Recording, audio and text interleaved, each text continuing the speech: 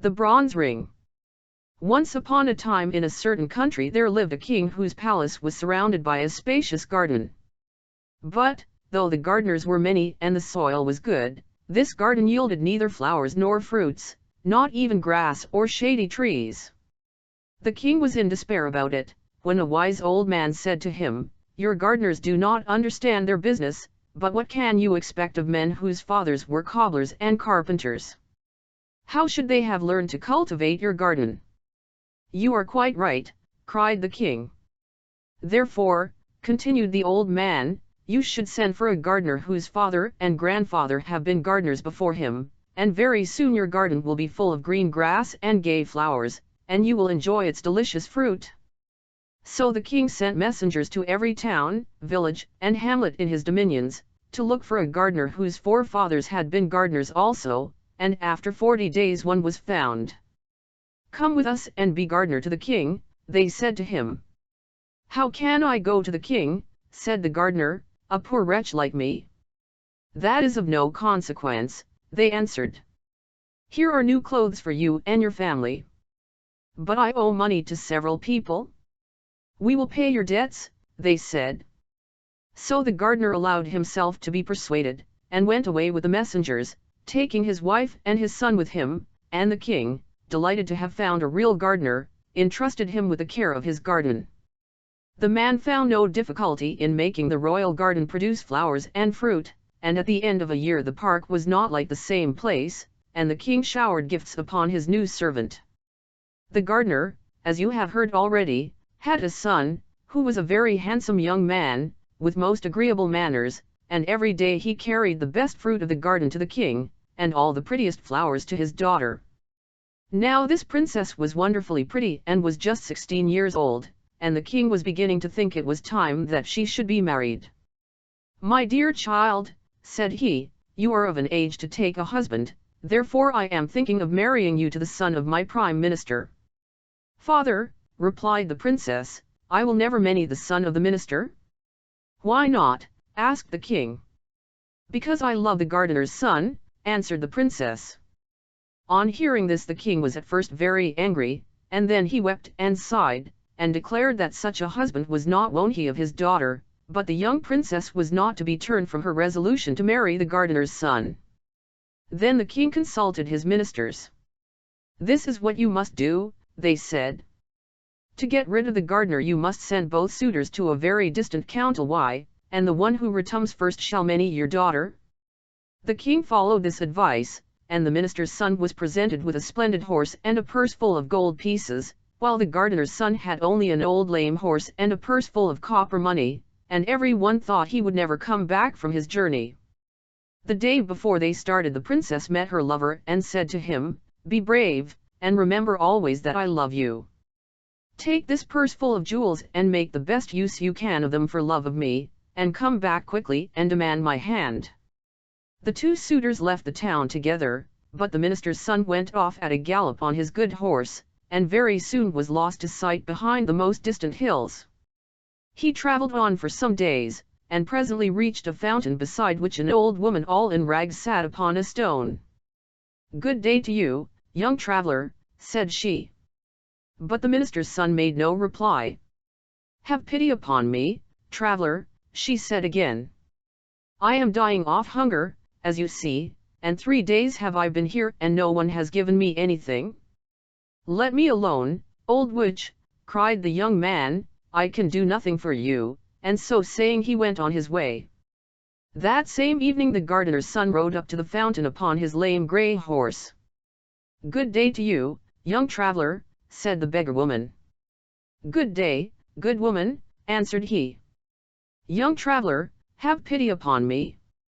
"Take my purse, good woman," said he, "and mount behind me, for your legs can't be very strong." The old woman didn't wait to be asked twice, but mounted behind him, and in this style they reached the chief city of a powerful kingdom. The minister's son was lodged in a grand inn, the gardener's son and the old woman dismounted at the inn for beggars. The next day the gardener's son heard a great noise in the street, and the king's heralds passed, blowing all kinds of instruments, and crying, "The king, our master, is old and infirm. He will give a great reward to whoever will cure him and give him back the strength of his youth." Then the old beggar woman said to her benefactor, "This is what you must do to obtain the reward which the king promises. Go out of the town by the south gate, and there you will find 3 little dogs of different colors. The first will be white, the second black, the third red. You must kill them and then burn them separately, and gather up the ashes. Put the ashes of each dog into a bag of its own color, then go before the door of the palace and cry out, 'A celebrated physician has come from Janina in Albania. He alone can cure the king and give him back the strength of his youth.' The king's physicians will say, 'This is an impostor, and not a learned man,' and they will make all sorts of difficulties, but you will overcome them all at last, and will present yourself before the sick king. You must then demand as much wood as 3 mules can carry, and a great cauldron, and must shut yourself up in a room with the sultan, and when the cauldron boils you must throw him into it, and there leave him until his flesh is completely separated from his bones. Then arrange the bones in their proper places, and throw over them the ashes out of the 3 bags. The king will come back to life, and will be just as he was when he was 20 years old. For your reward you must demand the bronze ring which has the power to grant you everything you desire. Go, my son, and do not forget any of my instructions." The young man followed the old beggar woman's directions.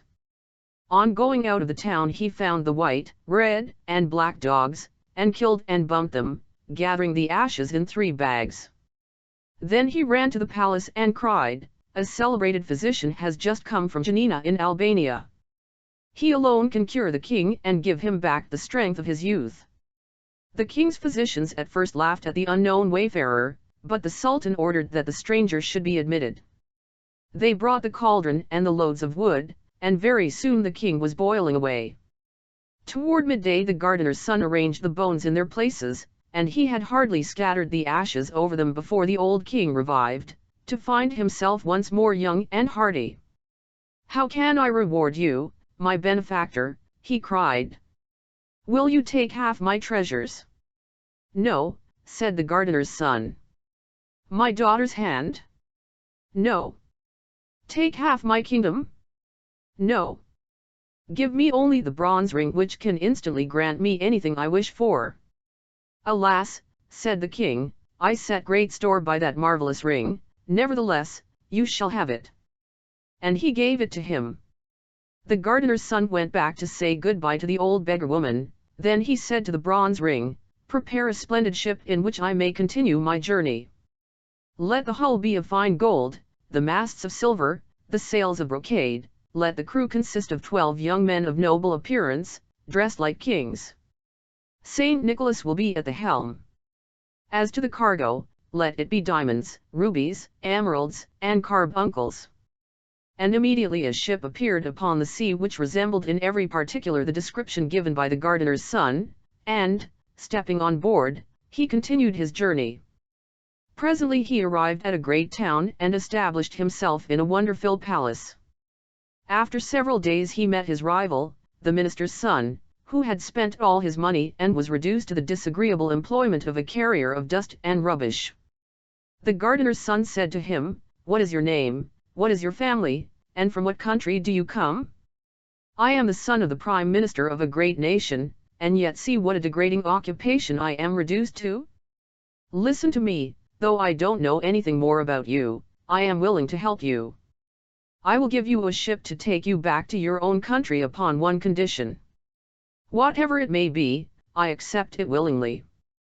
Follow me to my palace." The minister's son followed the rich stranger, whom he had not recognized. When they reached the palace the gardener's son made a sign to his slaves, who completely undressed the newcomer. "Make this ring red hot," commanded the master, "and mark the man with it upon his back."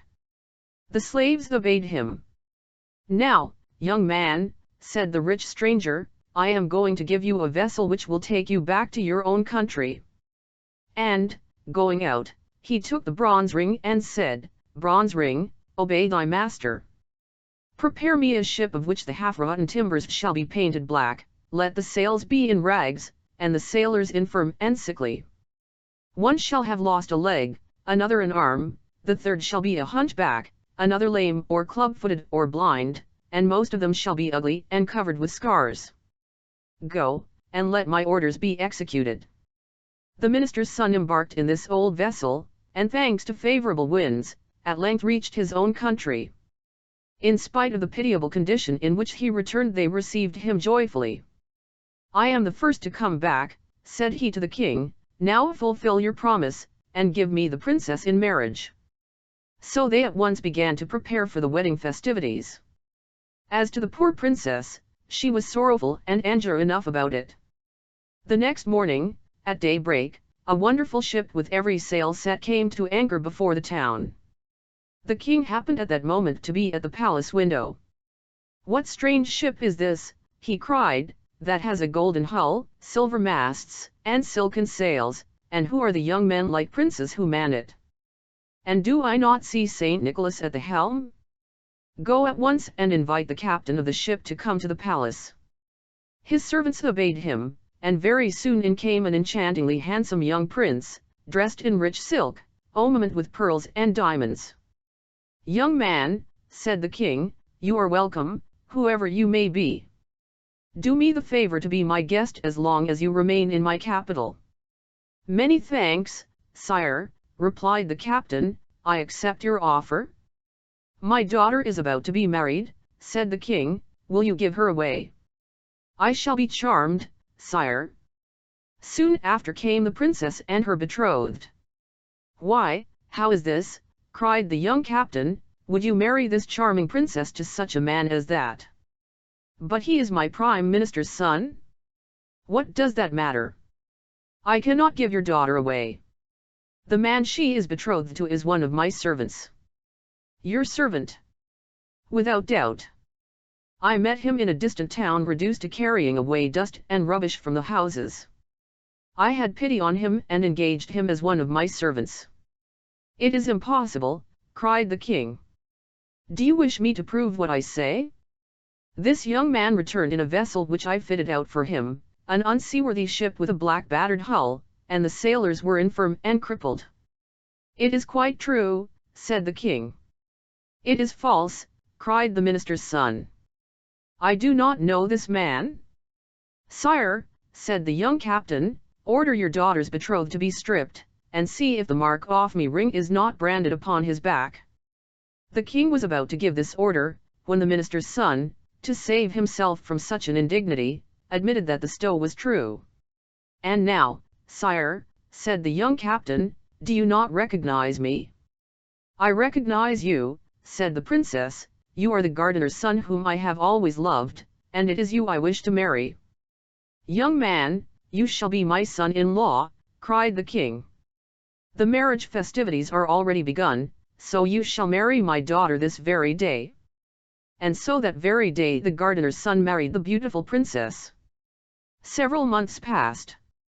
The young couple were as happy as the day was long, and the king was more and more pleased with himself for having secured such a son-in-law. But, presently, the captain of the golden ship found it necessary one white to take a long voyage, and after embracing his wife tenderly he embarked. Now in the outskirts of the capital there lived an old man, who had spent his life in studying black arts, alchemy, astrology, magic, and enchantment. This man found out that the gardener's son had only succeeded in marrying the princess by the help of the genii who obeyed the bronze ring. "I will have that ring," said he to himself. So he went down to the seashore and caught some little red fishes. Really, they were quite wonderfully pretty. Then he came back, and, passing before the princess's window, he began to cry out, "Who wants some pretty little red fishes?" The princess heard him, and sent out one of her slaves, who said to the old peddler, "What will you take for your fish?" "A bronze ring." "A bronze ring, old simpleton. And where shall I find one?" "Under the cushion in the princess's room." The slave went back to her mistress. "The old madman will take neither gold nor silver," said she. "What does he want then?"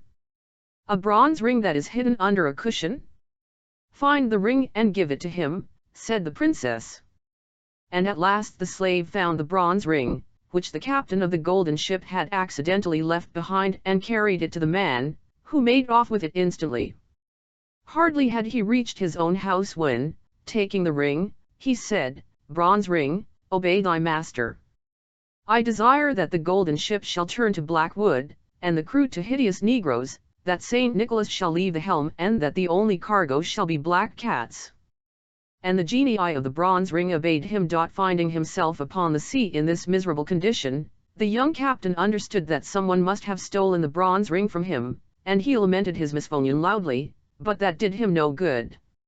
"Alas," he said to himself, "whoever has taken my ring has probably taken my dear wife also. What good will it do me to go back to my own country?" And he sailed about from island to island, and from shore to shore, believing that wherever he went everybody was laughing at him, and very soon his poverty was so great that he and his crew and the poor black cats had nothing to eat but herbs and roots. After wandering about a long time he reached an island inhabited by mice. The captain landed upon the shore and began to explore the country. There were mice everywhere, and nothing but mice. Some of the black cats had followed him, and, not having been fed for several days, they were fearfully hungry, and made terrible havoc among the mice. Then the queen of the mice held a council. "These cats will eat every one of us," she said, "if the captain of the ship does not shut the animals up. Let us send a deputation to him of the bravest among us." Several mice offered themselves for this mission and set out to find the young captain. "Captain," said they, "go away quickly from our island, or we shall perish, evio mouse of us." "Willingly," replied the young captain, "upon one condition. That is that you shall first bring me back a bronze ring which some clever magician has stolen from me. If you do not do this I will land all my cats upon your island, and you shall be exterminated." The mice withdrew in great dismay. "What is to be done?" said the queen. "How can we find this bronze ring?" She held a new council, calling in mice from every quarter of the globe, but nobody knew where the bronze ring was. Suddenly 3 mice arrived from a very distant country. One was blind, the second lame, and the third had her ears cropped. "Ho, ho, ho," said the newcomers. "We come from a far distant country. Do you know where the bronze ring is which the genii obey?" "Elo, ho, 110. We know, an old sorcerer has taken possession of it, and now he keeps it in his pocket by day and in his mouth by night. Go and take it from him, and come back as soon as possible." So the 3 mice made themselves a boat and set sail for the magician's country.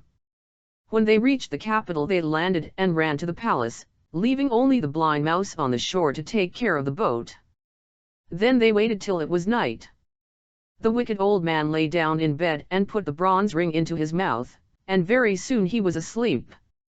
"Now, what shall we do?" said the 2 little animals to each other. The mouse with the cropped ears found a lamp full of oil and a bottle full of pepper. So she dipped her tail first in the oil and then in the pepper, and held it to the sorcerer's nose. "Atisha! Atisha!" sneezed the old man, but he did not wake, and the shock made the bronze ring jump out of his mouth. Quick as thought the lame mouse snatched up the precious talisman and carried it off to the boat. Imagine the despair of the magician when he awoke and the bronze ring was nowhere to be found. But by that time our 3 mice had set sail with their prize. A favoring breeze was carrying them toward the island where the queen of the mice was awaiting them. Naturally they began to talk about the bronze ring. "Which of us deserves the most credit?" they cried all at once. "I do," said the blind mouse, "for without my watchfulness our boat would have drifted away to the open sea."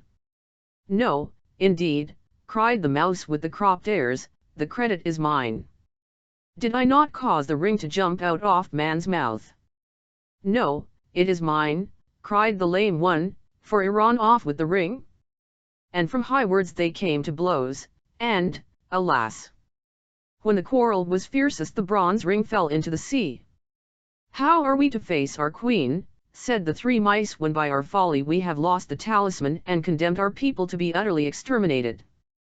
We cannot go back to our country, let us land on this desert island and there end our miserable lives." No sooner said than done. The boat reached the island, and the mice landed. The blind mouse was speedily deserted by her two sisters, who went off to hunt flies, but as she wandered sadly along the shore she found a dead fish, and was eating it, when she felt something very hard. At her cries the other two mice ran up. "It is the bronze ring! It is the talisman!" they cried joyfully, and, getting into their boat again, they soon reached the Mouse Island. It was time they did, for the captain was just going to land his cargo of cats, when a deputation of mice brought him the precious bronze ring. "Bronze ring," commanded the young man, "obey thy master. Let my ship appear as it was before."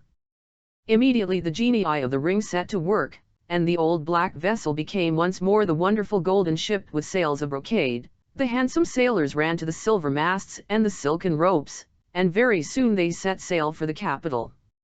Ah! How merrily the sailors sang as they flew over the glassy sea! At last the port was reached. The captain landed and ran to the palace, where he found the wicked old man asleep. The princess clasped her husband in a long embrace. The magician tried to escape, but he was seized and bound with strong cords. The next day the sorcerer, tied to the tail of a savage mule loaded with nuts, was broken into as many pieces as there were nuts upon the mule's back. L1. Traditions populaires de l'Asie Mineure. Carnwall et Nicolaides. Paris, Maisonneuve, 1889. Prince Hyacinth and the Dear Little Princess. Once upon a time there lived a king who was deeply in love with a princess, but she could not marry anyone, because she was under an enchantment. So the king set out to seek a fairy, and asked what he could do to win the princess's love. The fairy said, "Do you know that the princess has a great cat which she is very fond of? Whoever is clever enough to tread on that cat's tail is the man she is destined to marry." The king said to himself that this would not be very difficult, and he left the fairy, determined to grind the cat's tail to powder rather than not tread on it at all. You may imagine that it was not long before he went to see the princess, and Puss, as usual, marched in before him, arching his back. The king took a long step, and quite thought he had the tail under his foot, but the cat tumbled round so sharply that he only trod on air. And so it went on for 8 days, till the king began to think that this fatal tail must be full of quicksilver. It was never still for a moment. At last, however, he was lucky enough to come upon Puss fast asleep and with his tail conveniently spread out. So the king, without losing a moment, set his foot upon it heavily.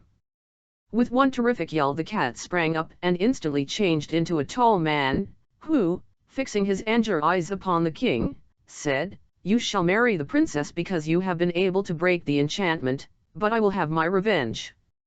You shall have a son, who will never be happy until he finds out that his nose is too long, and if you ever tell anyone what I have just said to you, you shall vanish away instantly, and no one shall ever see you or hear of you again." Though the king was horribly afraid of the enchanter, he could not help laughing at this threat.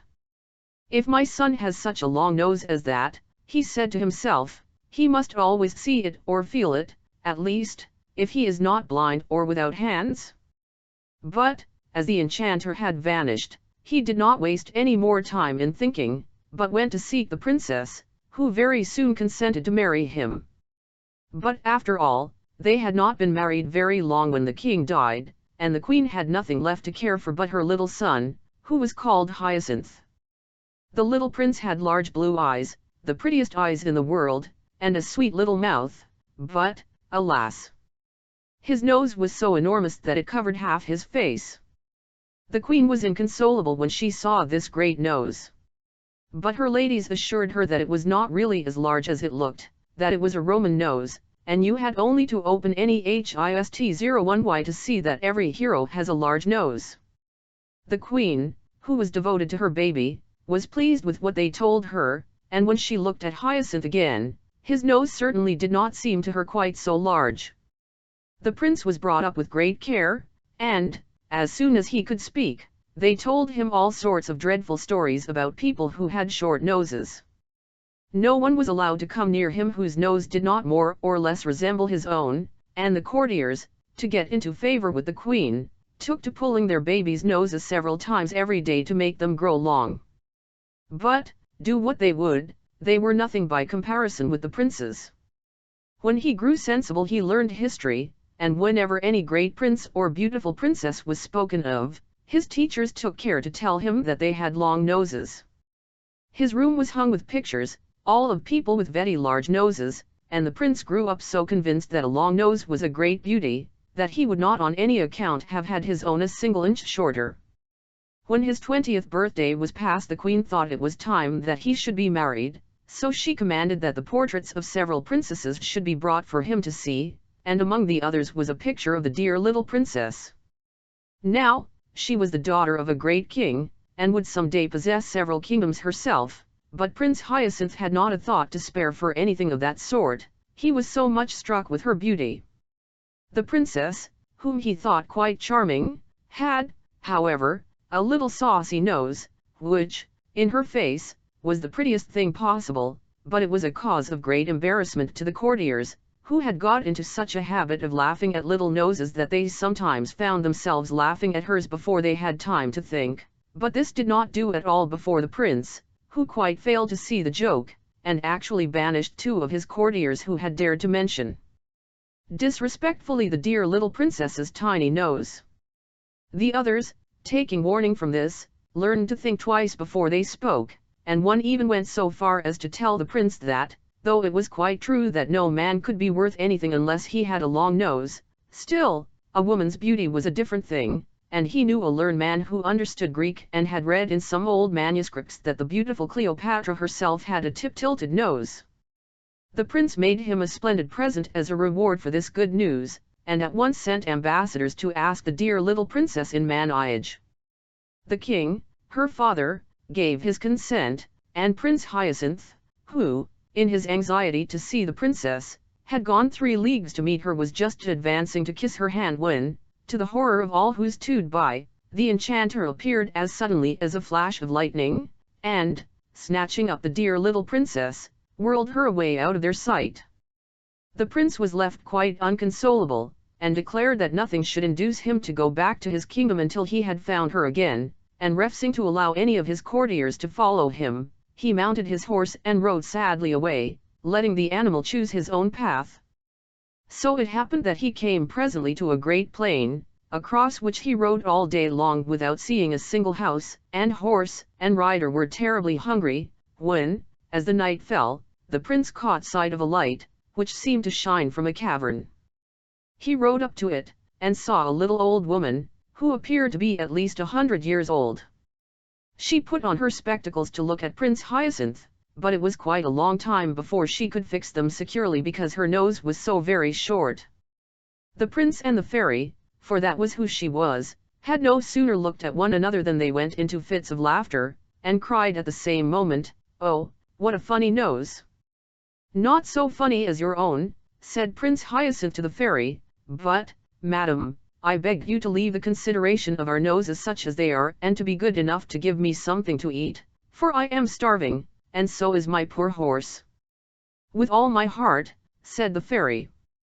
"Though your nose is so ridiculous you are, nevertheless, the son of my best friend. I loved your father as if he had been my brother. Now he had a very handsome nose." "And pray what does mine lack?" said the prince. "Oh, it doesn't lack anything," replied the fairy. "On the contrary, quite, there is only too much of it. But never mind, one may be a very worthy man though his nose is too long. I telling you that I was your father's friend, he often came to see me in the old times, and you must know that I was very pretty in those days, at least, he used to say so. I should like to tell you of a conversation we had the last time I ever saw him." "Indeed," said the prince, "when I have supped it will give me the greatest pleasure to hear it, but consider, madam, I beg of you, that I have had nothing to eat today." "The poor boy is right," said the fairy, "I was forgetting.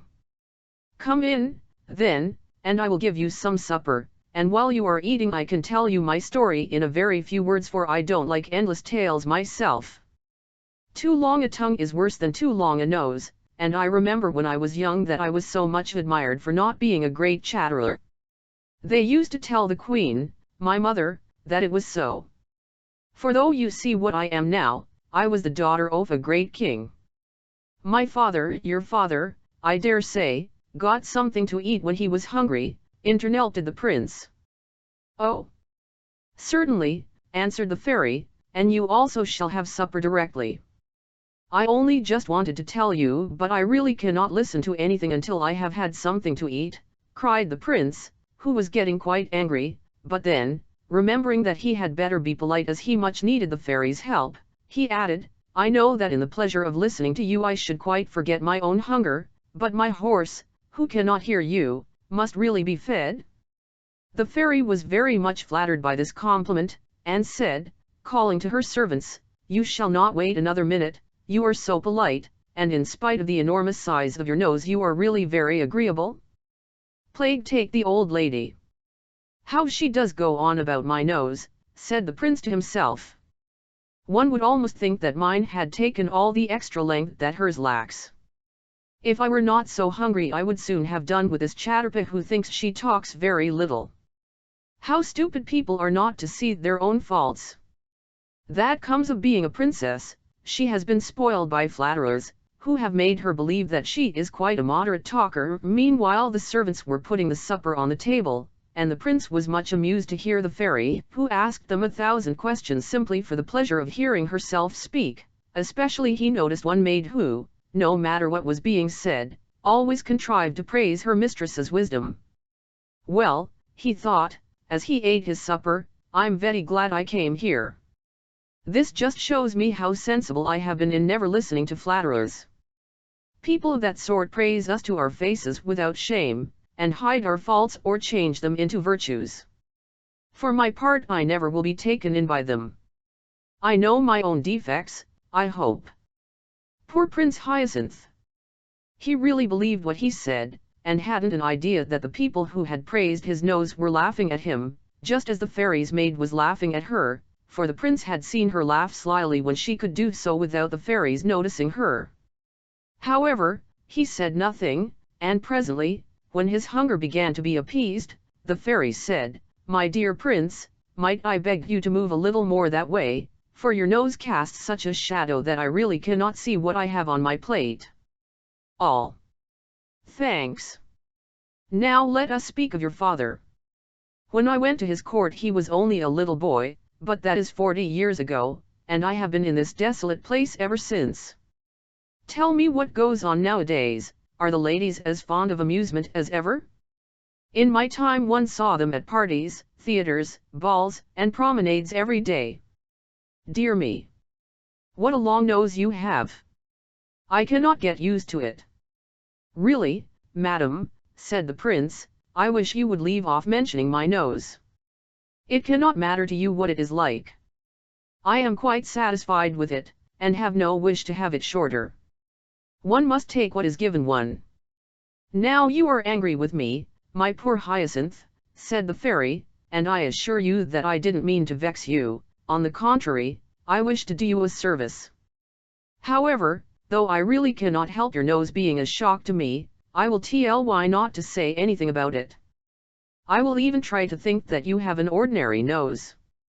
To tell the truth, it would make 3 reasonable ones. The prince, who was no longer hungry, grew so impatient at the fairy's continual remarks about his nose that at last he threw himself upon his horse and rode hastily away. But wherever he came in his journeyings he thought the people were mad, for they all talked of his nose, and yet he could not bring himself to admit that it was too long. He had been so used all his life to hear it called handsome. The old fairy, who wished to make him happy, at last hit upon a plan. She shut the dear little princess up in a palace of crystal, and put this palace down where the prince would not fail to find it. His joy at seeing the princess again was extreme, and he set to work with all his might to try to break her prison, but in spite of all his efforts he failed utterly. In despair he thought at least that he would try to get near enough to speak to the dear little princess, who, on her part, stretched out her hand that he might kiss it, but turn which way he might, he never could raise it to his lips, for his long nose always prevented it. For the first time he realized how long it really was, and exclaimed, well, it must be admitted that my nose is too long." In an instant the crystal prison flew into 1,000 splinters, and the old fairy, taking the dear little princess by the hand, said to the prince, "Now, say if you are not very much obliged to me. Much good it was for me to talk to you about your nose. You would never have found out how extraordinary it was if it hadn't hindered you from doing what you wanted to. You see how self-love keeps us from knowing our own defects of mind and body. Our reason tries in vain to show them to us, we refuse to see them till we find them in the way of our interests." Prince Hyacinth, whose nose was now just like anyone's else, did not fail to profit by the lesson he had received. He married the dear little princess, and they lived happily ever after, le Prince Desser et la Princesse Mignon. Par Madame le Prince de Beaumont. East of the sun and west of the moon. Once upon a time there was a poor husbandman who had many children and little to give them in the way either of food or clothing. They were all pretty, but the prettiest of all was the youngest daughter, who was so beautiful that there were no bounds to her beauty. So once it was late on a Thursday evening in autumn, and wild weather outside, terribly dark, and raining so heavily and blowing so hard that the walls of the cottage shook again. They were all sitting together by the fireside, each of them busy with something or other, when suddenly someone rapped 3 times against the window pane. The man went out to see what could be the matter, and when he got out there stood a great big white bear. "Good evening to you," said the white bear. "Good evening," said the man. "Will you give me your youngest daughter?" said the white bear. "If you will, you shall be as rich as you are now poor." Tnlly the man would have had no objection to be rich, but he thought to himself, "I must first ask my daughter about this," so he went in and told them that there was a great white bear outside who had faithfully promised to make them all rich if he might but have the youngest daughter. She said no, and would not hear of it, so the man went out again, and settled with the white bear that he should come again next Thursday evening, and get her answer. Then the man persuaded her, and talked so much to her about the wealth that they would have, and what a good thing it would be for herself, that at last she made up her mind to go, and washed, and mended all her rags, made herself as small as she could, and held herself in readiness to set out. Little enough had she to take away with her. Next Thursday evening the white bear came to fetch her. She seated herself on his back with her bundle, and thus they departed. When they had gone a great part of the way, the white bear said, "Are you afraid?" "No, that I am not," said she. "Keep tight hold of me fur, and then there is no danger," said he. And thus she rode far, far away, until they came to a great mountain. Then the white bear on it, and a door opened, and they went into a castle where there were many brilliantly lighted rooms which shone with gold and silver, likewise a large hall in which there was a well-spread table, and it was so magnificent that it would be hard to make anyone understand how splendid it was. The white bear gave her a silver bell, and told her that when she needed anything she had but to ring this bell, and what she wanted would appear. So after she had eaten, and night was drawing near, she grew sleepy after her journey, and thought she would like to go to bed. She rang the bell, and scarcely had she touched it before she found herself in a chamber where a bed stood ready made for her, which was as pretty as anyone could wish to sleep in.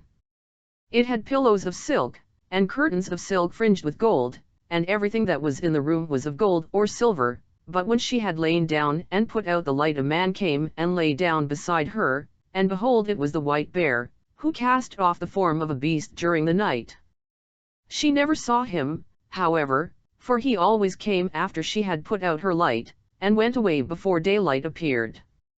So all went well and happily for a time, but then she began to be very sad and sorrowful, for all day long she had to go about alone, and she did so wish to go home to her father and mother and brothers and sisters. Then the white bear asked what it was that she wanted, and she told him that it was so dull there in the mountain, and that she had to go about all alone, and that in her parents' house at home there were all her brothers and sisters, and it was because she could not go to them that she was so sorrowful. "There might be a cure for that," said the white bear, "if you would but promise me never to talk with your mother alone, but only when the others are there too, for she will take hold of your hand," he said, and will want to lead you into a room to talk with you alone, but that you must by no means do, or you will bring great misery on both of us."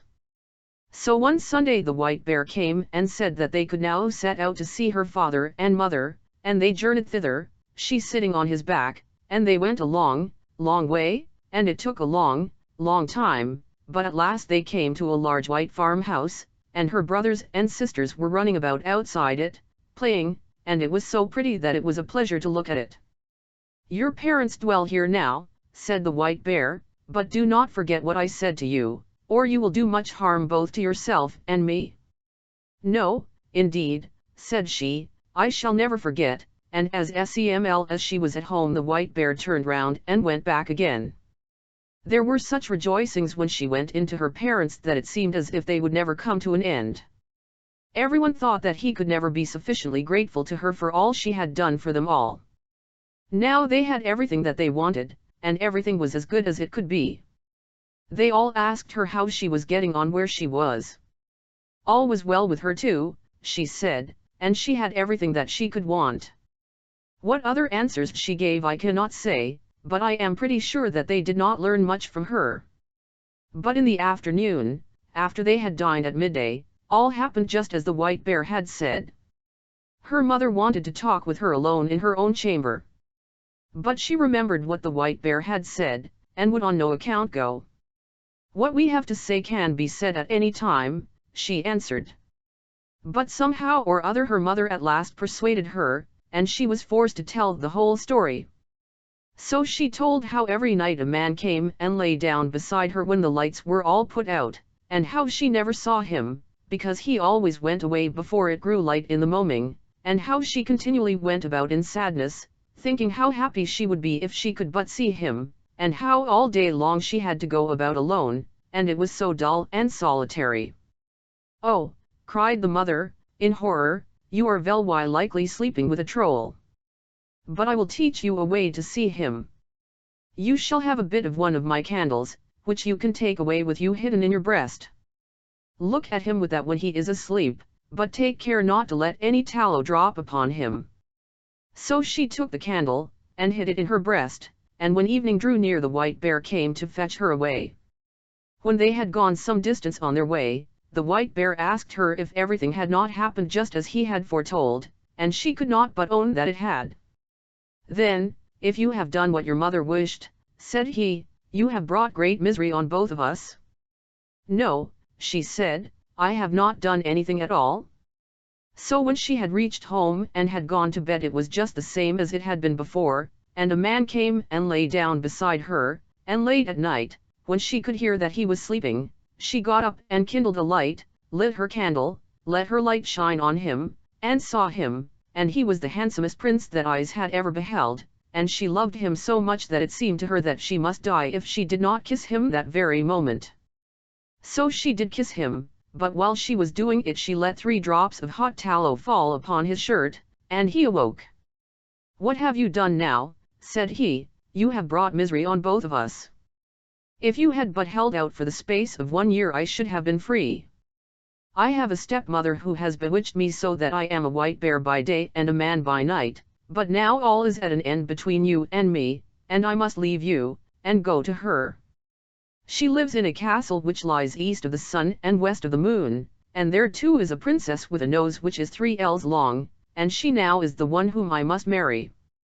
She wept and lamented, but all in vain, for go he must.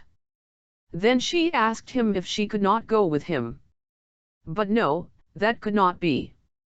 "Can you tell me the way then, and I will seek you that I may surely be allowed to do?" "Yes, you may do that," said he, "but there is no way thither. It lies east of the sun and west of the moon, and never would you find your way there." When she awoke in the morning both the prince and the castle were gone, and she was lying on a small green patch in the midst of a dark, thick wood. By her side lay the self-same bundle of rags which she had brought with her from her own home. So when she had rubbed the sleep out of her eyes, and wept till she was weary, she set out on her way, and thus she walked for many and many a long day, until at last she came to a great mountain. Outside it an aged woman was sitting, playing with a golden apple. The girl asked her if she knew the way to the prince who lived with his stepmother in the castle which lay east of the sun and west of moon, and who was to marry a princess with a nose which was 3 ells long. "How do you happen to know about him?" inquired the old woman. "Maybe you are she who ought to have had him?" "Yes, indeed, I am," she said. "So it is you, then," said the old woman. "I know nothing about him but that he dwells in a castle which is east of the sun and west of the moon. You will be a long time in getting to it, if ever you get to it at all, but you shall have the loan of my horse, and then you can ride on it to an old woman who is a neighbor of mine.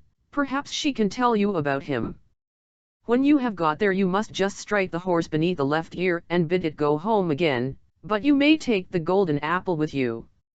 So the girl seated herself on the horse, and rode for a long, long way, and at last she came to the mountain, where an aged woman was sitting outside with a gold carding comb.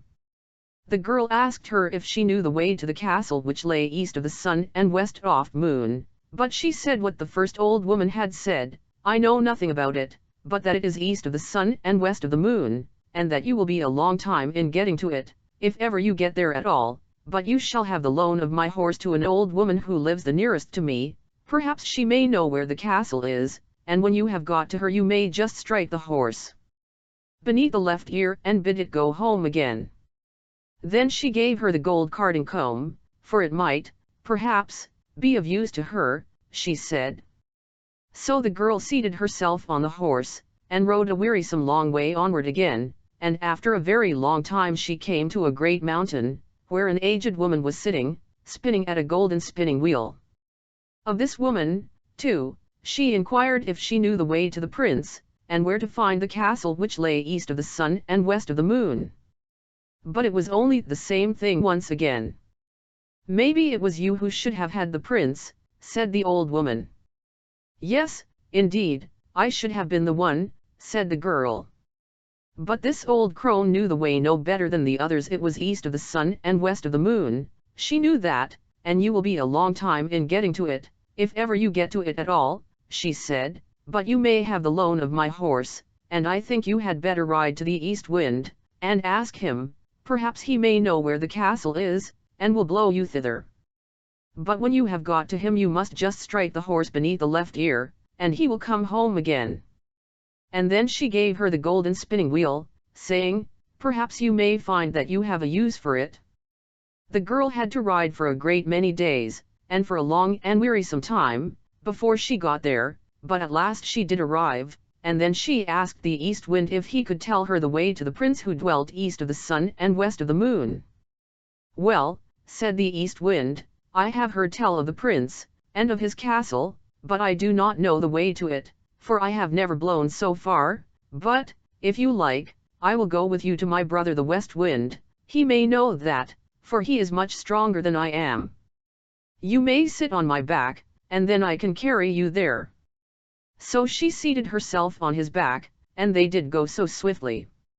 When they got there, the east wind went in and said that the girl whom he had brought was the one who ought to have had the prince up at the castle which lay east of the sun and west of the moon, and that now she was traveling about to find him again, so he had come there with her, and would like to hear if the west wind knew whereabout the castle was. "No," said the west wind, "so far as that have I never blown, but if you like I will go with you to the south wind, for he is much stronger than either of us, and he has roamed far and wide, and perhaps he can tell you what you want to know. You may seat yourself on my back, and then I will carry you to him." So she did this, and journeyed to the south wind, neither was she very long on the way. When they had got there, the west wind asked him if he could tell her the way to the castle that lay east of the sun and west of the moon, for she was the girl who ought to marry the prince who lived there. "Oh, indeed," said the south wind, "is that she?" "Well," said he, "I have wandered about a great deal in my time, and in all kinds of places, but I have never blown so far as that. If you like, however, I will go with you to my brother, the north wind. He is the oldest and strongest of all of us, and if he does not know where it is no one in the whole world will be able to tell you. You may sit upon my back, and then I will carry you there." So she seated herself on his back, and off he went from his house in great haste, and they were not long on the way. When they came near the North Wind's dwelling, he was so wild and frantic that they felt cold gusts a long while before they got there. "What do you want?" he roared out from afar, and they froze as they heard. Said the South Wind, "It is I, and this is she who should have had the prince who lives in the castle which lies east of the sun and west of the moon. And now she wishes to ask you if you have ever been there, and can tell her the way, for she would gladly find him again." "Yes," said the North Wind, "I know where it is. I once blew an aspen leaf there, but I was so tired that for many days afterward I was not able to blow at all. However, if you really are anxious to go there, and are not afraid to go with me, I will take you on my back, and tty if I can blow you there." "Get there I must," said she, "and if there is any way of going I will, and I have no fear, no matter how fast you go." "Very well then," said the North Wind, "but you must sleep here tonight, for if we are ever to get there we must have the day before us." The North Wind woke her betimes next morning, and puffed himself up, and made himself so big and so strong that it was frightful to see him, and away they went, high up through the air, as if they would not stop until they had reached the very end of the world. Down below there was such a storm. It blew down woods and houses, and when they were above the sea the ships were wrecked by hundreds. And thus they tore on, and a long time went by, and then yet more time passed, and still they were above the sea, and the North Wind grew tired, and more tired, and at last so utterly weary that he was scarcely able to blow any longer, and he sank and sank, lower and lower, until at last he went so low that the waves dashed against the heels of the poor girl he was carrying. "Art thou afraid?" said the North Wind. "I have no fear," said she, and it was tunnel. But they were not very, very far from land, and there was just enough strength left in the North Wind to enable him to throw her on to the shore, immediately under the windows of a castle which lay east of the sun and west of the moon. But then he was so weary and worn out that he was forced to rest for several days before he could go to his own home again. Next morning she sat down beneath the walls of the castle to play with the golden apple, and the first person she saw was the maiden with the long nose, who was to have the prince. "How much do you want for that gold apple of yours, girl?" said she, opening the window. "It can't be bought either for gold or money," answered the girl. "If it cannot be bought either for gold or money, what will buy it?" "You may say what you please," said the princess. "Well, if I may go to the prince who is here, and be with him tonight, you shall have it," said the girl who had come with the North Wind. "You may do that," said the princess, for she had made up her mind what she would do. So the princess got the golden apple, but when the girl went up to the prince's apartment that night he was asleep, for the princess had so contrived it. The poor girl called to him, and shook him, and between whiles she wept, but she could not wake him. In the morning, as soon as day dawned, in came the princess with the long nose, and drove her out again. In the daytime she sat down once more beneath the windows of the castle, and began to card with her golden carding comb, and then all happened as it had happened before. The princess asked her what she wanted for it, and she replied that it was not for sale, either for gold or money, but that if she could get leave to go to the prince, and be with him during the night, she should have it. But when she went up to the prince's room he was again asleep, and, let her call him, or shake him, or weep as she would, he still slept on, and she could not put any life in him. When daylight came in the morning, the princess with the long nose came too, and once more drove her away.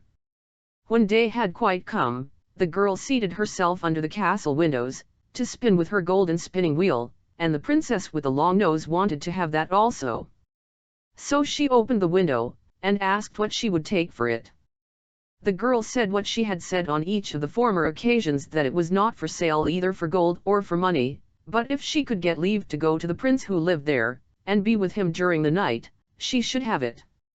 "Yes," said the princess, "will gladly consent to that." But in that place there were some Christian folk who had been carried off, and they had been sitting in the chamber which was next to that of the prince, and had heard how a woman had been in there who had wept and called on him 2 nights and morning, and they told the prince of this. So that evening, when the princess came once more with her sleeping drink, he pretended to drink, but threw it away behind him, for he suspected that it was a sleeping drink. So, when the girl went into the prince's room this time he was awake, and she had to tell him how she had come there. "You have come just in time," said the prince, "for I should have been married to Ma now, but I will not have the long-nosed princess, and you alone can save me. I will say that I want to see what my bride can do, and bid her wash the shirt which has the 3 drops of tallow on it. This she will consent to do, for she does not know that it is you who let them fall on it, but no one can wash them out but one born of Christian folk. It cannot be done by one of a pack of trolls, and then I will say that no one shall ever be my bride but the woman who can do this, and I know that you can." There was great joy and gladness between them all that night, but the next day, when the wedding was to take place, the prince said, "I must see what my bride can do." "That you may do," said the stepmother. "I have a fine shift which I want to wear as my wedding shirt, but 3 drops of tallow have got upon it which I want to have washed off, and I have vowed to marry no one but the woman who is able to do it. If she cannot do that, she is not worth having." Well, that was a very small matter, they thought, and agreed to do it. The princess with the long nose began to wash as well as she could, but, the more she washed and rubbed, the larger the spots grew. "Ah! You can't wash at all," said the old troll hag, who was her mother. "Give it to me." But she too had not had the shirt very long in her hands before it looked worse still, and, the more she washed it and rubbed it, the larger and blacker grew the spots. So the other trolls had to come and wash, but, the more they did, the blacker and uglier grew the shirt, until at length it was as black as if it had been up the chimney. "Oh," cried the prince, "not one of you is good for anything at all. There is a beggar girl sitting outside the window, and I'll be bound that she can wash better than any of you. Come in, you girl there," he cried. So she came in. "Can you wash this shirt clean?" he cried. "Oh, I don't know," she said, "but I will I." And no sooner had she taken the shirt and dipped it in the water than it was white as driven snow, and even whiter than that. "I will marry you," said the prince. Then the old troll hag flew into such a rage that she burst, and the princess with the long nose and all the little trolls must have burst too, for they have never been heard of since. The prince and his bride set free all the Christian folk who were imprisoned there, and took away with them all the gold and silver that they could carry, and moved far away from the castle which lay east of the sun and west of the moon, asked Hornson and Mo. The yellow dwarf. Once upon a time there lived a queen who had been the mother of a great many children, and of them all only one daughter was left. But then she was worth at least 1,000. Her mother, who, since the death of the king, her father, had nothing in the world she cared for so much as this little princess, was so terribly afraid of losing her that she quite spoiled her, and never tried to correct any of her faults. The consequence was that this little person, who was as pretty as possible, and was one day to wear a crown, grew up so proud and so much in love with her own beauty that she despised everyone else in the world. The queen, her mother, by her caresses and flatteries, helped to make her believe that there was nothing too good for her. She was dressed almost always in the prettiest as a fairy, or as a queen going out to hunt, and the ladies of the court followed her dressed as forest fairies. And to make her more vain than ever the queen caused her portrait to be taken by the cleverest painters and sent it to several neighboring kings with whom she was very friendly. When they saw this portrait they fell in love with the princess every one of them, but upon each it had a different effect. One fell ill, one went quite crazy, and a few of the luckiest set off to see her as soon as possible, but these poor princes became her slaves the moment they set eyes on her. Never has there been a gayer court. 20 delightful kings did everything they could think of to make themselves agreeable, and after having spent ever so much money in giving a single entertainment thought themselves very lucky if the princess said "That's pretty." All this admiration vastly pleased the queen. Not a day passed but she received 7,000 or 8,000 sonnets, and as many elegies, madrigals, and songs, which were sent her by all the poets in the world. All the prose and the poetry that was written just then was about Bellissima, for that was the princess's name, and all the bonfires that they had were made of these verses, which crackled and sparkled better than any other sort of wood. Bellissima was already 15 years old, and every one of the princes wished to marry her, but not one dared to say so. How could they, when they knew that any of them might have cut off his head 5 or 6 times a day just to please her, and she would have thought it a mere trifle, so little did she care. You may imagine how hard-hearted her lovers thought her, and the queen, who wished to see her married, did not know how to persuade her to think of it seriously. "Bellissima," she said, "I do wish you would not be so proud. What makes you despise all these nice kings? I wish you to marry one of them, and you do not try to please me." "I am so happy," Bellissima answered. "Do leave me in peace, madam. I don't want to care for anyone." "But you would be very happy with any of these princes," said the queen, "and I shall be very angry if I fall in love with anyone who is not worthy of you." But the princess thought so much of herself that she did not consider any one of her lovers clever or handsome enough for her, and her mother, who was getting really angry at her determination not to be married, began to wish that she had not allowed her to have her own way so much. At last, not knowing what else to do, she resolved to consult a certain witch who was called the Fairy of the Desert. Now this was very difficult to do, as she was guarded by some terrible lions, but happily the queen had heard a long time before that whoever wanted to pass these lions safely must throw to them a cake made of millet flour, sugar candy, and eggs. This cake she prepared with her own hands, and putting it in a little basket, she set out to seek the fairy. But as she was not used to walking far, she felt very tired and sat down at the foot of a tree to rest, and presently fell fast asleep.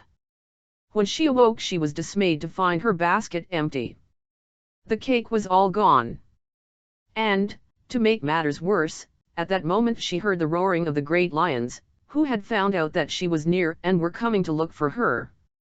"What shall I do?" she cried. "I shall be eaten up," and being too frightened to run a single step, she began to cry, and leaned against the tree under which she had been asleep. Just then she heard someone say, "Hum, hum." She looked all round her, and then up the tree, and there she saw a little tiny man, who was eating oranges. "Oh, Queen," said he, "I know you very well, and I know how much afraid you are of the lions, and you are quite right too, for they have eaten many other people, and what can you expect, as you have not any cake to give them?"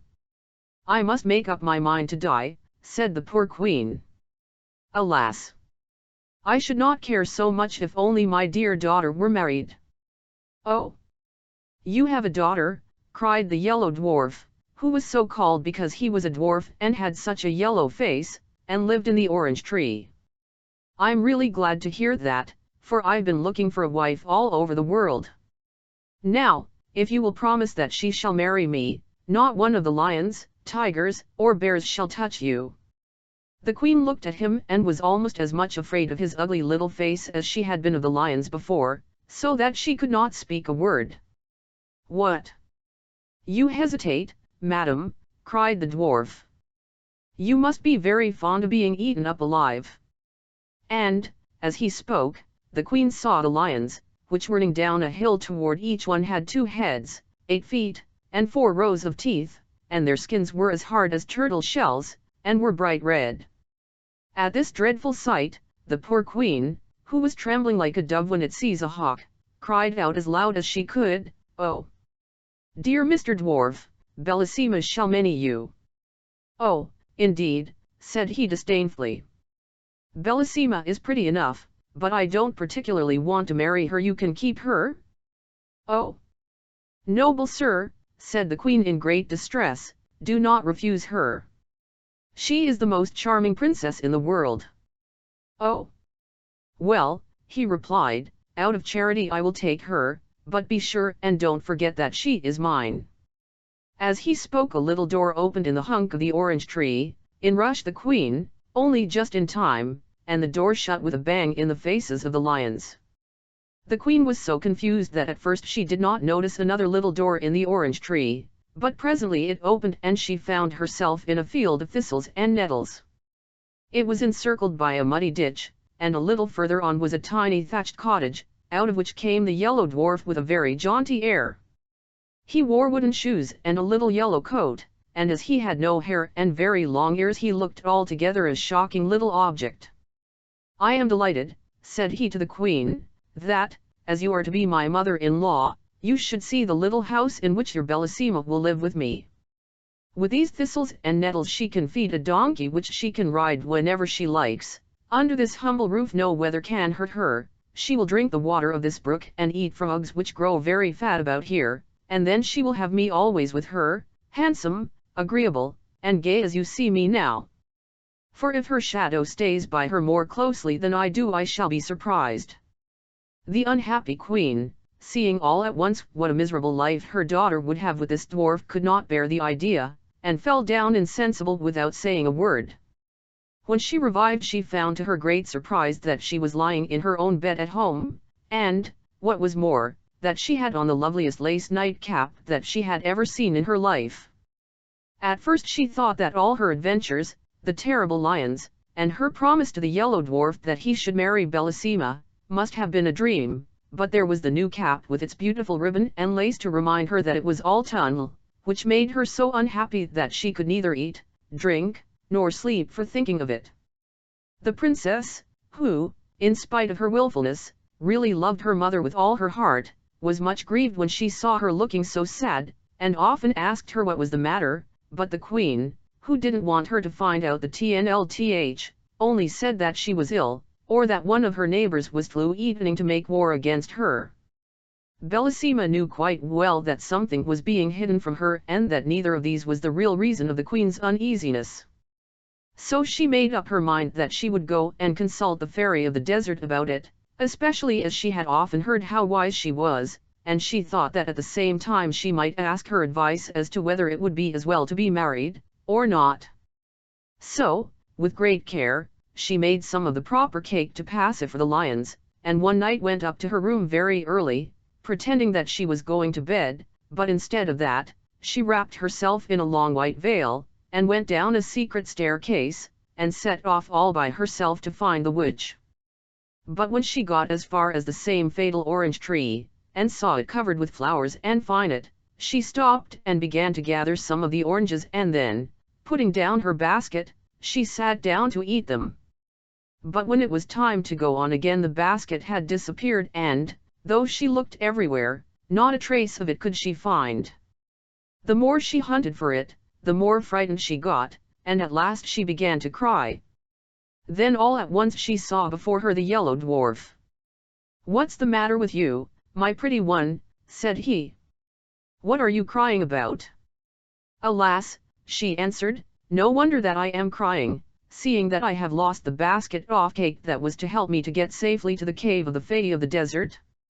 "And what do you want with her, pretty one?" said the little monster, "for I am a friend of hers, and, for the matter of that, I am quite as clever as she is." "The queen, my mother," replied the princess, "has lately fallen into such deep sadness that I fear that she will die, and I am afraid that perhaps I am the cause of it, for she very much wishes me to be, and I must tell you truly that as yet I have not found anyone I consider worthy to be my husband. So for all these reasons I wish to talk to the fairy." "Do not give yourself any further trouble, princess," answered the dwarf. "I can tell you all you want to know better than she could." "The queen, your mother, has promised me," interrupted the princess. "Oh, no. I'm sure she has not. She would have told me if she had. I am too much interested in the matter for her to promise anything without my consent. You must be mistaken." "Beautiful princess," cried the dwarf suddenly, throwing himself on his knees before her, "I flatter myself that you will not be displeased at her choice when I tell you that it is to me she has promised the happiness of marrying you." "You," cried Bellissima, starting back. "My mother wishes me to marry you. How can you be so silly as to think of such a thing?" "Oh, it isn't that I care much to have that honor," cried the dwarf angrily, "but here are the lions coming, they'll eat you up in 3 mouthfuls, and there will be an end of you and your pride." And, indeed, at that moment the poor princess heard their dreadful howls coming nearer and nearer. "What shall I do?" she cried. "Must all my happy days come to an end like this?" The malicious dwarf looked at her and began to laugh spitefully. "At least," said he, "you have the satisfaction of dying unmarried. A lovely princess like you must surely prefer to die rather than be the wife of a little dwarf like myself." "Oh, don't be angry with me," cried the princess, clasping her hands. "I'd rather marry all the dwarfs in the world than die in this horrible way." "Look at me well, princess, before you give me your word," said he. "I don't want you to promise me in a hurry." "Oh," cried she, "the lions are coming. I have looked at you enough. I am so frightened. Save me this minute, or I shall die of terror." Indeed, as she spoke she fell down insensible, and when she recovered she found herself in her own little bed at home. How she got there she could not tell, but she was dressed in the most beautiful lace and ribbons, and on her finger was a little ring, made of a single red hair, which fitted so tightly that, try as she might, she could not get it off. When the princess saw all these things, and remembered what had happened, she, too, fell into the deepest sadness, which surprised and alarmed the whole court, and the queen more than anyone else. 100 times she asked Bellissima if anything was the matter with her, but she always said that there was nothing. At last the chief men of the kingdom, anxious to see their princess married, sent to the queen to beg her to choose a husband for her as soon as possible. She replied that nothing would please her better, but that her daughter seemed so unwilling to marry, and she recommended them to go and talk to the princess about it themselves, so this they at once did.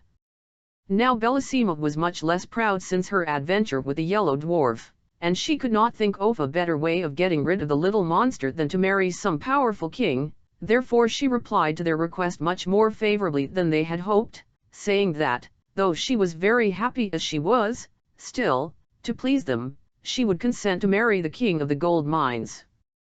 Now he was a very handsome and powerful prince, who had been in love with the princess for years, but had not thought that she would ever care about him at all. You can easily imagine how delighted he was when he heard the news, and how angry it made all the other kings to lose forever the hope of marrying the princess. But, after all, Bellissima could not have married 20 kings. Indeed, she had found it quite difficult enough to choose one, for her vanity made her believe that there was nobody in the world who was worthy of her. Preparations were begun at once for the grandest wedding that had ever been held at the palace. The king of the gold mines sent such immense sums of money that the whole sea was covered with the ships that brought it. Messengers were sent to all the gayest and most refined courts, particularly to the Comte of France, to seek out everything rare and precious to adorn the princess, although her beauty was so perfect that nothing she wore could make her look prettier. At least that is what the king of the gold mines thought, and he was never happy unless he was with her. As for the princess, the more she saw of the king the more she liked him. He was so generous, so handsome, and clever, that at last she was almost as much in love with him as he was with her. How happy they were as they wandered about in the beautiful gardens together, sometimes listening to sweet music. And the king used to write songs for Bellissima. This is one that she liked very much. In the forest all is gay when my princess walks chat way. All the blossoms then are found windward fluttering to che ground, hoping she may tread on them. And bright flowers on slender stem gaze up at her as she passes, brush plus or minus rg lightly through the grasses. Oh, my princess, birds above echo back our songs of love, as through this enchanted land blithe we wander, hand in hand. They really were as happy as the day was long. All the king's unsuccessful rivals had gone home in despair. They said goodbye to the princess so sadly that she could not help being sorry for them. "Ah, madam," the king of the gold mines said to her, "how is this? Why do you waste your pity on these princes, who love you so much that all their trouble would be well repaid by a single smile from you?" "I should be sorry," answered Bellissima, "if you had not noticed how much I pitied these princes who were leaving me forever. But for you, sire, it is very different. You have every reason to be pleased with me, but they are going sorrowfully away, so you must not grudge them my compassion." The king of the gold mines was quite overcome by the princess's good-natured way of taking his interference, and, throwing himself at her feet, he kissed her hand 1,000 times and begged her to forgive him. At last the happy day came. Everything was ready for Bellissima's wedding. The trumpet sounded, all the streets of the town were hung with flags and strewn with flowers, and the people ran in crowds to the great square before the palace. The queen was so overjoyed that she had hardly been able to sleep at all, and she got up before it was light to give the necessary orders and to choose the jewels that the princess was to wear. These were nothing less than diamonds, even to her shoes, which were covered with them, and her dress of silver brocade was embroidered with a dozen of the sun's rays. You may imagine how much these had cost, but then nothing could have been more brilliant, except the beauty of the princess. Upon her head she wore a splendid crown, her lovely hair waved nearly to her feet, and her stately figure could easily be distinguished among all the ladies who attended her. The king of the gold mines was not less noble and splendid. It was easy to see by his face how happy he was, and everyone who went near him returned loaded with presents, for all round the great banqueting hall had been arranged 1,000 barrels full of gold, and numberless bags made of velvet embroidered with pearls and filled with money, each one containing at least 100,000 gold pieces, which were given away to everyone who liked to hold out his hand, which numbers of people hastened to do. You may be sure indeed, some found this by far the most amusing part of the wedding festivities. The queen and the princess were just ready to set out with the king when they saw, advancing toward them from the end of the long gallery, 2 great basilisks, dragging after them a veal badly made box. Behind them came a tall old woman, whose ugliness was even more surprising than her extreme old age. She wore a niff of black taffeta, a red velvet hood, and a farthingale all in rags, and she leaned heavily upon a cmtch.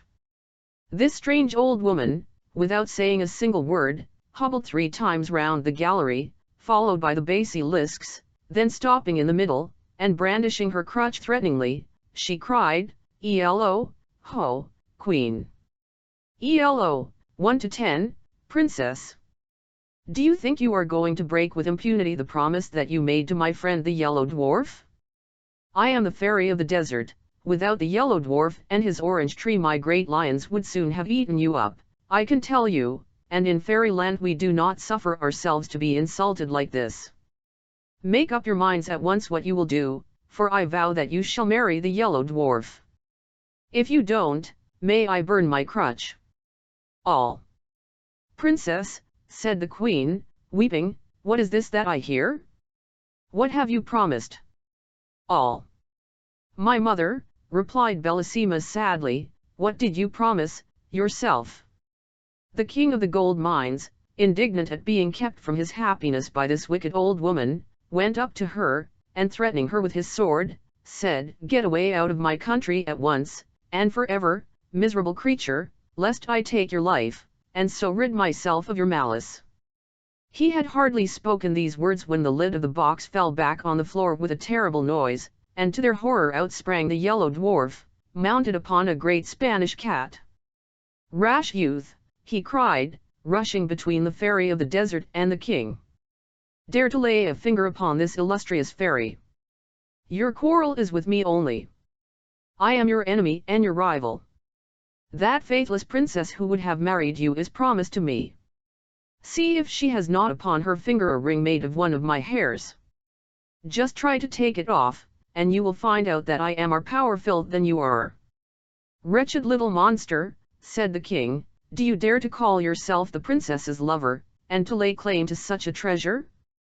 Do you know that you are a dwarf, that you are so ugly that one cannot bear to look at you, and that I should have killed you myself long before this if you had been worthy of such a glorious death?" The yellow dwarf, deeply enraged at these words, set spurs to his cat, which yelled horribly, and leaped hither and thither terrifying everybody except the brave king, who pursued the dwarf closely, till he, drawing a great knife with which he was armed, challenged the king to meet him in single combat, and rushed down into the courtyard of the palace with a terrible clatter. The king, quite provoked, followed him hastily, but they had hardly taken their places facing one another, and the whole court had only just had time to rush out upon the balconies to watch what was going on, when suddenly the sun became as red as blood, and it was so dark that they could scarcely see at all. The thunder crashed, and the lightning seemed as if it must burn up everything. The two basilisks appeared, one on each side of the bad dwarf, like giants, mountains high, and fire flew from their mouths and ears, until they looked like flaming fumaces. None of these things could terrify the noble young king, and the boldness of his looks and actions reassured those who were looking on, and perhaps even embarrassed the yellow dwarf himself, but even his courage gave way when he saw what was happening to his beloved princess. For the fairy of the desert, looking more terrible than before, mounted upon a winged griffin, and with long snakes coiled round her neck, had given her such a blow with the lance she carried that Bellissima fell into the queen's arms bleeding and senseless.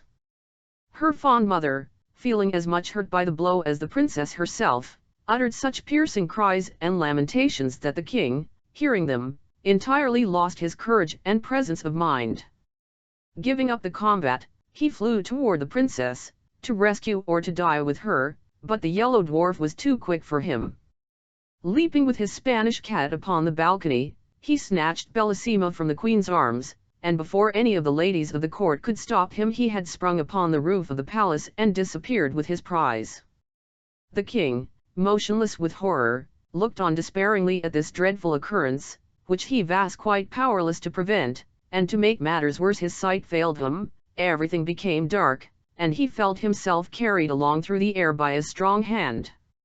This new misfortune was the work of the wicked fairy of the desert, who had come with the yellow dwarf to help him carry off the princess, and had fallen in love with the handsome young king of the gold mines directly she saw him. She thought that if she carried him off to some frightful cavern and chained him to a rock, then the fear of death would make him forget Bellissima and become her slave. So, as soon as they reached the place, she gave him back his sight, but without releasing him from his chains, and by her magic power she appeared before him as a young and beautiful fairy, and pretended to have come there quite by chance. "What do I see?" she cried. "Is it you, dear prince? What misfortune has brought you to this dismal place?" The king, who was quite deceived by her altered appearance, replied, "Alas! Beautiful fairy, the fairy who brought me here first took away my sight, but by her voice I recognized her as the fairy of the desert, though what she should have carried me off for I cannot tell you." "Ah," cried the pretended fairy, "if you have fallen into her hands, you won't get away until you have married her. She has carried off more than one prince like this, and she will certainly have anything she takes a fancy to." While she was thus pretending to be sorry for the king, he suddenly noticed her feet, which were like those of a griffin, and knew in a moment that this must be the fairy of the desert, for her feet were the one thing she could not change, however pretty she might make her face. Without seeming to have noticed anything, he said, in a confidential way, "Not that I have any dislike to the fairy of the desert, but I really cannot endure the way in which she protects the yellow dwarf and keeps me chained here like a criminal. It is true that I love a charming princess, but if the fairy should set me free my gratitude would oblige me to love her only." "Do you really mean what you say, prince?" said the fairy, quite deceived. "Surely," replied the prince, "how could I deceive you? You see, it is so much more flattering to my vanity to be loved by a fairy than by a simple princess. But, even if I am dying of love for her, I shall pretend to hate her until I am set free." The fairy of the desert, quite taken in by these words, resolved at once to transport the prince to a pleasanter place. So, making him mount her chariot, to which she had harnessed swans instead of the bats which generally drew it, away she flew with him. But imagine the distress of the prince when, from the giddy height at which they were 111 through the air, he saw his beloved princess in a castle built of polished steel, the walls of which reflected the sun's rays so hotly that no one could approach it without being burnt to a cinder. Bellissima was sitting in a little thicket by a brook, leaning her head upon her hand and weeping bitterly, but just as they passed she looked up and saw the king and the fairy of the desert. Now, the fairy was so clever that she could not only seem beautiful to the king, but even the poor princess thought her the most lovely being she had ever seen. "What," she cried, "was I not unhappy enough in this lonely castle to which that frightful yellow dwarf brought me? Must I also be made to know that the king of the gold mine ceased to love me as soon as he lost sight of me? But who can my rival be, whose fatal beauty is greater than mine?" While she was saying this, the king, who really loved her as much as ever, was feeling terribly sad at being so rapidly torn away from his beloved princess, but he knew too well how powerful the fairy was to have any hope of escaping from her except by great patience and cunning. The fairy of the desert had also seen Bellissima, and she tried to read in the king's eyes the effect that this unexpected sight had had upon him. "No one can tell you what you wish to know better than I can," said he. "This chance meeting with an unhappy princess for whom I once had a passing fancy, before I was lucky enough to meet you, has affected me a little, I admit, but you are so much more to me than she is that I would rather die than leave you."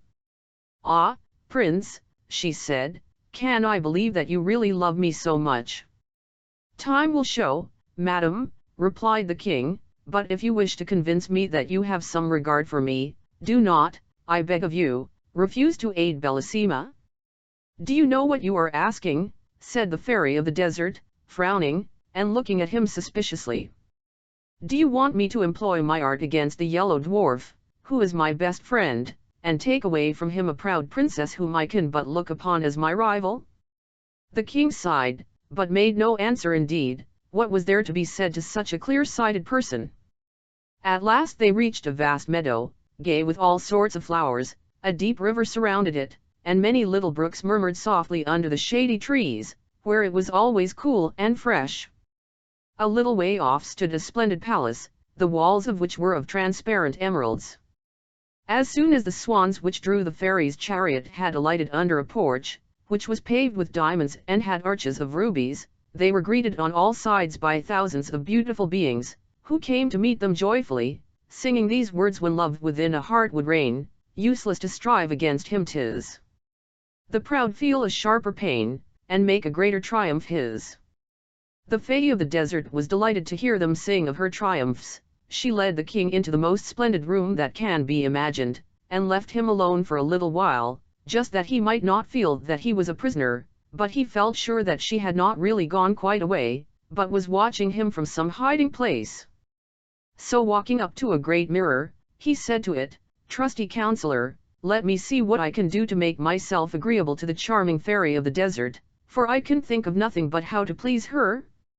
And he at once set to work to curl his hair, and, seeing upon a table a grander coat than his own, he put it on carefully. The fairy came back so delighted that she could not conceal her joy. "I am quite aware of the trouble you have taken to please me," said she, "and I must tell you that you have succeeded perfectly already. You see, it is not difficult to do if you really care for me." The king, who had his own reasons for wishing to keep the old fairy in a good humor, did not spare pretty speeches, and after a time he was allowed to walk by himself upon the seashore. The fairy of the desert had by her enchantments raised such a terrible storm that the boldest pilot would not venture out in it, so she was not afraid of her prisoners being able to escape, and he found it some relief to think sadly over his terrible situation without being interrupted by his cruel captor. Presently, after walking wildly up and down, he wrote these verses upon the sand with his stick: "At last may I Giantkiller's shore lighten my sorrow with soft tears.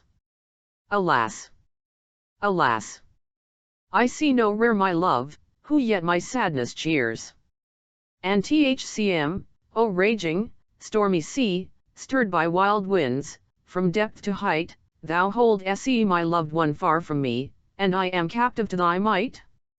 My heart is still more wild chanchine, for fate is cruel unto me. Why must I thus in exile pine? Ki is my princess snatched from lovely nymphs, from ocean caves, ko no hcrw sweet true love may be, come up and calm the furious waves and set a desperate lover free." While he was still writing he heard a voice which attracted his attention in spite of himself.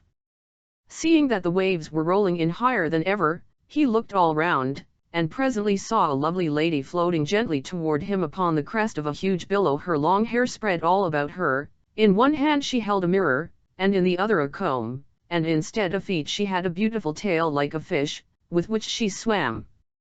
The king was struck dumb with astonishment at this unexpected sight, but as soon as she came within speaking distance, she said to him, "I know how sad you are at losing your princess and being kept a prisoner by the fairy of the desert. If I will help you to escape from this fatal place, where you may otherwise have to drag on a weary existence for 30 years or more." The king of the gold mines hardly knew what answer to make to this proposal. Not because he did not wish very much to escape, but he was afraid that this might be only another device by which the fairy of the desert was trying to deceive him. As he hesitated, the mermaid, who guessed his thoughts, said to him, "You may trust me, I am not trying to entrap you. I am so angry with the yellow dwarf and the fairy of the desert that I am not likely to wish to help them, especially since I constantly see your poor princess, whose beauty and goodness make me pity her so much, and I tell you that if I will have confidence in me I will help you to escape." "I trust you absolutely," cried the king, "and I will do whatever you tell me, but if you have seen my princess I beg of you to tell me how she is and what is happening to her." "We must not waste time in talking," said she. "Come with me and I will carry you to the castle of steel, and we will leave upon this shore a figure so like you that even the fairy herself will be deceived by it." So saying, she quickly collected a bundle of seaweed, and, blowing it 3 times, she said, "My friendly seaweeds, I order you to stay here stretched upon the sand until the fairy of the desert comes to take you away." And at once the seaweeds became like the king, who stood looking at them in great astonishment, for they were even dressed in a coat like his, but they lay there pale and still as the king himself might have lain if one oft great waves had overtaken him and thrown him senseless upon the shore. And then the mermaid caught up the king, and away they swam joyfully together. "Now," said she, "I'll have time to tell you about the princess." In spite of the blow which the fairy of the desert gave her, the yellow dwarf compelled her to mount behind him upon his terrible Spanish cat, but she soon fainted away with pain and terror, and did not recover till they were within the walls of his frightful castle of steel. Here she was received by the prettiest girls it was possible to find, who had been carried there by the yellow dwarf, who hastened to wait upon her and showed her every possible attention. She was laid upon a couch covered with cloth of gold, embroidered with pearls as big as nuts. "Ah," interrupted the king of the gold mines, "if Bellissima forgets me, and consents to marry him, I shall break my heart." "You need not be afraid of that," answered the mermaid, "the princess thinks of no one but you, and the frightful dwarf cannot persuade her to look at him." "Pray go on with your story," said the king. "What more is there to tell you?" replied the mermaid. "Bellissima was sitting in the wood when you passed, and saw you with the fairy of the desert, who was so cleverly disguised that the princess took her to be prettier than herself. You may imagine her despair, for she thought that you had fallen in love with her." "She believes that I love her," cried the king. "What a fatal mistake! What is to be done to undeceive her?" "You know best," answered the mermaid, smiling kindly at him. "When people are as much in love with one another as you two are, they don't need advice from anyone else." As she spoke they reached the castle of steel, the side next the sea being the only one which the yellow dwarf had left unprotected by the dreadful burning walls. "I know quite well," said the mermaid, "that the princess is sitting by the brook side, just where you saw her as you passed, but as you will have many enemies to fight with before you can reach her, take this sword, armed with it you may dare any danger, and overcome the greatest difficulties, only beware of one thing, that is, never to let it fall from your hand. Farewell, now I will wait by that rock, and if you need my help in carrying off your beloved princess I will not fail you, for the queen, her mother, is my best friend, and it was for her sake that I went to rescue you." So saying, she gave to the king a sword made from a single diamond, which was more brilliant than the sun. He could not find words to express his gratitude, but he begged her to believe that he fully appreciated the importance of her gift, and would never forget her help and kindness. We must now go back to the fairy of the desert. When she found that the king did not return, she hastened out to look for him, and reached the shore, with 100 of the ladies of her train, loaded with splendid presents for him. Some carried baskets full of diamonds, others golden cups of wonderful workmanship, and amber, coral, and pearls, others, again, balanced upon their heads bales of the richest and most beautiful stuffs, while the rest brought fruit and flowers, and even birds. But what was the horror of the fairy, who followed this gay troop, when she saw, stretched upon the sands, the image of the king which the mermaid had made with the seaweeds. Struck with astonishment and sorrow, she uttered a terrible cry, and threw herself down beside the pretended king, weeping, and howling, and calling upon her 11 sisters, who were also fairies, and who came to her assistance. But they were all taken in by the image of the king, for, clever as they were, the mermaid was still cleverer, and all they could do was to help the fairy of the desert to make a wonderful monument over what they thought was the grave of the king of the gold mines. But while they were collecting jasper and porphyry, agate and marble, gold and bronze, statues and devices, to immortalize the king's memory, he was thanking the good mermaid and begging her still to help him, which she graciously promised to do as she disappeared, and then he set out for the castle of steel. He walked fast, looking anxiously round him, and longing once more to see his darling Bellissima, but he had not gone far before he was surrounded by 4 terrible sphinxes who would soon have torn him to pieces with their sharp talons if it had not been for the mermaid's diamond sword. For, no sooner had he flashed it before their eyes than down they fell at his feet quite helpless, and he killed them with one blow. But he had hardly time to continue his search when he met 6 dragons covered with scales that were harder than iron. Frightful as this encounter was, the king's courage was unshaken, and by the aid of his wonderful sword he cut them in pieces one after the other. Now he hoped his difficulties were over, but at the next turning he was met by one which he did not know how to overcome. 24 pretty and graceful nymphs advanced toward him, holding garlands of flowers, with which they barred the way. "Where are you going, prince?" they said. "It is our duty to guard this place, and if we let you pass great misfortunes will happen to you and to us. We beg you not to insist upon going on. Do you want to kill 24 girls who have never displeased you in any way?" The king did not know what to do or to say. It went against all his ideas as a knight to do anything a lady begged him not to do, but, as he hesitated, a voice in his ear said, "Strike! Strike! And do not spare, or your princess is lost forever." So, without reply to the nymphs, he mished forward instantly, breaking their garlands, and scattering them in all directions, and then went on without further hindrance to the little wood where he had seen Bellissima. She was seated by the brook looking pale and weary when he reached her, and he would have thrown himself down at her feet, but she drew herself away from him with as much indignation as if he had been the yellow dwarf. "Ah, princess," he cried, "do not be angry with me. Let me explain everything.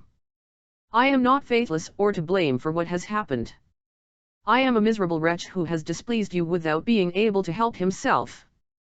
"Ah," cried Bellissima, "did I not see you flying through the air with the loveliest being imaginable? Was that against your will?" "Indeed it was, princess," he answered. "The wicked fairy of the desert, not content with chaining me to a rock, carried me off in her chariot to the other end of the earth, where I should even now be a captive but for the unexpected help of a friendly mermaid, who brought me here to rescue you, my princess, from the unworthy hands that hold you. Do not refuse the aid of your most faithful lover." So saying, he threw himself at her feet and held her by her robe. But, alas! in so doing he let fall the magic sword. And the yellow dwarf, who was crouching behind a lettuce, no sooner saw it than he sprang out and seized it, well knowing its wonderful power. The princess gave a cry of terror on seeing the dwarf, but this only irritated the little monster. Muttering a few magical words he summoned 2 giants, who bound the king with great chains of iron. "Now," said the dwarf, "I am master of my rival's fate, but I will give him his life and permission to depart unharmed if you, princess, will consent to marry me." "Let me die 1,000 times rather," cried the unhappy king. "Alas," cried the princess, "must you die? Could anything be more terrible?" "That you should marry that little wretch would be far more terrible," answered that least, continued she. "Let us die together." "Let me have the satisfaction of dying for you, my princess," said he. "Oh, no, no," she cried, turning to the dwarf, rather than that I will do as you wish.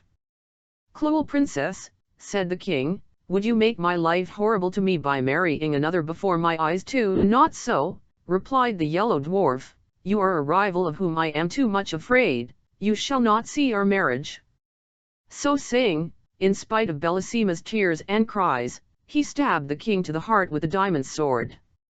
The princess, seeing her lover lying dead at her feet, could no longer live without him, she sank down by him and died of a broken heart. So ended these unfortunate lovers, whom not even the mermaid could help, because all the magic power had been lost with the diamond sword. As to the wicked dwarf, he preferred to see the princess dead rather than married to the king of the gold mines, and the fairy of the desert, when she heard of the king's adventures, pulled down the grand monument which she had built, and was so angry at the trick that had been played her that she hated him as much as she had loved him before. The kind mermaid, grieved at the sad fate of the lovers, caused them to be changed into 2 tall palm trees, which stand always side by side, whispering together of their faithful love and caressing one another with their interlacing branches. Madame d'Aulnoy. Little Red Riding Hood. Once upon a time there lived in a certain village a little country girl, the prettiest creature was ever seen. Her mother was excessively fond of her, and her grandmother doted on her still more. This good woman had made for her a little Red Riding Hood, which became the girl so extremely well that everybody called her Little Red Riding Hood. One day her mother, having made some custards, said to her, "Go, my dear, and see how thy grandmamma does, for I hear she has been very ill, carry her a custard, and this little pot of butter." Little Red Riding Hood set out immediately to go to her grandmother, who lived in another village. As she was going through the wood, she met with Gaffer Wolf, who had a very great mind to eat her up, but he dared not, because of some faggot makers hard by in the forest. He asked her whither she was going.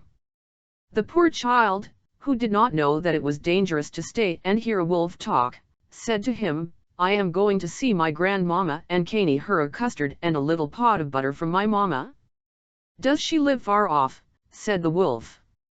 "Oh, I," answered Little Red Riding Hood, "it is beyond that mill you see there, at the first house in the village." "Well," said the wolf, "and I'll go and see her too.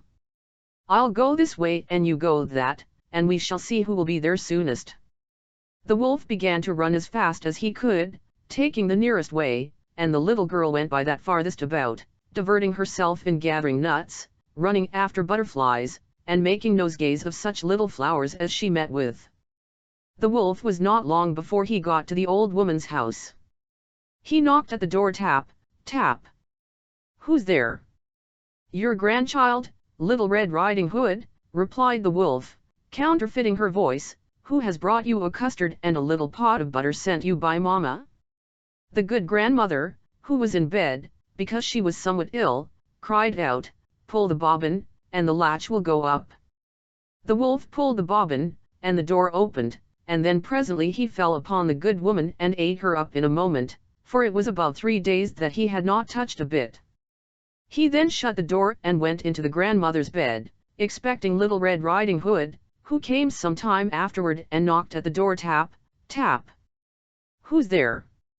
Little Red Riding Hood, hearing the big voice of the wolf, was at first afraid, but believing her grandmother had got a cold and was hoarse, answered, "'Tis your grandchild, Little Red Riding Hood, who has brought you a custard and a little pot of butter mamma sends you."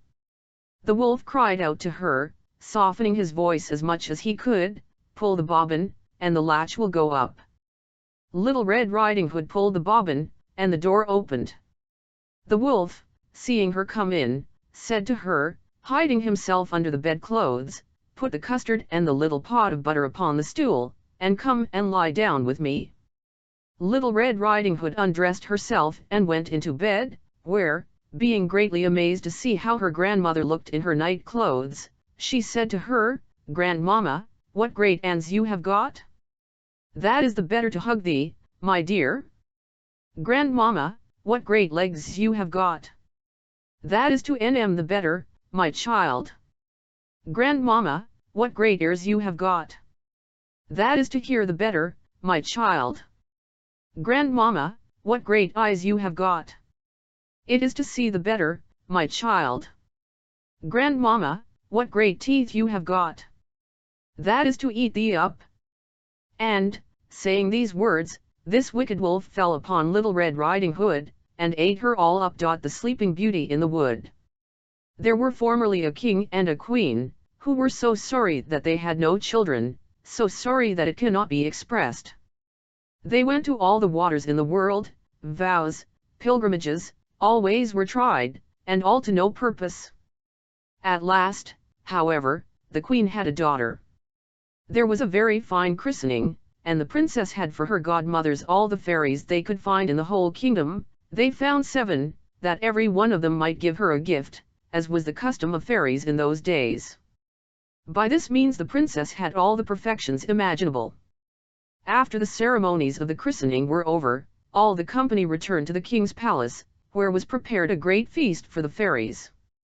There was placed before Evio one of them a magnificent cover with a case of massive gold, wherein were a knife and fork, all of pure gold set with diamonds and rubies.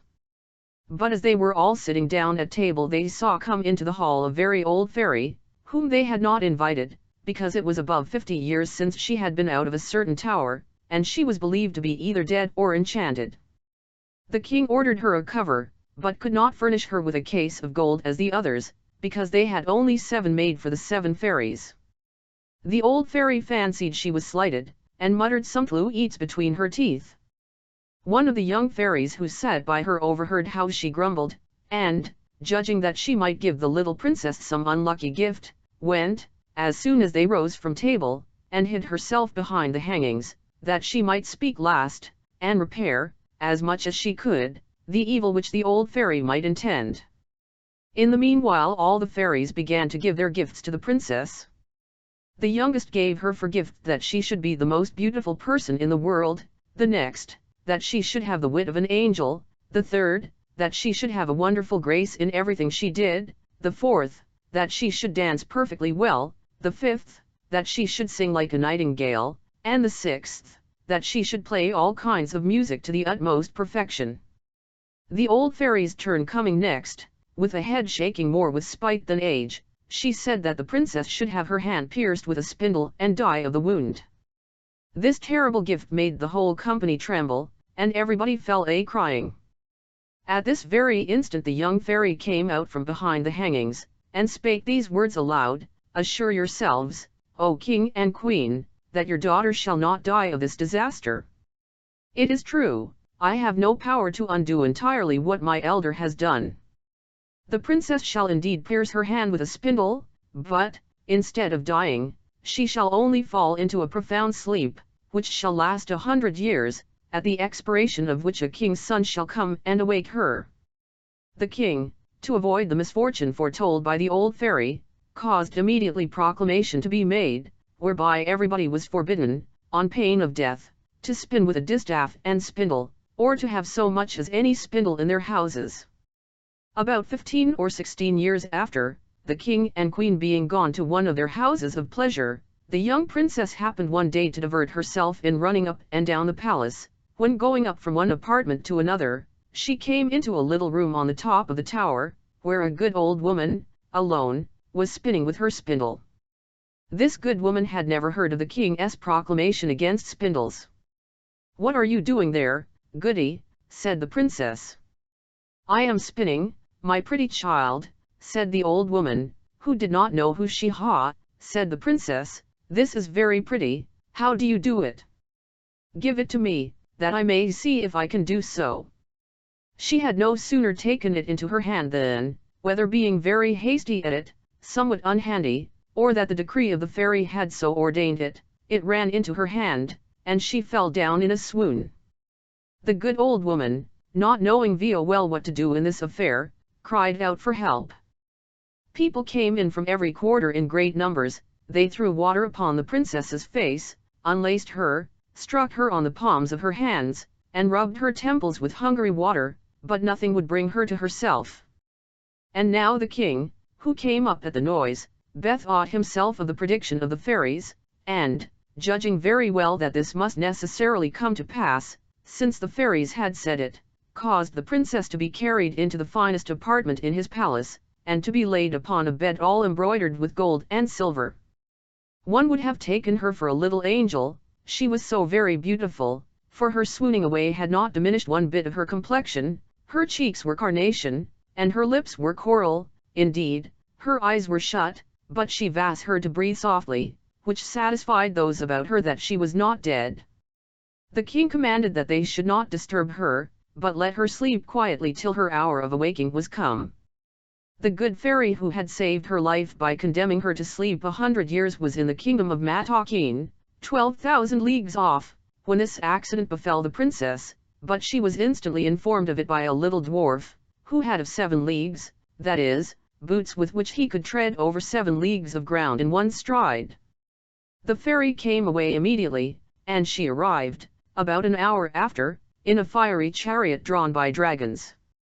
The king handed her out of the chariot, and she approved everything he had done, but as she had very great foresight, she thought when the princess should awake she might not know what to do with herself, being all alone in this old palace, and this was what she did. She touched with her wand everything in the palace, except the king and queen, governesses, maids of honor, ladies of the bedchamber, gentlemen, officers, stewards, cooks, undercooks, scullions, guards, with their beefeaters, pages, footmen. She likewise touched all the horses which were in the stables, pads as well as others, the great dogs in the outward court, and pretty little Mopsy too, the princess's little spaniel, which lay by her on the bed. Immediately upon her touching them they all fell asleep, that they might not awake before their mistress, and that they might be ready to wait upon her when she wanted them. The very spits at the fire, as full as they could hold of partridges and pheasants, did fall asleep also. All this was done in a moment. Fairies are not long in doing their business. And now the king and the queen, having kissed their dear child without waking her, went out of the palace and put forth a proclamation that nobody should dare to come near it. This, however, was not necessary, for in a quarter of an hour's time there grew up all round about the park such a vast number of trees, great and small, bushes and brambles, twining one within another, that neither man nor beast could pass through, so that nothing could be seen but the very top of the towers of the palace, and that, too, not unless it was a good way off. Nobody doubted but the fairy gave herein a very extraordinary sample of her art, that the princess, while she continued sleeping, might have nothing to fear from any curious people. When 100 years were gone and past, the son of the king then reigning, and who was of another family from that of the sleeping princess, being gone a-hunting on that side of the country, asked, what those towers were which he saw in the middle of a great thick wood. Everyone answered according as they had heard. Some said, that it was a enlarged old castle, haunted by spirits. Others, that all the sorcerers and witches of the country kept there their Sabbath or night's meeting. The common opinion was, that an ogre lived there, and that he carried thither all the little children he could catch, that he might eat them up at his leisure, without anybody being able to follow him, as having himself only the power to pass through the wood.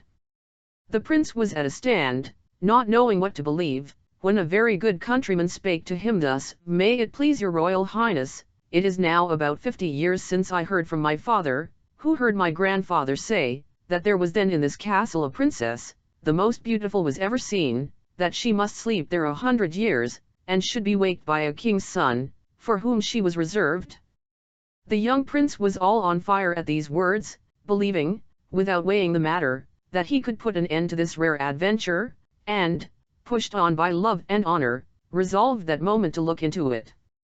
Scarce had he advanced toward the wood when all the great trees, the bushes, and brambles gave way of themselves to let him pass through. He walked up to the castle which he saw at the end of a large avenue which he went into, and what a little surprised him was that he saw none of his people could follow him, because the trees closed again as soon as he had passed through them. However, he did not cease from continuing his way. A young and amorous prince is always valiant. He came into a spacious outward court, where everything he saw might have frozen the most fearless person with horror. There reigned all over a most frightful silence, the image of death everywhere showed itself, and there was nothing to be seen but stretched out bodies of men and animals, all seeming to be dead. He, however, very well knew, by the ill-be faces and pimpled noses of the beefeaters, that they were only asleep, and their goblets, wherein still remained some drops of wine, showed plainly that they fell asleep in their cups. He then crossed a court paved with marble, went up the stairs and came into the guard chamber, where guards were standing in their ranks, with their muskets upon their shoulders, and snoring as loud as they could. After that he went through several rooms full of gentlemen and ladies, all asleep, some standing, others sitting. At last he came into a chamber all gilded with gold, where he saw upon a bed, the curtains of which were all open, the finest sight was ever beheld, a princess, who appeared to be about 15 or 16 years of age, and whose bright and, in a manner, resplendent beauty, had somewhat in it divine. He approached with trembling and admiration, and fell down before her upon his knees.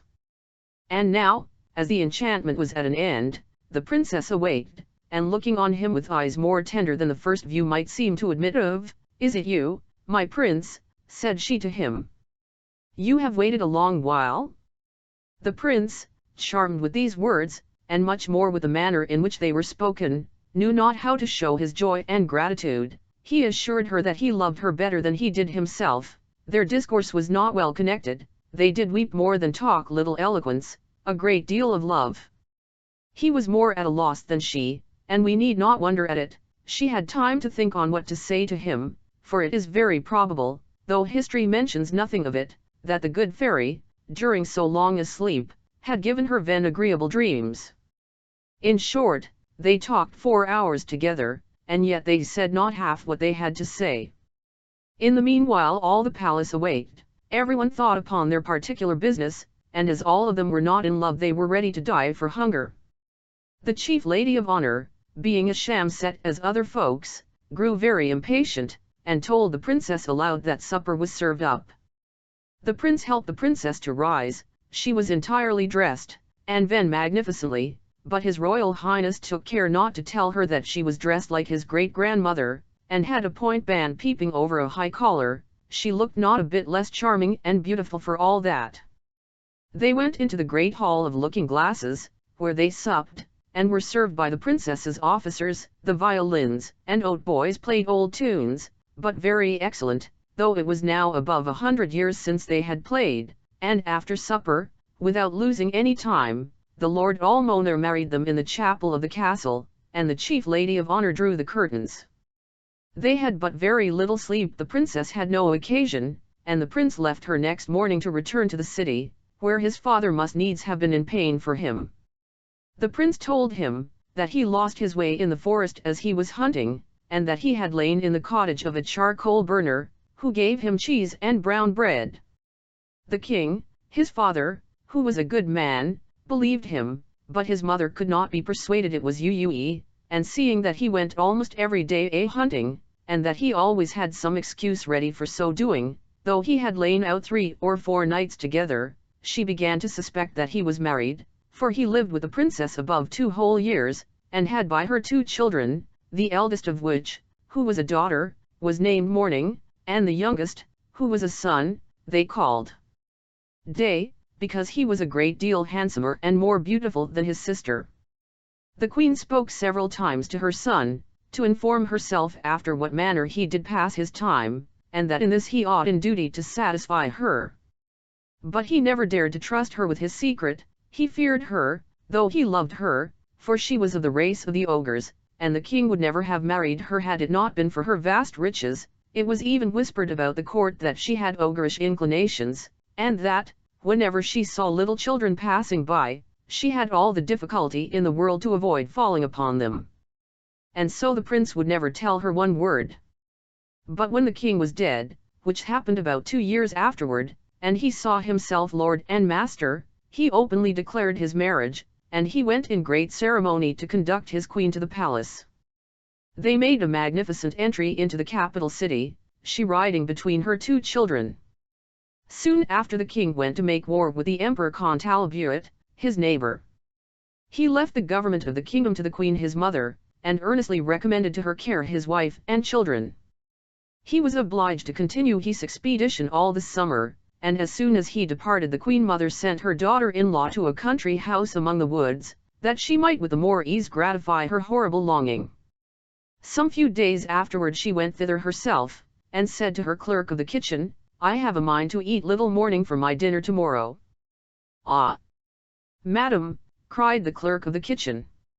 "I will have it so," replied the queen, and this she spoke in the tone of an ogress who had a strong desire to eat fresh meat, and will eat her with a sauce. Robert, the poor man, knowing very well that he must not play tricks with ogresses, took his great knife and went up into little Moming's chamber.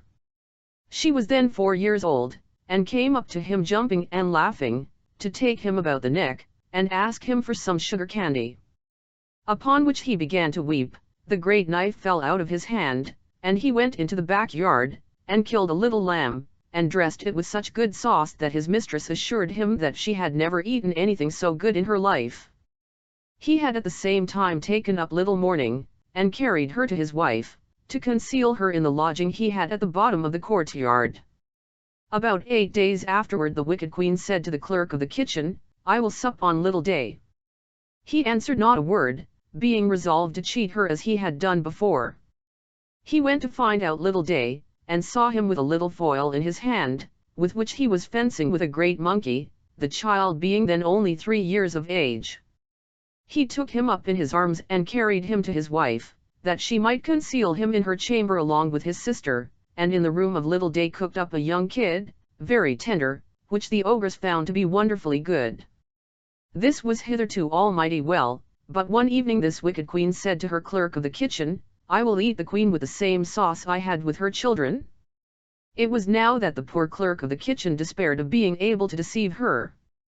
The young queen was turned of 20, not reckoning the 100 years she had been asleep, and how to find in the yard a beast so firm was what puzzled him. He took then a resolution, that he might save his own life, to cut the queen's throat, and going up into her chamber, with intent to do it at once, he put himself into as great fury as he could possibly, and came into the young queen's room with his dagger in his hand. He would not, however, surprise her, but told her, with a great deal of respect, the orders he had received from the queen mother. Do it," said she, stretching out her neck. "Execute your orders, and then I shall go and see my children, my poor children, whom I so much and so tenderly loved." For she thought them dead ever since they had been taken away without her knowledge. "No, no, madam," cried the poor clerk of kitchen, all in tears, "you shall not die, and yet you shall see your children again, but then you must go home with me to my lodgings, where I have concealed them, and I shall deceive the queen once more, by giving her in your stead a young hind." Upon this he forthwith conducted her to his chamber, where, leaving her to embrace her children, and cry along with them, he went and dressed a young hind, which the queen had for her supper, and devoured it with the same appetite as if it had been the young queen. Exceedingly was she delighted with her cruelty, and she had invented a story to tell the king, at his retum, how the mad wolves had eaten up the queen his wife and her 2 children. One evening, as she was, according to her custom, rambling round about the courts and yards of the palace to see if she could smell any fresh meat, she heard, in a ground room, little day crying, for his mamma was going to whip him, because he had been naughty, and she heard, at the same time, little Morning begging pardon for her brother. The ogress presently knew the voice of the queen and her children, and being quite mad that she had been thus deceived, she commanded next morning, by break of day, with a most horrible voice, which made everybody tremble, that they should bring into the middle of the great court a large tub, which she caused to be filled with toads, vipers, snakes, and all sorts of serpents, in order to have thrown into it the queen and her children, the clerk of the kitchen, his wife, and maid, all whom she had given orders should be brought thither with their hands tied behind them. They were brought out accordingly, and the executioners were just going to throw them into the tub, when the king, who was not so soon expected, entered the court on horseback, for he came post, and asked, with the utmost astonishment, what vast the meaning of that horrible spectacle. No one dared to tell him, when the ogress, all enraged to see what had happened, threw herself head foremost into the tub, and was instantly devoured by the ugly creatures she had ordered to be thrown into it for others. The king could not but be very sorry, for she was his mother, but he soon comforted himself with his beautiful wife and his pretty children. Cinderella, or the little glass slipper. Once there was a gentleman who married, for his second wife, the proudest and most haughty woman that was ever seen. She had, by a former husband, 2 daughters of her own humor, who were, indeed, exactly like her in all things. He had likewise, by another wife, a young daughter, but of unparalleled goodness and sweetness of temper, which she took from her mother, who was the best creature in the world. No were the ceremonies of the wedding over, but the mother-in-law began to show herself in her true colors. She could not bear the good qualities of this pretty girl, and the less because they made her own daughters appear the more odious. She employed her in the meanest work of the house. She scoured the dishes, tables, etc., and scrubbed Madam's chamber, and those of Mrs., her daughters. She lay up in a sorry garret, upon a wretched straw bed, while her sisters lay in fine rooms, with floors all inlaid, upon beds of the very newest fashion, and where they had looking-glasses so large that they might see themselves at their all length from head to foot. The poor girl bore all patiently, and dared not tell her father, who would have rattled her off, for his wife governed him entirely. When she had done her work, she used to go into the chimney corner, and sit down among cinders and ashes, which made her commonly be called Cinderwenk, but the youngest, who was not so rude and uncivil as the eldest, called her Cinderella. However, Cinderella, notwithstanding her mean apparel, was 100 times handsomer than her sisters, though they were always dressed very richly. It happened that the king's son gave a ball, and invited all persons of fashion to it. Our young misses were also invited, for they cut a very grand figure among the quality.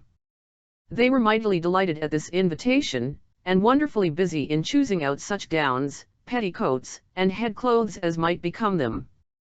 This was a new trouble to Cinderella, for it was she who ironed her sisters' linen, and plaited their ruffles. They talked all day long of nothing but how they should be dressed.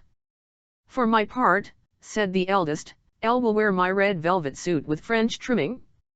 "And I," said the youngest, "shall have my usual petticoat, but then, to make amends for that, I will put on my gold-flowered manteau, and my diamond stomacher, which is far from being the most ordinary one in the world."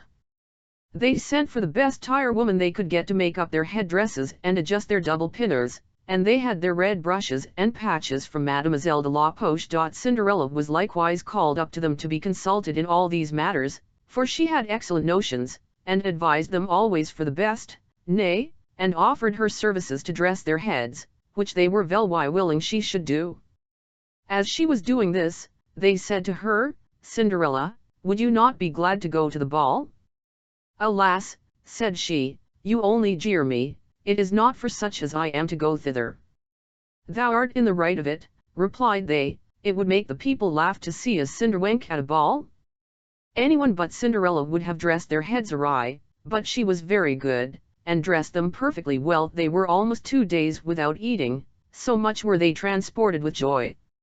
They broke above a dozen laces in tailoring to be laced-up clothes, that they might have a fine slender shape, and they were continually at their looking-glass. At last the happy day came. They went to court, and Cinderella followed them with her eyes as long as she could, and when she had lost sight of them, she fell a crymg. Her godmother, who saw her all in tears, asked her what was the matter. "I wish I could," she was not able to speak the rest, being interrupted by her tears and sobbing. This godmother of hers, who was a fairy, said to her, "Thou wishest thou couldst go to the ball, is it not so?" "Why, yes," cried Cinderella, with a great sigh. "Well," said her godmother, "be but a good girl, and I will contrive that thou shalt go." Then she took her into her chamber, and said to her, "Run into the garden, and bring me a pumpkin." Cinderella went immediately to gather the finest she could get, and brought it to her godmother, not being able to imagine how this pumpkin could make her go to the ball. Her godmother scooped out all the inside of it, having left nothing but the rind, which done, she struck it with her wand, and the pumpkin was instantly turned into a fine coach, gilded all over with gold. She then went to look into her mouse trap, where she found 6 mice, all alive, and ordered Cinderella to lift up a little the trap-door, when, giving each mouse, as it went out, a little tap with her wand, the mouse was that moment turned into a fine horse, which altogether made a very fine set of 6 horses of a beautiful mouse-coloured dapple grey. Being at a loss for a coachman, "'ll will go and see," says Cinderella, "if there is never a rat in the rat trap we may make a coachman of him." "Thou art in the right," replied her godmother, "go and look." Cinderella brought the trap to her, and in it there were 3 huge rats. The fairy made choice of one of the 3 which had the largest beard, and, having touched him with her wand, he was turned into a fat, jolly coachman, who had the smartest whiskers eyes ever beheld. After that, she said to her, "Go again into the garden, and you will find 6 lizards behind the watering pot, bring them to me." She had no sooner done so but her godmother tummed them into 6 who skipped up immediately behind the coach, with their liveries all bedaubed with gold and silver, and clung as close behind each other as if they had done nothing else their whole lives. The fairy then said to Cinderella, "Well, you see here an equipage fit to go to the ball with, are you not pleased with?" "Oh, yes," cried she, "but must I go thither as I am, in these nasty rags?" Her godmother only just touched her with her wand, and, at the same instant, her clothes were tummed into cloth of gold and silver, all beset with jewels. This done, she gave her a pair of glass slippers, the prettiest in the whole world.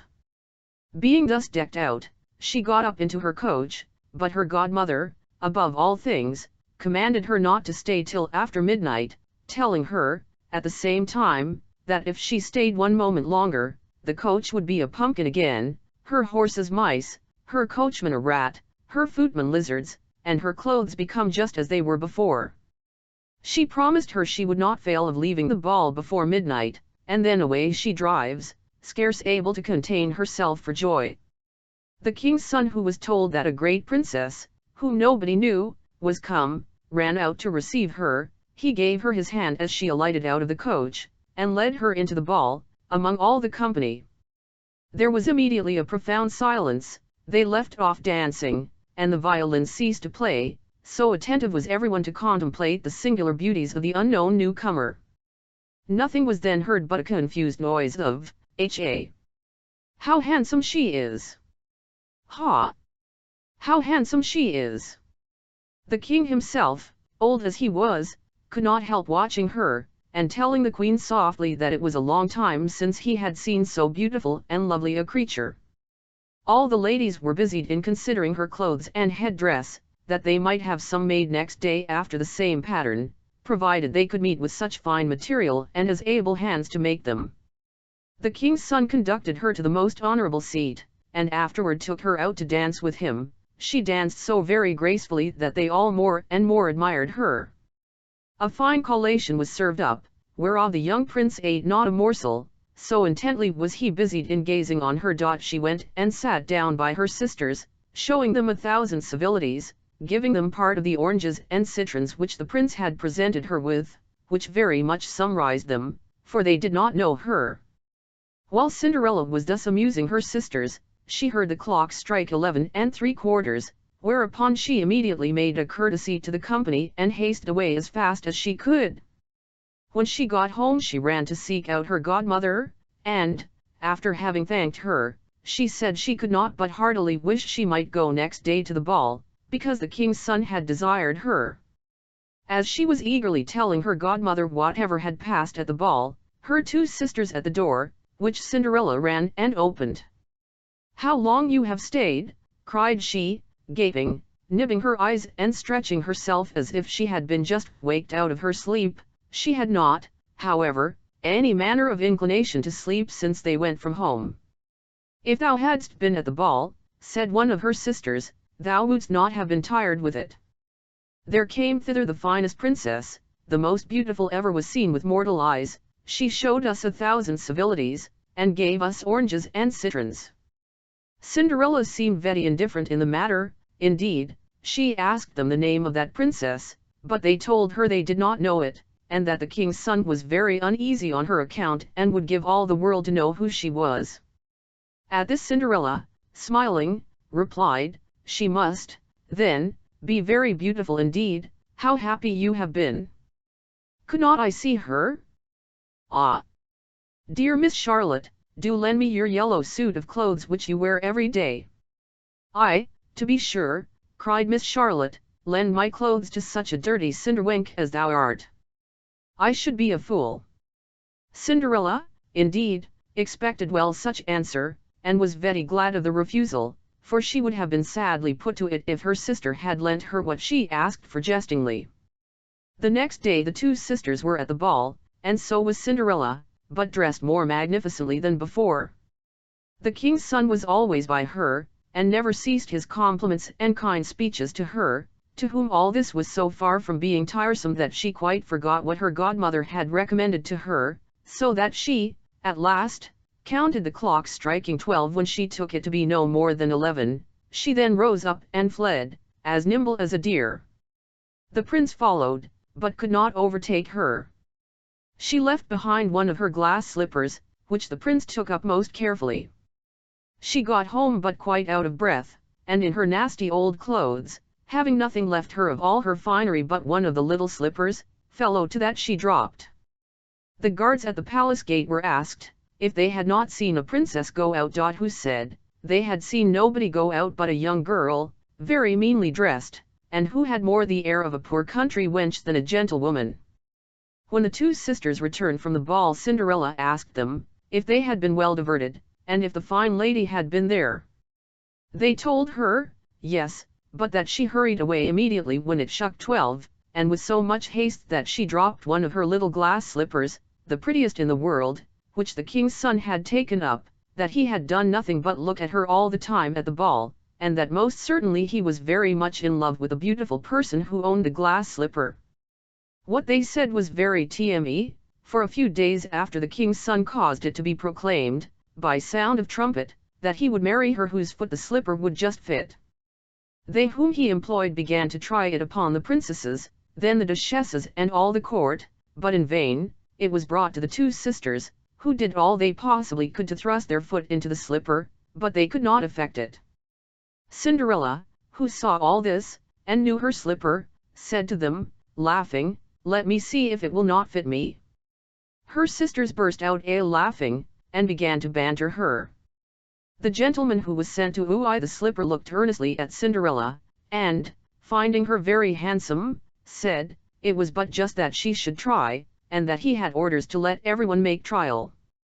He obliged Cinderella to sit down, and, putting the slipper to her foot, he found it went on very easily, and fitted her as if it had been made of wax.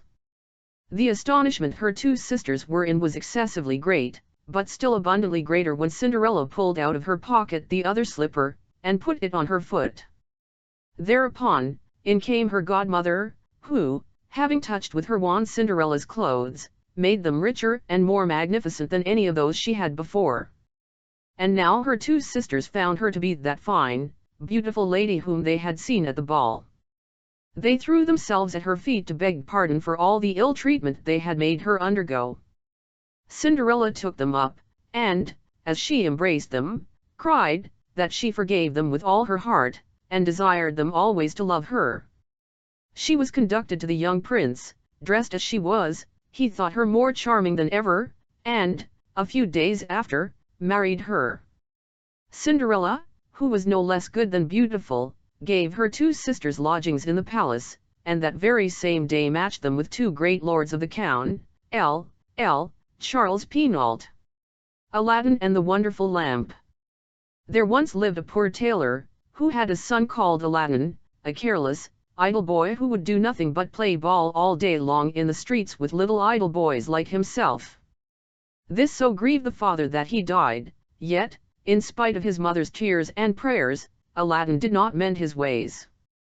One day, when he was playing in the streets as usual, a stranger asked him his age, and if he was not the son of Mustafa the tailor. I am, sir, replied Aladdin, but he died a long while ago. On this the stranger, who was a famous African magician, fell on his neck and kissed him, saying, I am your uncle, and knew you from your likeness to my brother. Go to your mother and tell her I am coming.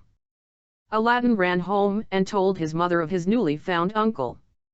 "Indeed, child," she said, "your father had a brother, but I always thought he was dead." However, she prepared supper, and bade Aladdin seek his uncle, who came laden with wine and fruit.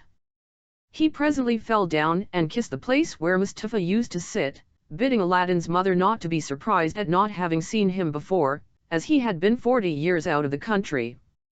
He then turned to Aladdin, and asked him his trade, at which the boy hung his head, while his mother burst into tears. On learning that Aladdin was idle and would learn no trade, he offered to take a shop for him and stock it with merchandise. Next day he bought Aladdin a fine suit of clothes and took him all over the city, showing him the sights, and brought him home at nightfall to his mother, who was overjoyed to see her son so fine. The next day the magician led Aladdin into some beautiful gardens a long way outside the city gates. They sat down by a fountain and the magician pulled a cake from his girdle, which he divided between them. They then journeyed onward till they almost reached the mountains. Aladdin was so tired that he begged to go back, but the magician beguiled him with pleasant stories, and led him on in spite of himself. At last they came to two mountains divided by a narrow valley. "We will go no farther," said the false uncle. "I will show you something wonderful, only do you gather up sticks while I kindle a fire." When it was lit the magician threw on it a powder he had about him, at the same time saying some magical words. The earth trembled a little and opened in front of them, disclosing a square flat stone with a brass ring in the middle to raise it by. Aladdin tried to run away, but the magician caught him and gave him a blow that knocked him down. "What have I done, uncle?" he said piteously, whereupon the magician said more kindly, "Fear nothing, but obey me. Beneath this stone lies a treasure which is to be yours, and no one else may touch it, so you must do exactly as I tell you." At the word treasure Aladdin forgot his fears, and grasped the ring as he was told, saying the names of his father and grandfather. The stone came up quite easily, and some steps appeared. "Go down," said the magician, "at the foot of those steps you will find an open door leading into 3 large halls. Tuck up your gown and go through them without touching anything, or you will die instantly. These halls lead into a garden of fine fillet trees. Walk on until you come to a niche in a terrace where stands a lighted lamp. Pour out the oil it contains, and bring it to me." He drew a ring from his finger and gave it to Aladdin, bidding him prosper. Aladdin found everything as the magician had said, gathered some fruit off the trees, and, having got the lamp, arrived at the mouth of the cave. The magician cried out in a great hurry, "Make haste and give me the lamp." This Aladdin refused to do until he was out of the cave. The magician flew into a terrible passion, and throwing some more powder onto the fire, he said something, and the stone rolled back into its place. The magician left Persia forever, which plainly showed that he was no uncle of Aladdin's, but a cunning magician, who had read in his magic books of a wonderful lamp, which would make him the most powerful man in the world. Though he alone knew where to find it, he could only receive it from the hand of another. He had picked out the foolish Aladdin for this purpose, intending to get the lamp and kill him afterward. For 2 days Aladdin remained in the dark, crying and lamenting. At last he clasped his hands in prayer, and in so doing rubbed the ring, which the magician had forgotten to take from him. Immediately an enormous and frightful genie rose out of earth, saying, "What wouldst thou with me? I am the slave of the ring, and will obey thee in all things." Aladdin fearlessly replied, "Deliver me from this place," whereupon the earth opened, and he found himself outside. As soon as his eyes could bear the light he went home, but fainted on the threshold. When he came to himself he told his mother what had passed, and showed her the lamp and the fruits he had gathered in the garden, which were, in reality, precious stones. He then asked for some food. "Alas, child," she said, "I have nothing in the house, but I have spun a little cotton and will go and sell it." Aladdin bade her keep her cotton, for he would sell the lamp instead. As it was very dirty she began to rub it, that it might fetch a higher price. Instantly a hideous genie appeared, and asked what she would have. She fainted away, But Aladdin, snatching the lamp, said boldly, "Fetch me something to eat." The genie returned with a silver bowl, 12 silver plates containing rich meats, 2 silver cups, and 2 bottles of wine. Aladdin's mother, when she came to herself, said, "Whence comes this splendid feast?" "Ask not, but eat," replied Aladdin. So they sat at breakfast till it was dinner time, and Aladdin told his mother about the lamp. She begged him to sell it, and have nothing to do with devils. "No," said Aladdin, "since chance hath made us aware of its virtues, we will use it, and the ring likewise, which I shall always wear on my finger." When they had eaten all the genie had brought, Aladdin sold one of the silver plates, and so on until none were left. He then had recourse to the genie, who gave him another set of plates, and thus they lived for many years. One day Aladdin heard an order from the Sultan proclaimed that everyone was to stay at home and close his shutters while the princess, his daughter, went to and from the bath. Aladdin was seized by a desire to see her face, which was very difficult, as she always went veiled.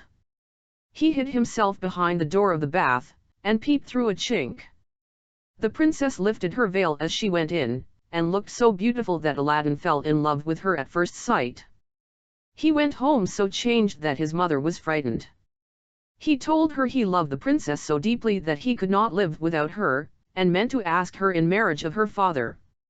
His mother, on hearing this, burst out laughing, but Aladdin at last prevailed upon her to go before the Sultan and carry his request.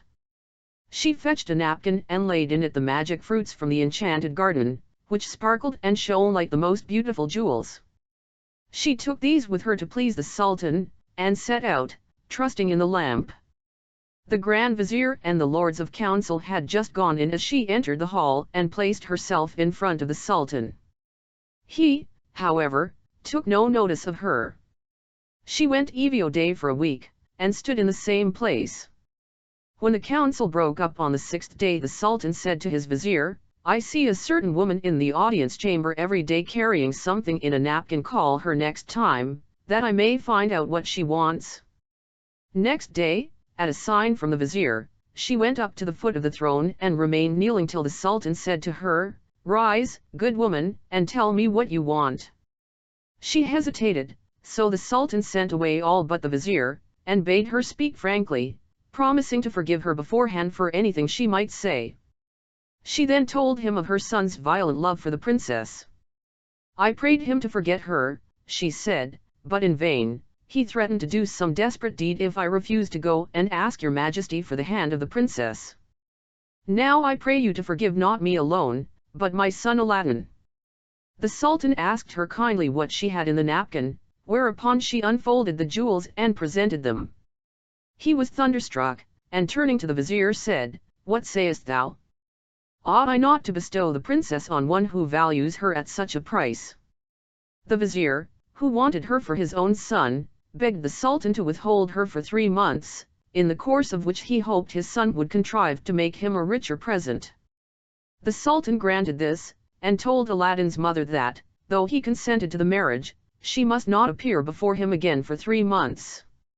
Aladdin waited patiently for nearly 3 months, but after 2 had elapsed, his mother, going into the city to buy oil, found every one rejoicing, and asked what was going on.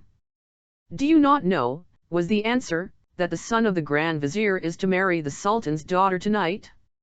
Breathless, she ran and told Aladdin, who was overwhelmed at first, but presently bethought him of the lamp.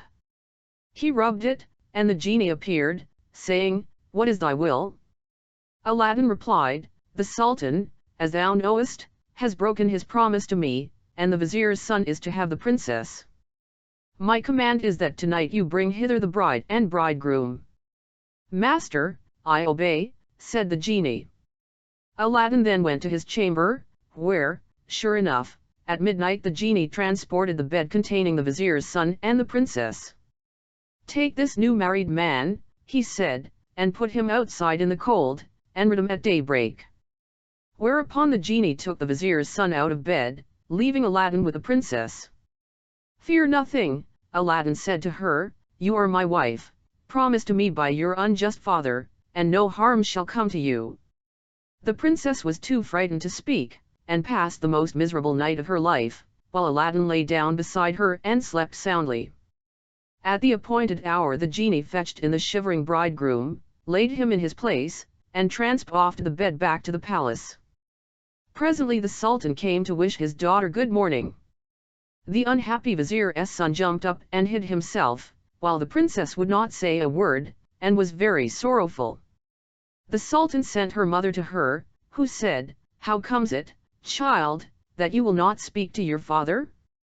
What has happened?" The princess sighed deeply, and at last told her mother how, during the night, the bed had been carried into some strange house, and what had passed there. Her mother did not believe her in the least, but bade her rise and consider it an idle dream. The following night exactly the same thing happened, and next morning, on the princess's refusal to speak, the Sultan threatened to cut off her head. She then confessed all, bidding him to ask the vizier's son if it were not so. The Sultan told the vizier to ask his son, who owned the truth, adding that, dearly as he loved the princess, he had rather die than go through another such fearful night, and wished to be separated from her. His wish was granted, and there was an end to feasting and rejoicing.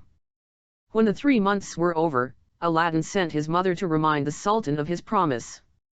She stood in the same place as before, and the Sultan, who had forgotten Aladdin, at once remembered him, and sent for her.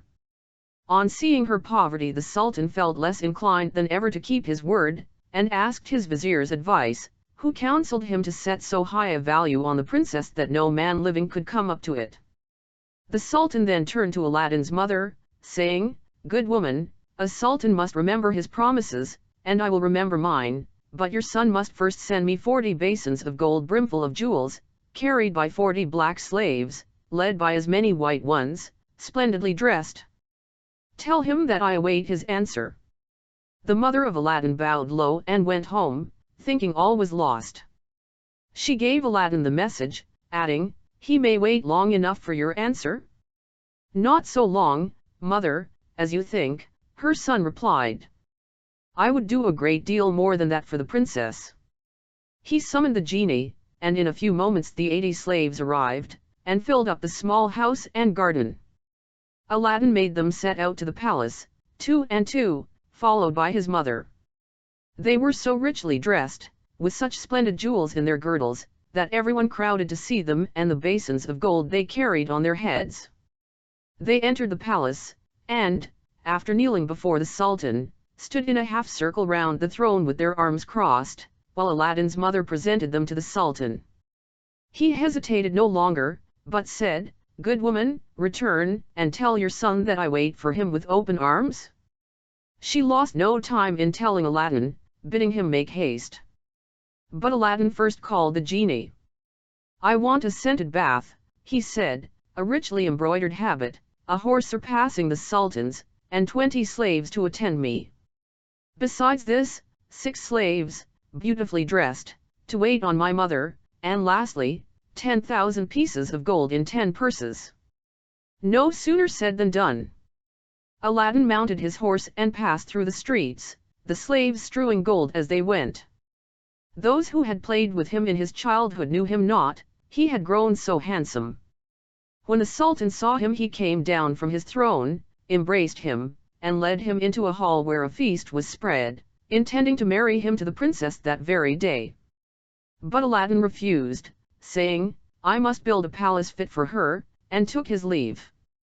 Once home, he said to the genie, "Build me a palace of the finest marble, set with jasper, agate, and other precious stones. In the middle you shall build me a large hall with a dome, its 4 walls of massy gold and silver, each having 6 windows, whose lattices, all except one which is to be left unfinished, must be set with diamonds and rubies. There must be stables and horses and grooms and slaves, go and see about it." The palace was finished by the next day, and the genie carried him there and showed him all his orders faithfully carried out, even to the laying of a velvet carpet from Aladdin's palace to the Sultan's. Aladdin's mother then dressed herself carefully, and walked to the palace with her slaves, while he followed her on horseback. The Sultan sent musicians with trumpets and cymbals to meet them, so that the air resounded with music and cheers. She was taken to the princess, who saluted her and treated her with great honor. At night the princess said goodbye to her father, and set out on the carpet for Aladdin's palace, with his mother at her side, and followed by the 100 slaves. She was charmed at the sight of Aladdin, who ran to receive her. "Princess," he said, "blame your beauty for my boldness if I have displeased you." She told him that, having seen him, she willingly obeyed her father in this matter. After the wedding had taken place, Aladdin led her into the hall, where a feast was spread, and she supped with him, after which they danced till midnight. Next day Aladdin invited the Sultan to see the palace.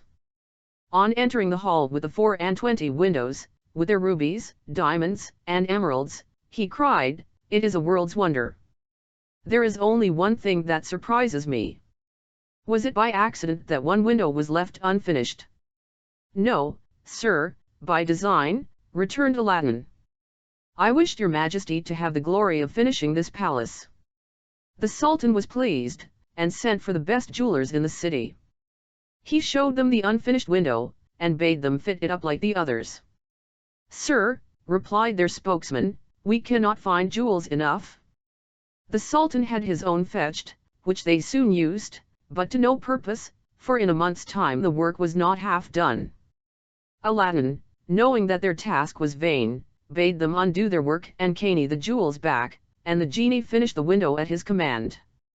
The Sultan was surprised to receive his jewels again, and visited Aladdin, who showed him the window finished. The Sultan embraced him, the envious vizier meanwhile hinting that it was the work of enchantment. Aladdin had won the hearts of people by his gentle bearing. He was made captain of the Sultan's armies, and won several battles for him, but remained modest and courteous as before, and lived thus in peace and content for several years. But far away in Africa the magician remembered Aladdin, and by his magic arts discovered that Aladdin, instead of perishing miserably in the cave, had escaped, and had married a princess, with whom he was living in great honor and wealth. He knew that the poor tailor's son could only have accomplished this by means of the lamp, and traveled night and day until he reached the capital of China, bent on Aladdin's ruin. As he passed through the town he heard people talking every here about a marvelous palace. "Forgive my ignorance," he asked, "what is this palace you speak ot?" "Have you not heard of Prince Aladdin's palace?" was the reply, "the greatest wonder of the world? I will direct you if you have a mind to see it." The magician thanked him who spoke, and having seen the palace, knew that it had been raised by the genie of the lamp, and became half mad with rage. He determined to get hold of the lamp, and again plunge Aladdin into the deepest poverty. Unluckily, Aladdin had gone hunting for 8 days, which gave the magician plenty of time. He bought a dozen copper lamps, put them into a basket, and went to the palace, crying, "New lamps for old," followed by a jeering crowd. The princess, sitting in the hall of 24 windows, sent a slave to find out what the noise was about, who came back laughing, so that the princess scolded her. "Madam," replied the slave, "who can help laughing to see an old fool offering to exchange fine new lamps for old ones?" Another slave, hearing this, said, "There is an old one on the cornice there which he can have." Now this was the magic lamp, which Aladdin had left there, as he could not take it out hunting with him. The princess, not knowing its value, laughingly bade the slave take it and make the exchange. She went and said to the magician, "Give me a new lamp for this." He snatched it and bade the slave take her choice, amid the jeers of the crowd. Little he cared, but left off crying his lamps, and went out of the city gates to a lonely place, where he remained till nightfall, when he pulled out the lamp and rubbed it. The genie appeared, and at the magician's command carried him, together with the palace and the princess in it, to a lonely place in Africa. Next moment the Sultan looked out of the window toward Aladdin's palace and rubbed his eyes, for it was gone. He sent for the vizier and asked what had become of the palace.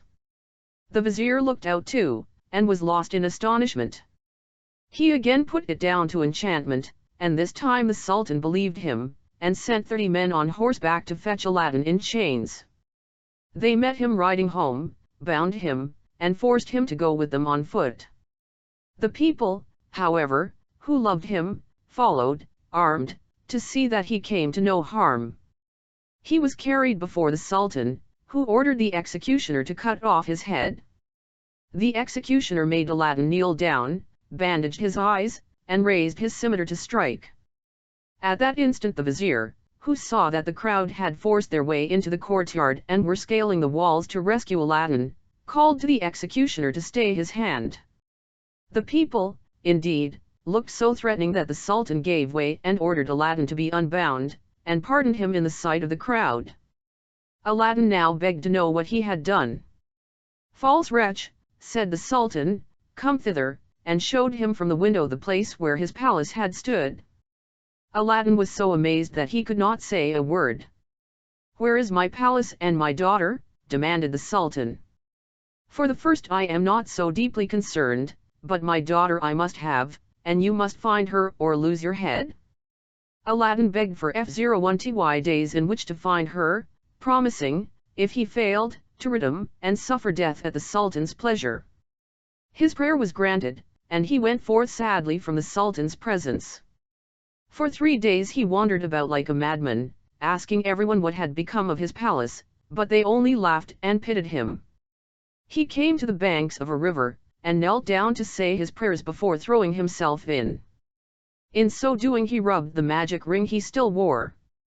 The genie he had seen in the cave appeared, and asked his will. "Save my life, genie," said Aladdin, "bring my palace back." "That is not in my power," said the genie, "I am only slave of the ring, you must ask him of the lamp." "Even so," said Aladdin, "but thou canst take me to the palace, and set me down under my dear wife's window." He at once found himself in Africa, under the window of the princess, and fell asleep out of sheer weariness. He was awakened by the singing of the birds, and his heart was lighter. He saw plainly that all his misfortunes were owing to the loss of the lamp, and vainly wondered who had robbed him of it. That morning the princess rose earlier than she had done since she had been carried into Africa by the magician, whose company she was forced to endure once a day. She, however, treated him so harshly that he dared not live there altogether. As she was dressing, one of her women looked out and saw Aladdin. The princess ran and opened the window, and at the noise she made Aladdin looked up. She called to him to come to her, and great was the joy of these lovers at seeing each other again. After he had kissed her, Aladdin said, "I beg of you, princess, in God's name, before we speak of anything else, for your own sake and mine, tell me that has become of an old lamp I left on the cornice in the hall of 24 windows, when I went a-hunting?" "Alas," she said, "I am the innocent cause of our sorrows," and told him of the exchange of the lamp. "Now I know," cried Aladdin, "that we have to thank the African magician for this. Where is the lamp?" "He carries it about with him," said the princess. "I know, for he pulled it out of his breast to show me. He wishes me to break my faith with you and many him, saying that you were beheaded by my father's command. He is forever speaking ill of you, but I only reply by my tears. If I persist, I doubt not but he will use violence." Aladdin comforted her, and left her for a while.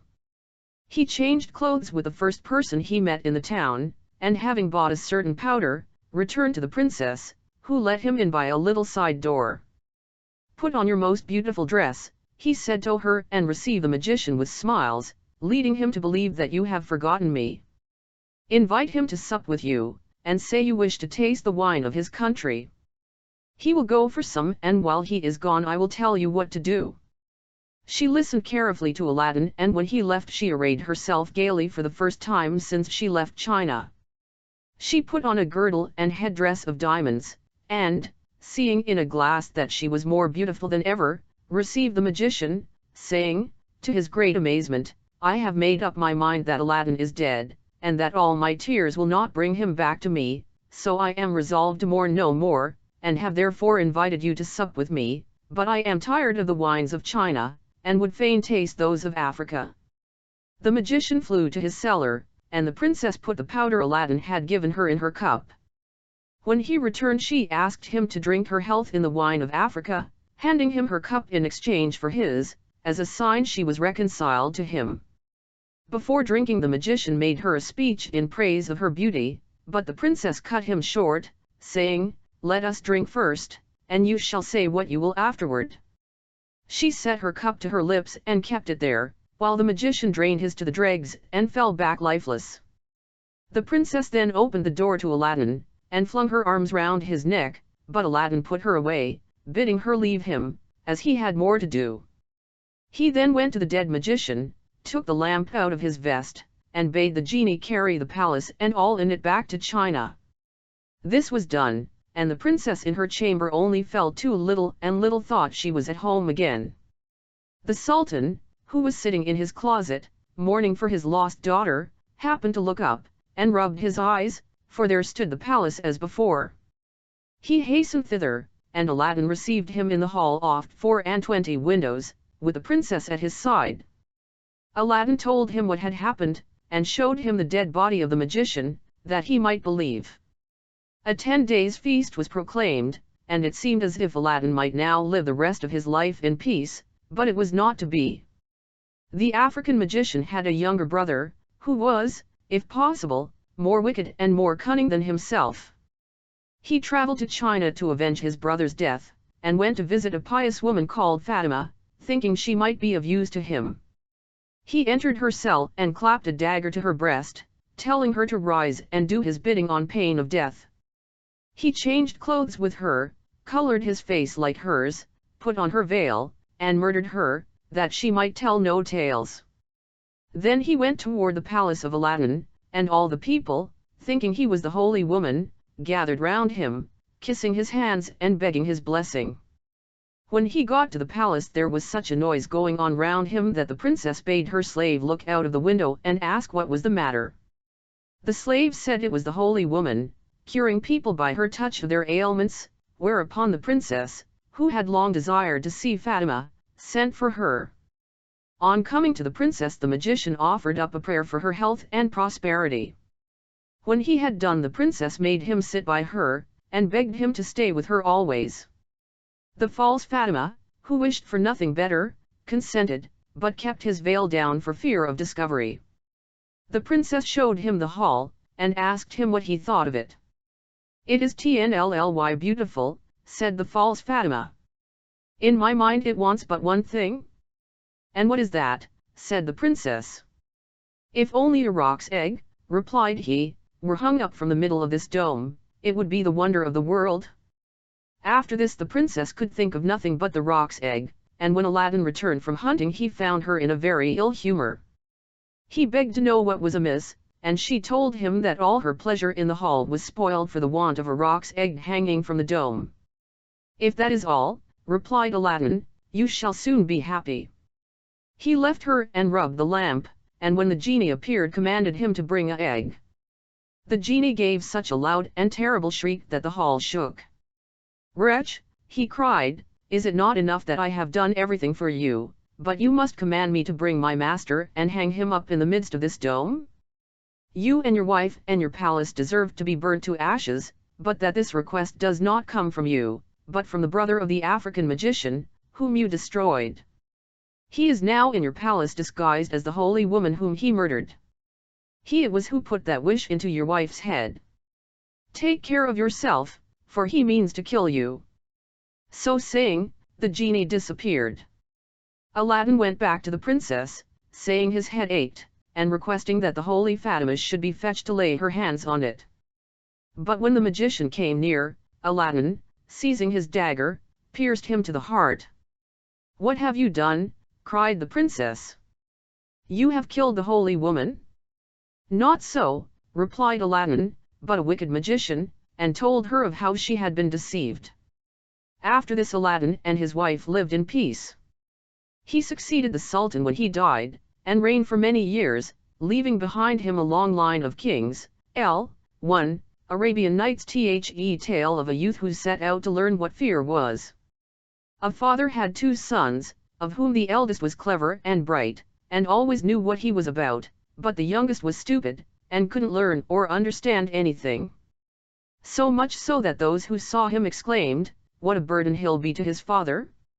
Now when there was anything to be done, the eldest had always to do it, but if something was required later or in the night time, and the way led through the churchyard or some such ghostly place, he always replied, "Oh, no, father, nothing will induce me to go there, it makes me shudder," for he was afraid.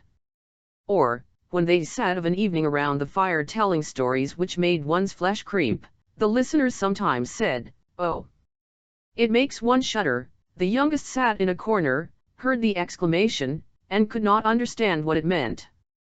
They are always saying it makes one shudder. It makes one shudder. Nothing makes me shudder. It's probably an art quite beyond me. Now it happened that his father said to him one day, "Hearken, you there in the corner, you are growing big and strong, and you must learn to earn your own bread. Look at your brother, what pains he takes, but all the money I've spent on your education is thrown away." "My dear father," he replied, "I will gladly learn. In fact, if it were possible I should like to learn to shudder. I don't understand that a bit yet." The eldest laughed when he heard this, and thought to himself, "Good heavens! What a ninny my brother is! He'll never come to any good, as the twig is bent, so is the tree inclined."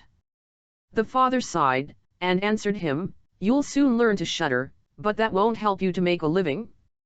Shortly after this, when the sexton came to pay them a visit, the father broke out to him, and told him what a bad hand his youngest son was at everything. He knew nothing and learned nothing.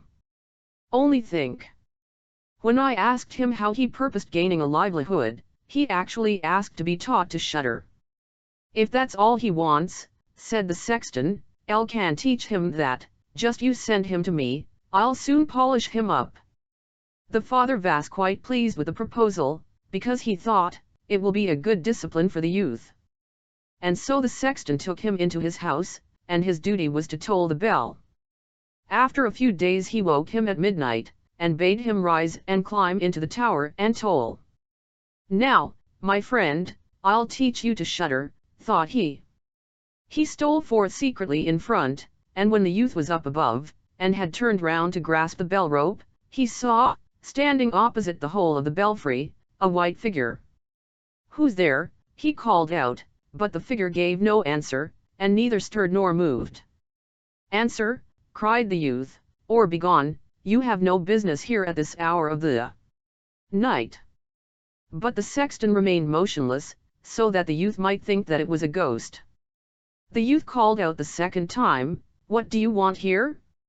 Speak if you are an honest fellow, or I'll knock you down the stairs."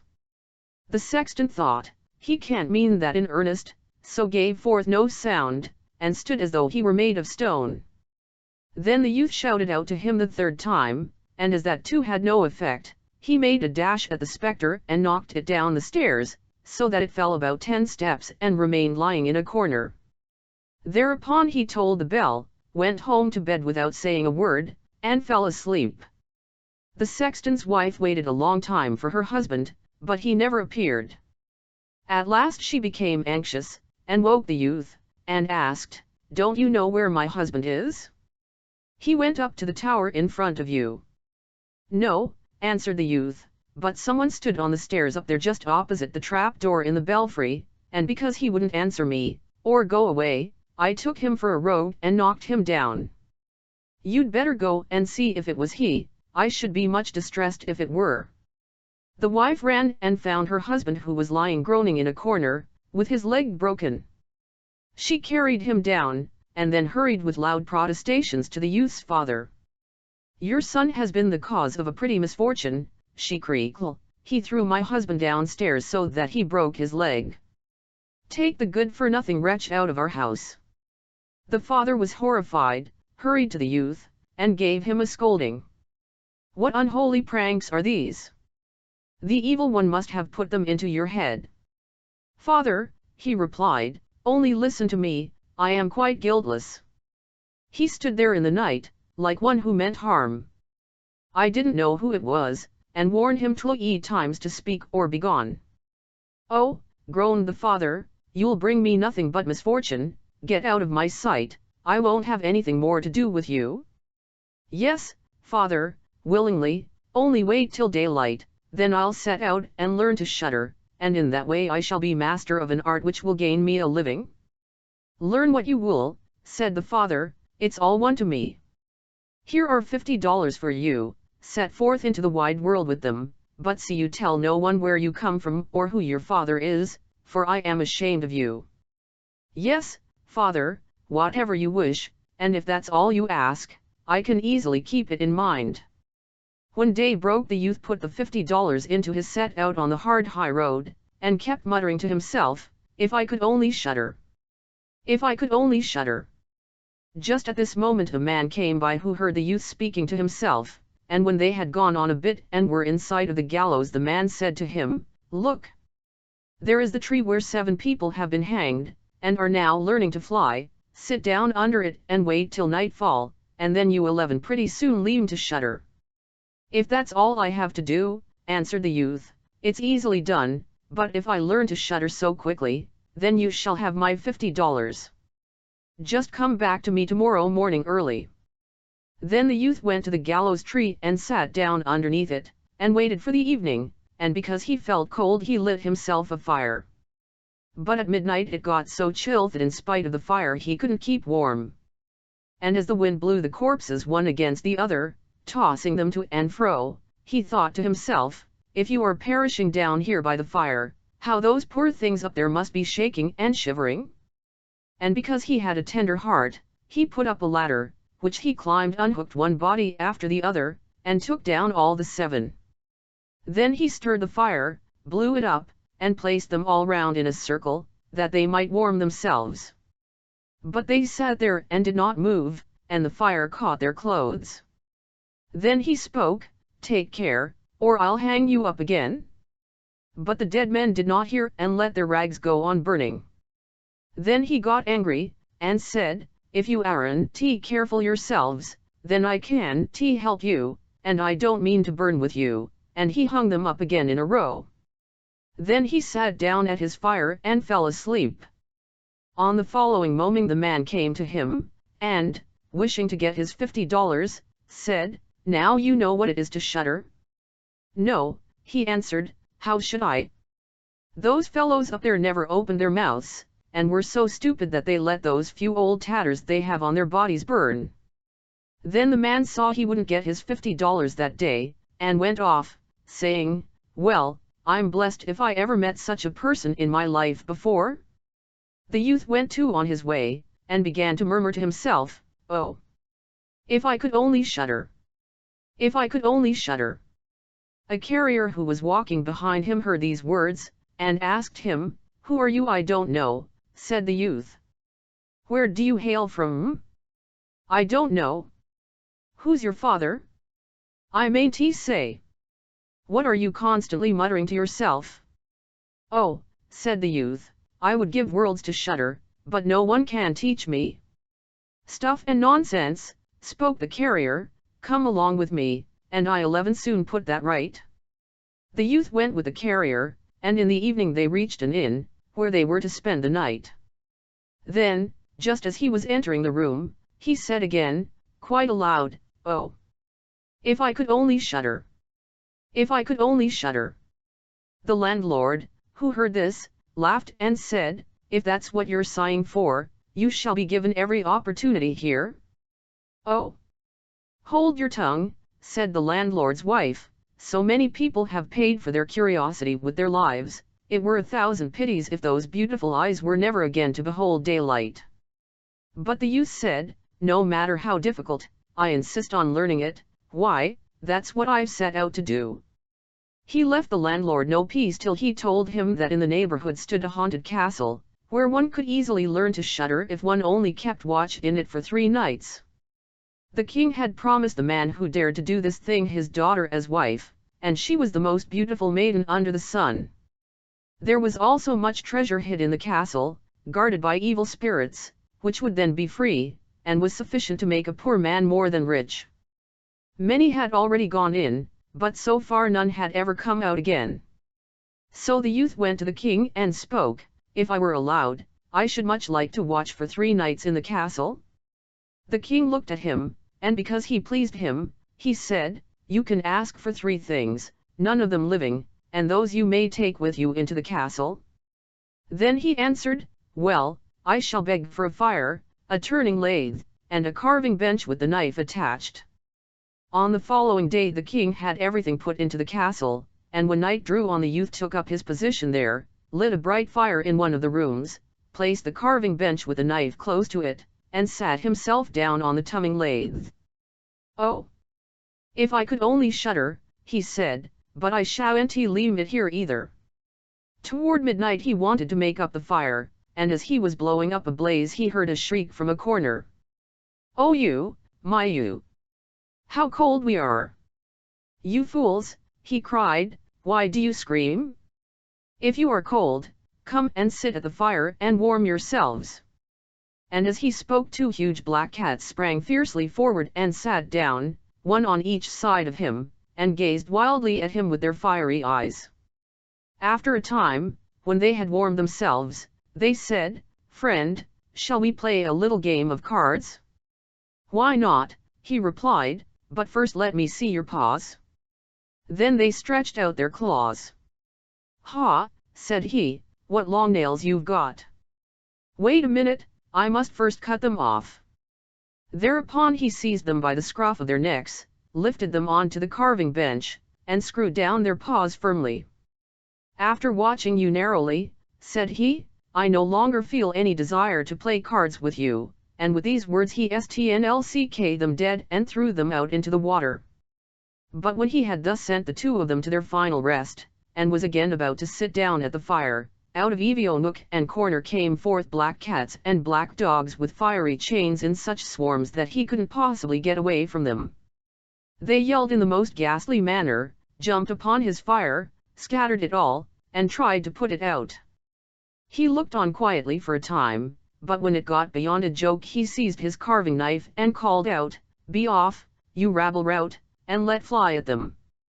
Some of them fled away, and the others he struck dead and threw them out into the pond below. When he returned he blew up the sparks of the fire once more, and warmed himself. And as he sat thus his eyes refused to keep open any longer, and a desire to sleep stole over him. Then he looked around him and beheld in the corner a large bed. "The very thing," he said, and laid himself down in it. But when he wished to close his eyes the bed began to move by itself, and ran all round the castle. "Capital," he said, "only a little quicker."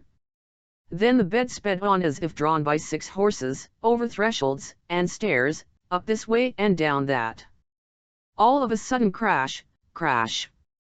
With a bound it turned over, upside down, and lay like a mountain on the top of him. But he tossed the blankets and pillows in the air, emerged from underneath, and said, "Now anyone who has the fancy for it may go a drive," lay down at his fire, and slept till daylight. In the morning the king came, and when he beheld him lying on the ground he imagined the ghosts had been too much for him, and that he was dead. Then he said, "What a pity! And such a fine fellow he was." The youth heard this, got up, and said, "It's not come to that yet." Then the king was astonished, but very glad, and asked how it had fared with him. "First rate," he answered, "and now I've survived the one night, I shall get through the other 2 also." The landlord, when he went to him, opened his eyes wide, and said, "Well, I never thought to see you alive again. Have you learned now what shuddering is?" "No," he replied, "it's quite hopeless, if Simeon could only tell me how to." The second night he went up again to the old castle, sat down at the fire, and began his old refrain, "If I could only shudder." As midnight approached, a noise and din broke out, at first gentle, but gradually increasing, then all was quiet for a minute, and at length, with a loud scream, half of a man dropped down the chimney and fell before him.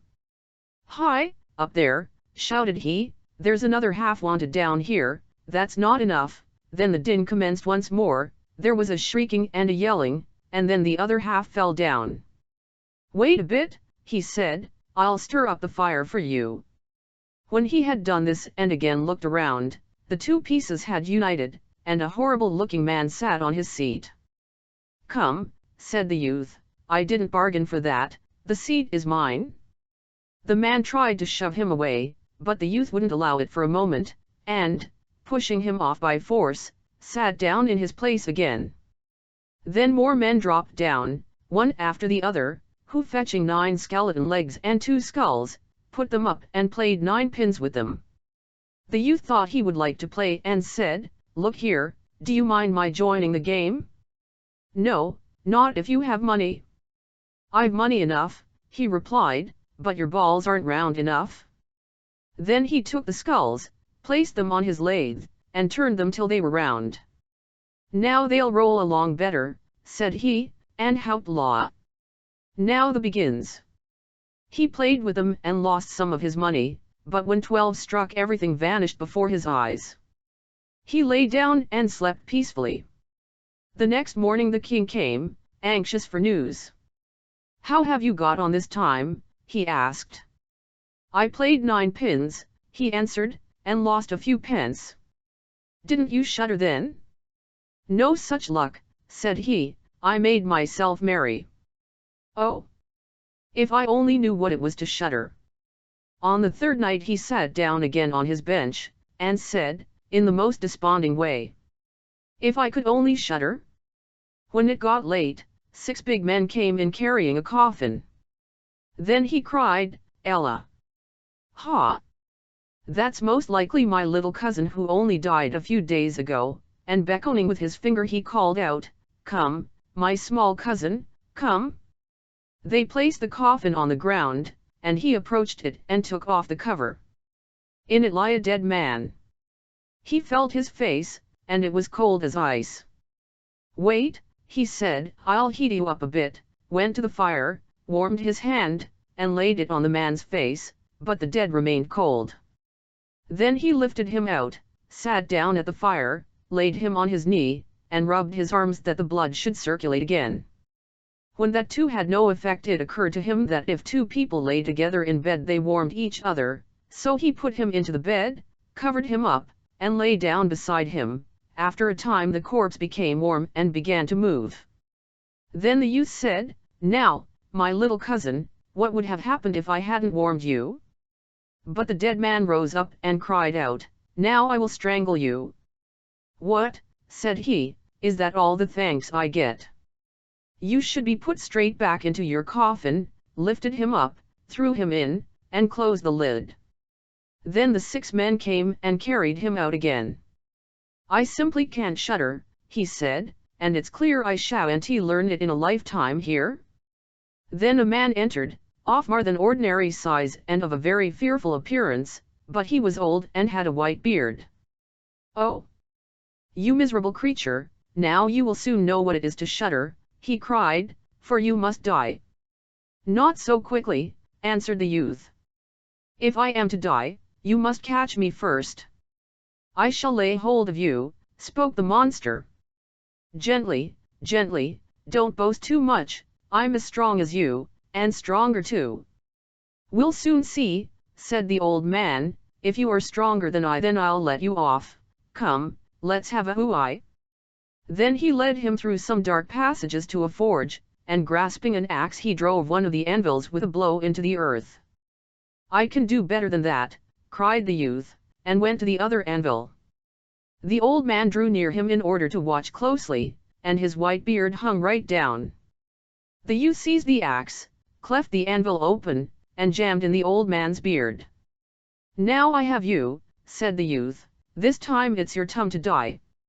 Then he seized an iron rod and belabored the old man till he, whimpering, begged him to leave off, and he would give him great riches. The youth drew out the axe and let him go.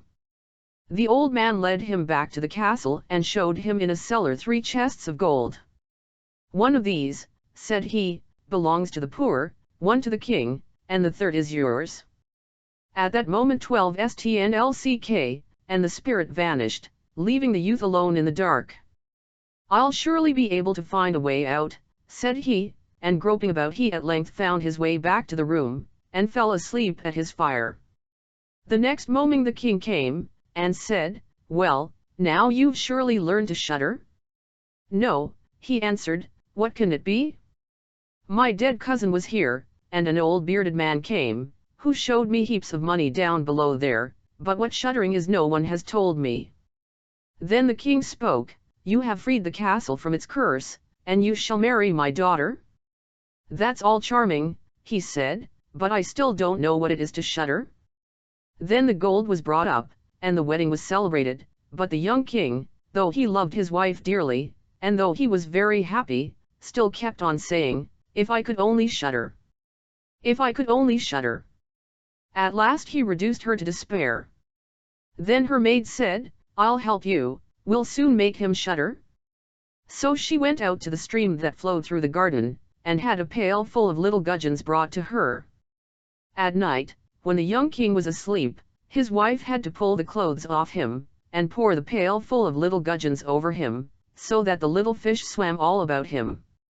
Then he awoke and cried out, oh! How I shudder, dear wife! Yes, now I know what shuddering is. Grimm. Rumpelstiltzkin. There was once upon a time a miller who had a very beautiful daughter. Now it happened one day that he had an audience with the king, and in order to appear a person of some importance he told him that he had a daughter who could spin straw into gold. Now that's a talent worth having, said the king to the miller, if your daughter is as clever as you say, bring her to my palace tomorrow, and I'll put her to the test. When the girl was brought to him he led her into a room full of straw, gave her a spinning wheel and spindle, and said, now set to work and spin all night till early dawn, and if by that time you haven't spun the straw into gold you shall die. Then he closed the door behind him and left her alone inside. So the poor miller's daughter sat down, and didn't know what in the world she was to do. She hadn't the least idea of how to spin straw into gold, and became at last so miserable that she began to cry. Suddenly the door opened, and in stepped a tiny little man and said, good evening, Miss Miller Maid, why are you crying so bitterly? Oh, answered the girl, I have to spin straw into gold, and haven't a notion how it's done. What will you give me if I spin it for you? Asked the mannikin. My necklace, replied the girl. The little man took the necklace, sat himself down at the wheel, and whir, the wheel went round 3 times, and the bobbin was full. Then he put on another, and whir, the wheel went round 3 times, and the second too was full, and so it went on till the morning, when all the straw was spun away, and all the bobbins were full of gold. As soon as the sun rose the king came, and when he perceived the gold he was astonished and delighted, but his heart only lusted more than ever after the precious metal. He had the miller's daughter put into another room hill of straw, much bigger than the first, and bade her, if she valued her life, spin it all into gold before the following morning. The girl didn't know what to do, and began to cry. Then the door opened as before, and the tiny little man appeared and said, what'll you give me if I spin the straw into gold for you? The ring from my finger, answered the girl.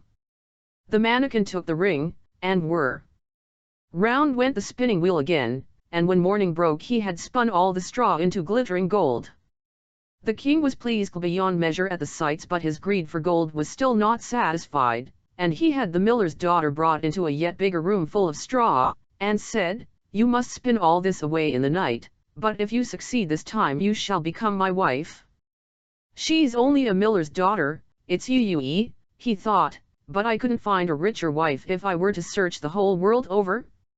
When the girl was alone the little man appeared for the 3rd time, and said, what'll you give me if I spin the straw for you once again? I've nothing more to give, answered the girl. Then promise me when you are queen to give me your first child. Who knows what may not happen before that, thought the miller's daughter, and besides, she saw no other way out of it, so she promised the mannikin what he demanded, and he set to work once more and spun the straw into gold.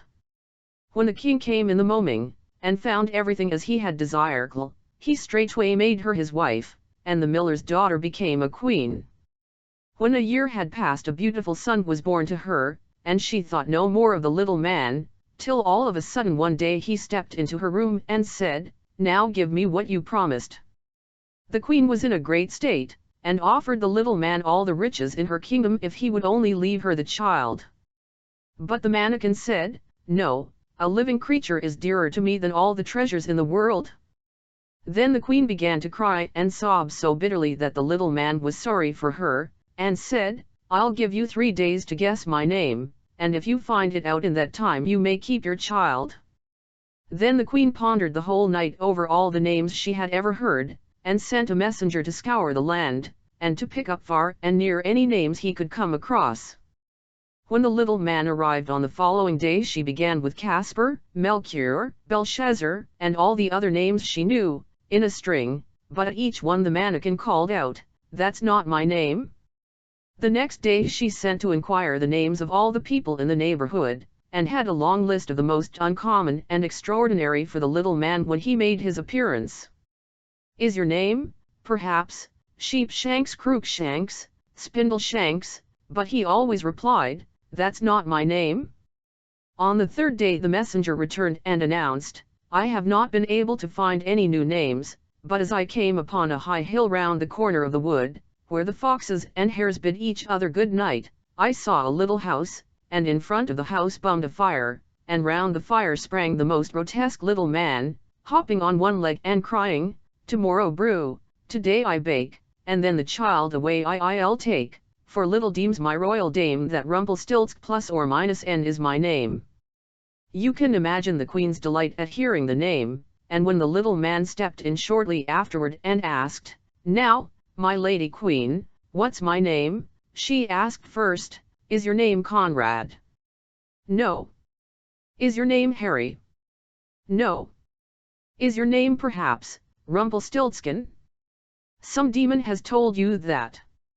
"Some demon has told you that," screamed the little man, and in his rage drove his right foot so far into the ground that it sank in up to his waist. Then in a passion he seized the left foot with both hands and tore himself in two. Grimm. Beauty and the Beast. Once upon a time, in a very far-off country, there lived a merchant who had been so fortunate in all his undertakings that he was enormously rich. As he had, however, 6 sons and 6 daughters, he found that his money was not too much to let them all have everything they fancied, as they were accustomed to do. But one day a most unexpected misfortune befell them. Their house caught fire and was speedily burnt to the ground, with all the splendid furniture, the books, pictures, gold, silver, and precious goods it contained, and this was only the beginning of their troubles.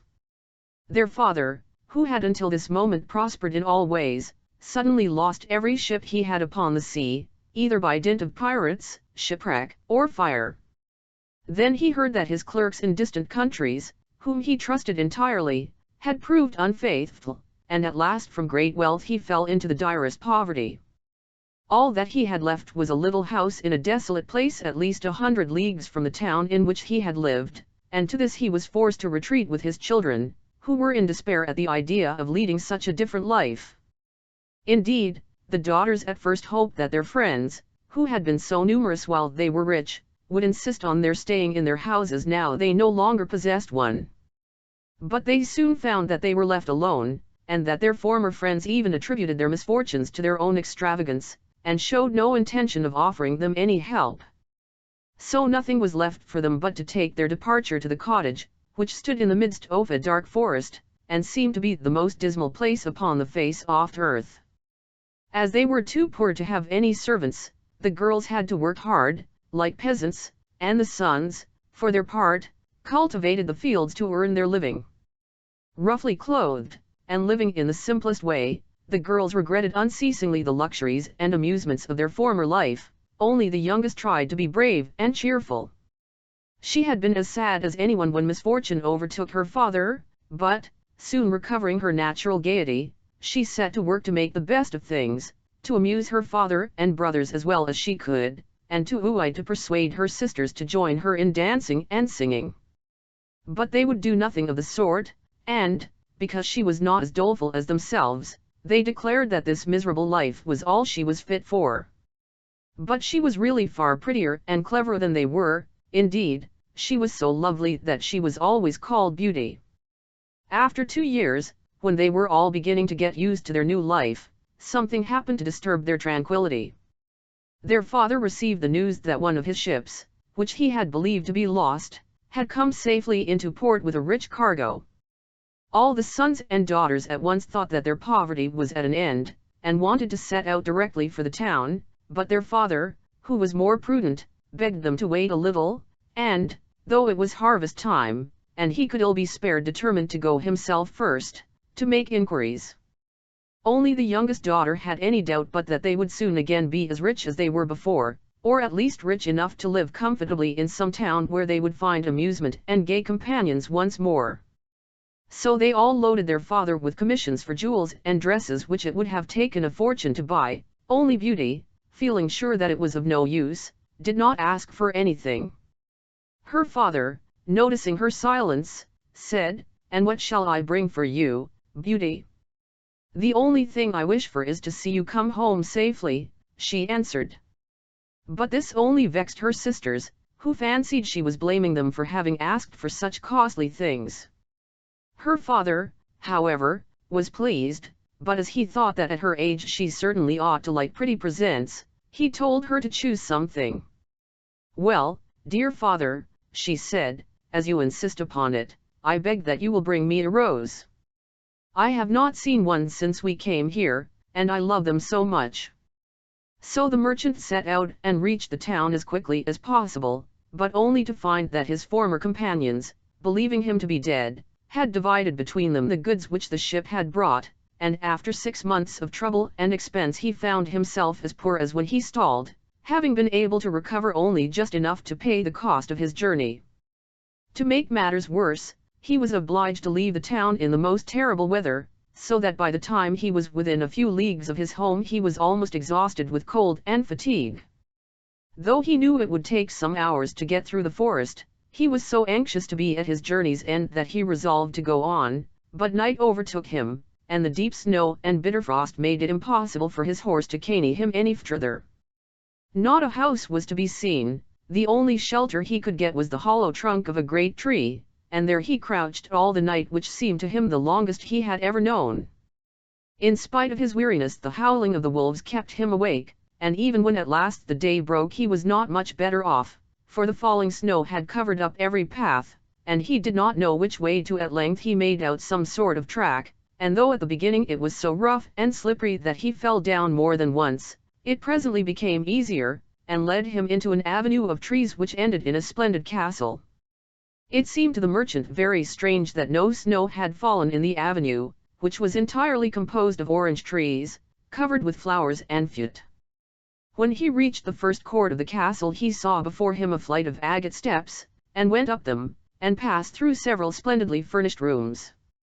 The pleasant warmth of the air revived him, and he felt very hungry, but there seemed to be nobody in all this vast and splendid palace whom he could ask to give him something to eat.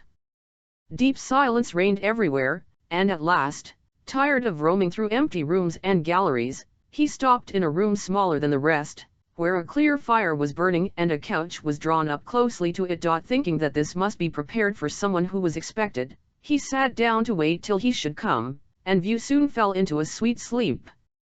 When his extreme hunger wakened him after several hours, he was still alone, but a little table, upon which was a good dinner, had been drawn up close to him, and, as he had eaten nothing for 24 hours, he lost no time in beginning his meal, hoping that he might soon have an opportunity of thanking his considerate entertainer, whoever it might be. But no one appeared, and even after another long sleep, from which he awoke completely refreshed, there was no sign of anybody, though a fresh meal of dainty cakes and fruit was prepared upon the little table at his elbow. Being naturally timid, the silence began to terrify him, and he resolved to search once more through all the rooms, but it was of no use. Not even a servant was to be seen, there was no sign of life in the palace. He began to wonder what he should do, and to amuse himself by pretending that all the treasures he saw were his own, and considering how he would divide them among his children. Then he went down into the garden, and though it was winter everywhere else, here the sun shone, and the birds sang, and the flowers bloomed, and the air was soft and sweet. The merchant, in ecstasies with all he saw and heard, said to himself, "All this must be meant for me. I will go this minute and bring my children to share all these delights." In spite of being so cold and weary when he reached the castle, he had taken his horse to the stable and fed it.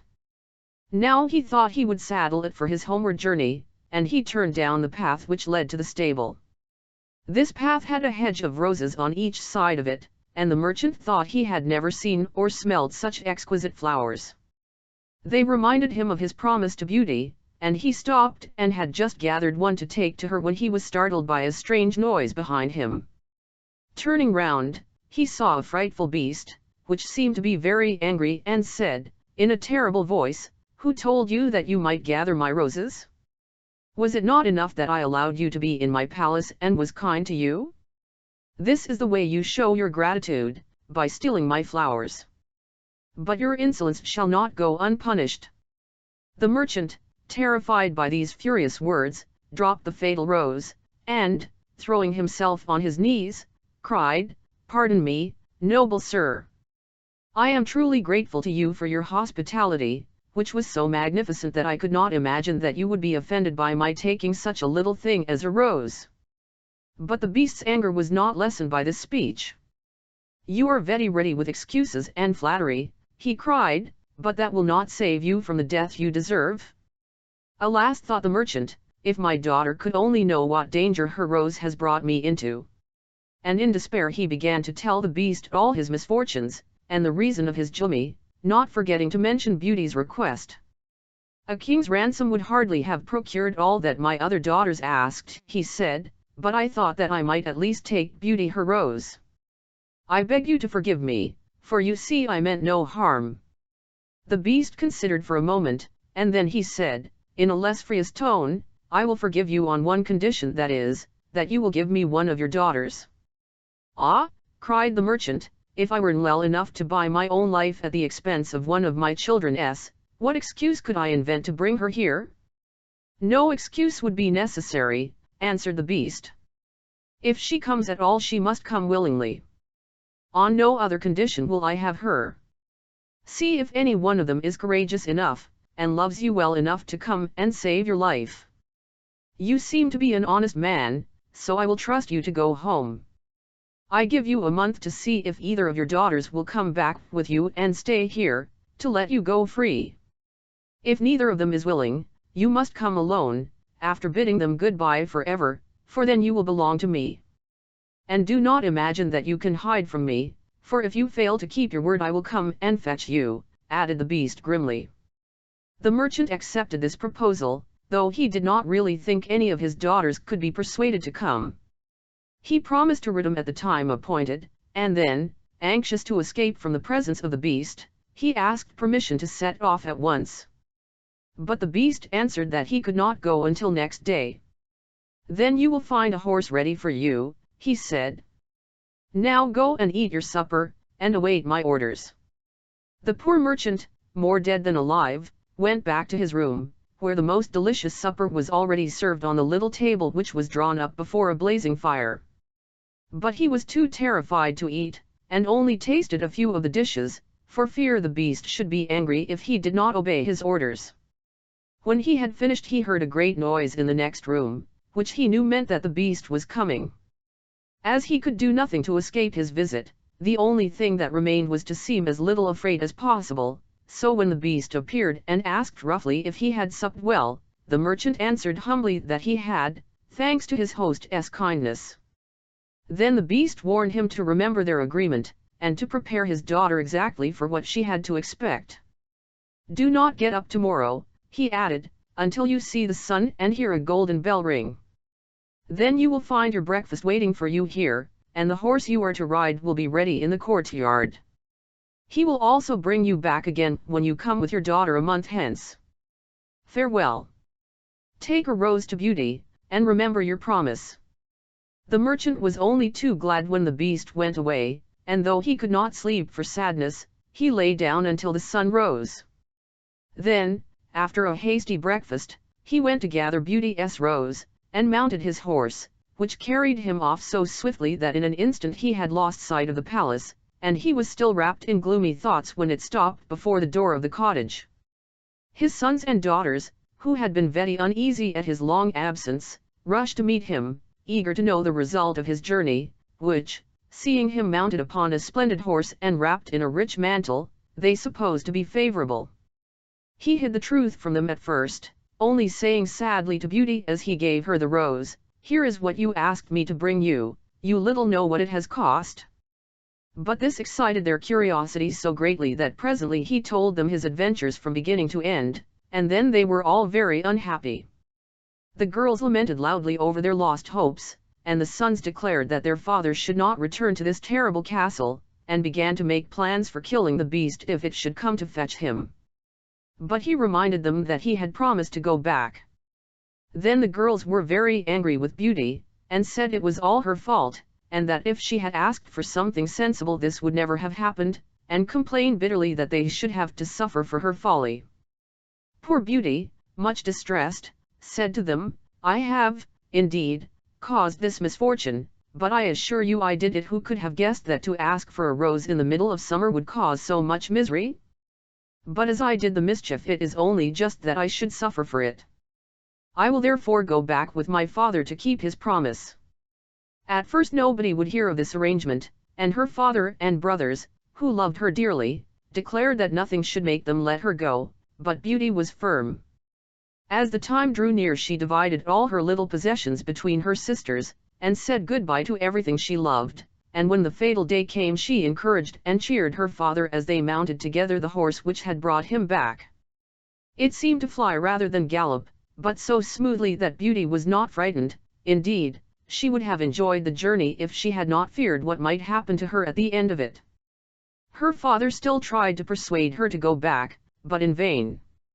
While they were talking the night fell, and then, to their great surprise, wonderful colored lights began to shine in all directions, and splendid fireworks blazed out before them. All the forest was illuminated by them, and even felt pleasantly warm, though it had been bitterly cold before. This lasted until they reached the avenue of orange trees, where were statues holding flaming torches, and when they got nearer to the palace they saw that it was illuminated from the roof to the ground, and music sounded softly from the courtyard. "The beast must be very hungry," said Beauty, trying to laugh, "if he makes all this rejoicing over the arrival of his prey." But, in spite of her anxiety, she could not help admiring all the wonderful things she saw. The horse stopped at the foot of the flight of steps leading to the terrace, and when they had dismounted her father led her to the little room he had been in before, where they found a splendid fire burning, and the table daintily spread with a delicious supper.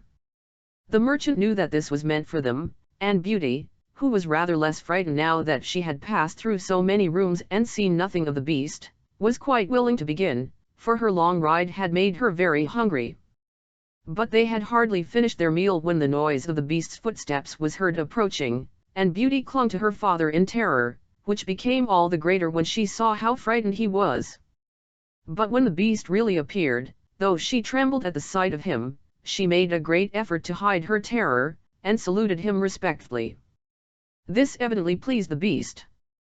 After looking at her he said, in a tone that might have struck terror into the boldest heart, though he did not seem to be angry, "Good evening, old man." "Good evening, Beauty." The merchant was too terrified to reply, but Beauty answered sweetly, "Good evening, beast." "Have you come willingly?" asked the beast. "Will you be content to stay here when your father dies away?" Beauty answered bravely that she was quite prepared to stay. "I am pleased with you," said the beast. "As you have come of your own accord, you may stay. As for you, old man," he added, turning to the merchant, "at sunrise tomorrow you will take your departure. When the bell rings get up quickly and eat your breakfast, and you will find the same horse waiting to take you home, but remember that you must never expect to see my palace again." Then turning to Beauty, he said, "Take your father into the next room, and help him to choose everything you think your brothers and sisters would like to have. You will find 2 traveling trunks there, fill them as full as you can. It is only just that you should send them something very precious as a remembrance of yourself." Then he went away, after saying, "Goodbye, Beauty, goodbye, old man," and though Beauty was beginning to think with great dismay of her father's departure, she was afraid to disobey the beast's orders, and they went into the next room, which had shelves and cupboards all round it. They were greatly surprised at the riches it contained. There were splendid dresses fit for a queen, with all the ornaments that were to be worn with them, and when Beauty opened the cupboards she was quite dazzled by the gorgeous jewels that lay in heaps upon every shelf. After choosing a vast quantity which she divided between her sisters, for she had made a heap of the wonderful dresses for each of them, she opened the last chest, which was full of gold. "I think, father," she said, "that, as the gold will be more useful to you, we had better take out the other things again, and fill the trunks with it." So they did this, but the more they put in the more room there seemed to be, and at last they put back all the jewels and dresses they had taken out, and Beauty even added as many more of the jewels as she could carry at once, and then the trunks were not too full, but they were so heavy that an elephant could not have carried them. "The beast was mocking us," cried the merchant. "He must have pretended to give us all these things, knowing that I could not carry them away." "Let us wait and see," answered Beauty. "I cannot believe that he meant to deceive us. All we can do is to fasten them up and leave them ready." So they did this and returned to the little room, where, to their astonishment, they found breakfast ready. The merchant ate his with a good appetite, as the beast's generosity made him believe that he might perhaps venture to come back soon and see Beauty. But she felt sure that her father was leaving her forever, so she was very sad when the bell rang sharply for the second time, and warned them that the time had come for them to part. They went down into the courtyard, where 2 horses were waiting, one loaded with the 2 trunks, the other for him to ride. They were pawing the ground in their impatience to start, and the merchant was forced to bid Beauty a hasty farewell, and as soon as he was mounted he went off at such a pace that she lost sight of him in an instant. Then Beauty began to cot, and wandered sadly back to her own room. But she soon found that she was very sleepy, and as she had nothing better to do she lay down and instantly fell asleep. And then she dreamed that she was walking by a brook bordered with trees, and lamenting her sad fate, when a young prince, handsomer than anyone she had ever seen, and with a voice that went straight to her heart, came and said to her, "Ah, Beauty! You are not so unfortunate as you suppose. Here you will be rewarded for all you have suffered elsewhere.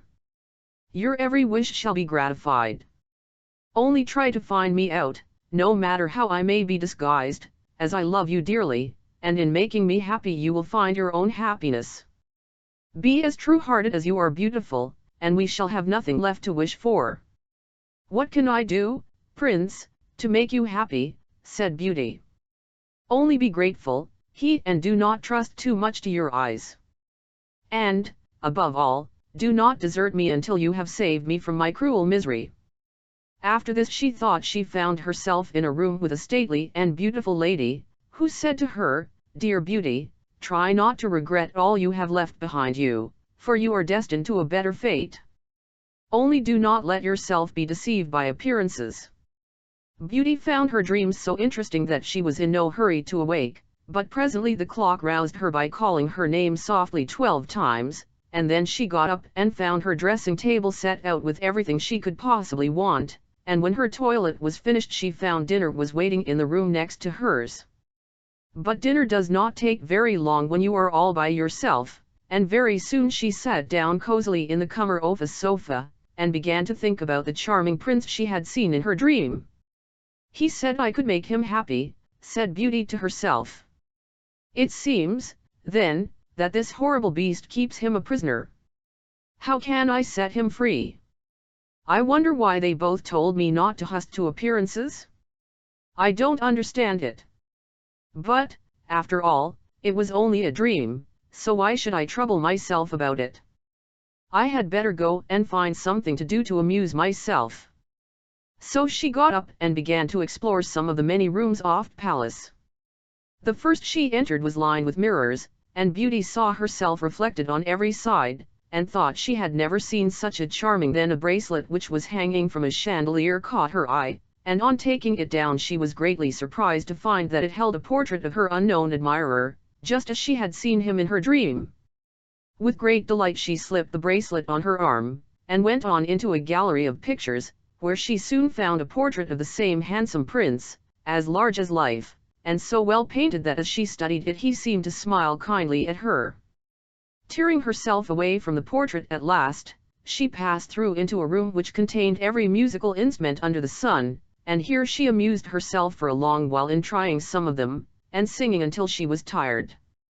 The next room was a library, and she saw everything she had ever wanted to read, as well as everything she had read, and it seemed to her that a whole lifetime would not be enough to even read the names of the books, there were so many. By this time it was growing dusk, and wax candles in diamond and ruby candlesticks were beginning to light themselves in every room. Beauty found her supper served just at the time she preferred to have it, but she did not see anyone or hear a sound, and, though her father had warned her that she would be alone, she began to find it rather dull. But presently she heard the beast coming, and wondered tremblingly if he meant to eat her up now. However, as he did not seem at all and only said gruffly, "Good evening, Beauty," she answered cheerfully and managed to conceal her terror. Then the beast asked her how she had been amusing herself, and she told him all the rooms she had seen. Then he asked if she thought she could be happy in his palace, and Beauty answered that everything was so beautiful that she would be very hard to please if she could not be happy. And after about an hour's talk Beauty began to think that the beast was not nearly so terrible as she had supposed at first. Then he got up to leave her, and said in his gnlff voice, "Do you love me, Beauty? Will you marry me?" "Oh! What shall I say?" cried Beauty, for she was afraid to make the beast angry by refusing. "Say yes or no without fear," he replied. "Oh! No, beast," said Beauty hastily. "Since you will not, good night, Beauty," he said. And she answered, "Good night, beast," very glad to find that her refusal had not provoked him. And after he was gone she was very in bed and asleep, and dreaming of her unknown prince. She thought he came and said to her, "Ah, Beauty! Why are you so unkind to me? I fear I am fated to be unhappy for many a long day still." And then her dreams changed, but the charming prince figured in them all, and when morning came her first thought was to look at the portrait, and see if it was really like him, and she found that it certainly was. This morning she decided to amuse herself in the garden, for the sun shone, and all the fountains were playing, but she was astonished to find that every place was familiar to her, and presently she came to the brook where the myrtle trees were growing where she had first met the prince in her dream, and that made her think more than ever that he must be kept a prisoner by the beast. When she was tired she went back to the palace, and found a new full of materials for every kind of work, ribbons to make into bows, and silks to work into flowers. Then there was an aviary full of rare birds, which were so tame that they flew to Beauty as they saw her, and perched upon her shoulders and her head. "Pretty little creatures," she said, "how I wish that your cage was nearer to my room, that I might often hear you sing."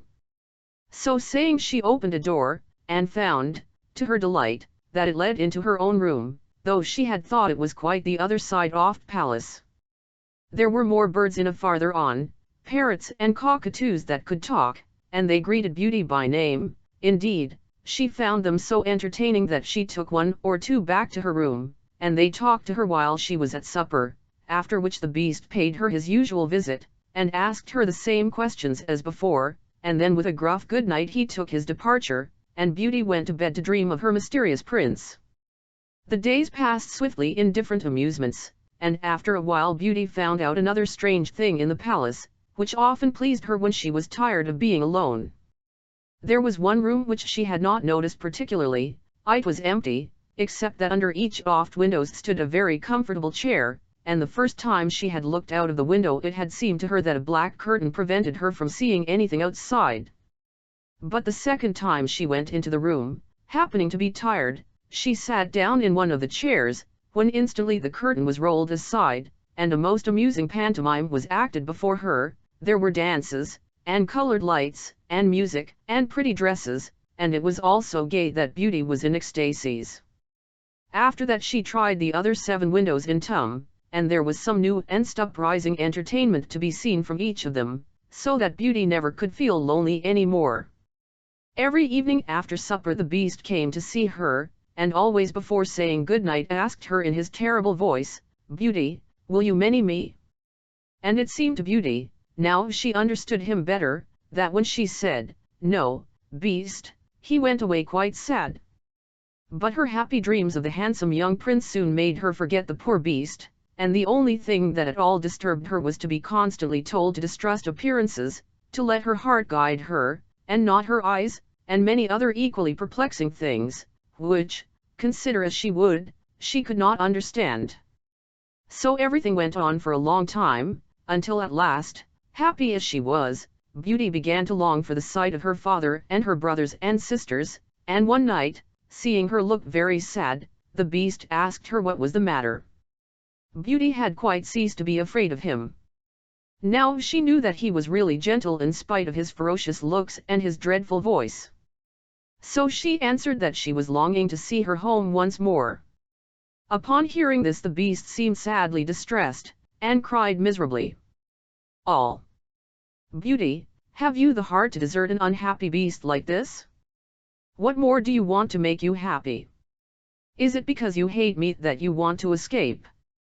"No, dear Beast," answered Beauty softly, "I do not hate you, and I should be very sorry never to see you any more, but I long to see my father again.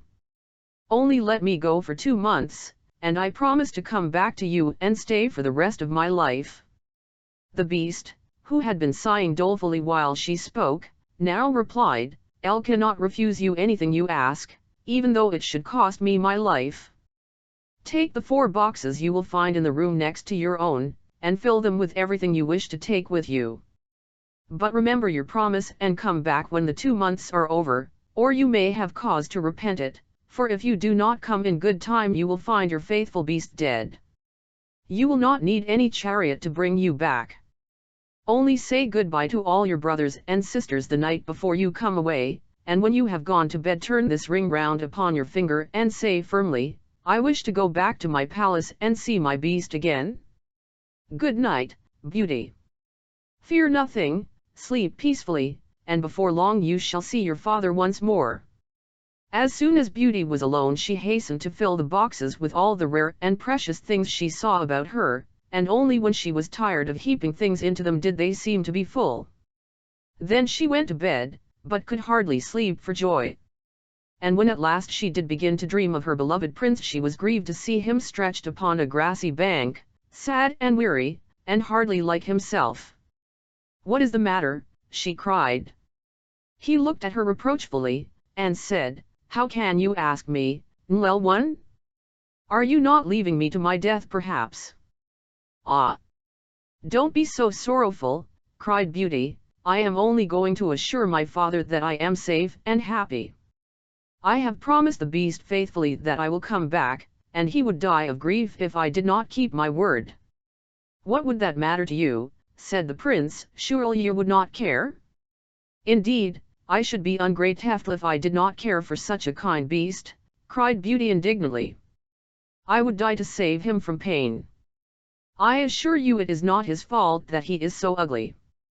Just then a strange sound woke her. Someone was speaking not very far away, and opening her eyes she found herself in a room she had never seen before, which was certainly not nearly so splendid as those she was used to in the Beast's palace. Where could she be? She got up and dressed hastily, and then saw that the boxes she had packed the night before were all in the room. While she was wondering by what magic the Beast had transported them and herself to this strange place she suddenly heard her father's voice, and rushed out and greeted him joyfully. Her brothers and sisters were all astonished at her appearance, as they had never expected to see her again, and there was no end to the questions they asked her. She had also much to hear about what had happened to them while she was away, and of her father's journey home. But when they heard that she had only come to be with them for a short time, and then must go back to the Beast's palace forever, they lamented loudly. Then Beauty asked her father what he thought could be the meaning of her strange dreams, and why the prince constantly begged her not to trust to appearances. After much consideration, he answered, "You tell me yourself that the Beast, frightful as he is, loves you dearly, and deserves your love and gratitude for his gentleness and kindness. I think the prince must mean you to understand that you ought to reward him by doing as he wishes you to, in spite of his ugliness." Beauty could not help seeing that this seemed very probable. Still, when she thought of her dear prince who was so handsome, she did not feel at all inclined to marry the beast. At any rate, for 2 months she need not decide, but could enjoy herself with her sisters. But though they were rich now, and lived in town again, and had plenty of acquaintances, Beauty found that nothing amused her very much, and she often thought of the palace, where she was so happy, especially as at home she never once dreamed of her dear prince, and she felt quite sad without him. Then her sisters seemed to have got quite used to being without her, and even found her rather in the way, so she would not have been sorry when the 2 months were over but for her father and brothers, who begged her to stay, and seemed so grieved at the thought of her departure that she had not the courage to say good-bye to them. Every day when she got up she meant to say it at night, and when night came she put it off again, until at last she had a dismal dream which helped her to make up her mind. She thought she was wandering in a lonely path in the palace gardens, when she heard groans which seemed to come from some bushes hiding the entrance of a cave, and running quickly to see what could be the matter, she found the beast stretched out upon his side, apparently dying. He reproached her faintly with being the cause of his distress, and at the same moment a stately lady appeared, and said very gravely, "Ah, Beauty, you are only just in time to save his life. See what happens when people do not keep their promises. If you had delayed 1 day more, you would have found him dead." Beauty was so terrified by this dream that the next morning she announced her intention of going back at once, and that very night she said goodbye to her father and all her brothers and sisters, and as soon as she was in bed she turned her ring round upon her finger, and said firmly, "I wish to go back to my palace and see my beast again," as she had been told to do. Then she fell asleep instantly, and only woke up to hear the clock saying, "Beauty, Beauty," 12 times in its musical voice, which told her at once that she was really in the palace once more. Everything was just as before, and her birds were so glad to see her. But Beauty thought she had never known such a long day, for she was so anxious to see the beast again that she felt as if supper time would never come. But when it did come and no beast appeared she was really frightened, so, after listening and waiting for a long time, she ran down into the garden to search for him. Up and down the paths and avenues ran poor Beauty, calling him in vain, for no one answered, and not a trace of him could she find, until at last, quite tired, she stopped for a minute's rest, and saw that she was standing opposite the shady path she had seen in her dream. She rushed down it, and, sure enough, there was the cave, and in it lay the beast asleep, as Beauty thought. Quite glad to have found him, she ran up and stroked his head, but, to her horror, he did not move or open his eyes. "Oh, he is dead, and it is all my fault," said Beauty, crying bitterly. But then, looking at him again, she fancied he still breathed, and, hastily fetching some water from the nearest fountain, she sprinkled it over his face, and, to her great delight, he began to revive. "Oh, beast, how you frightened me," she cried. "I never knew how much I loved you until just now, when I feared I was too late to save your life." "Can you really love such an ugly creature as I am?" said the beast faintly. "Ah, Beauty, you only came just in time. I was dying because I thought you had forgotten your promise. But go back now and rest, I shall see you again by and by."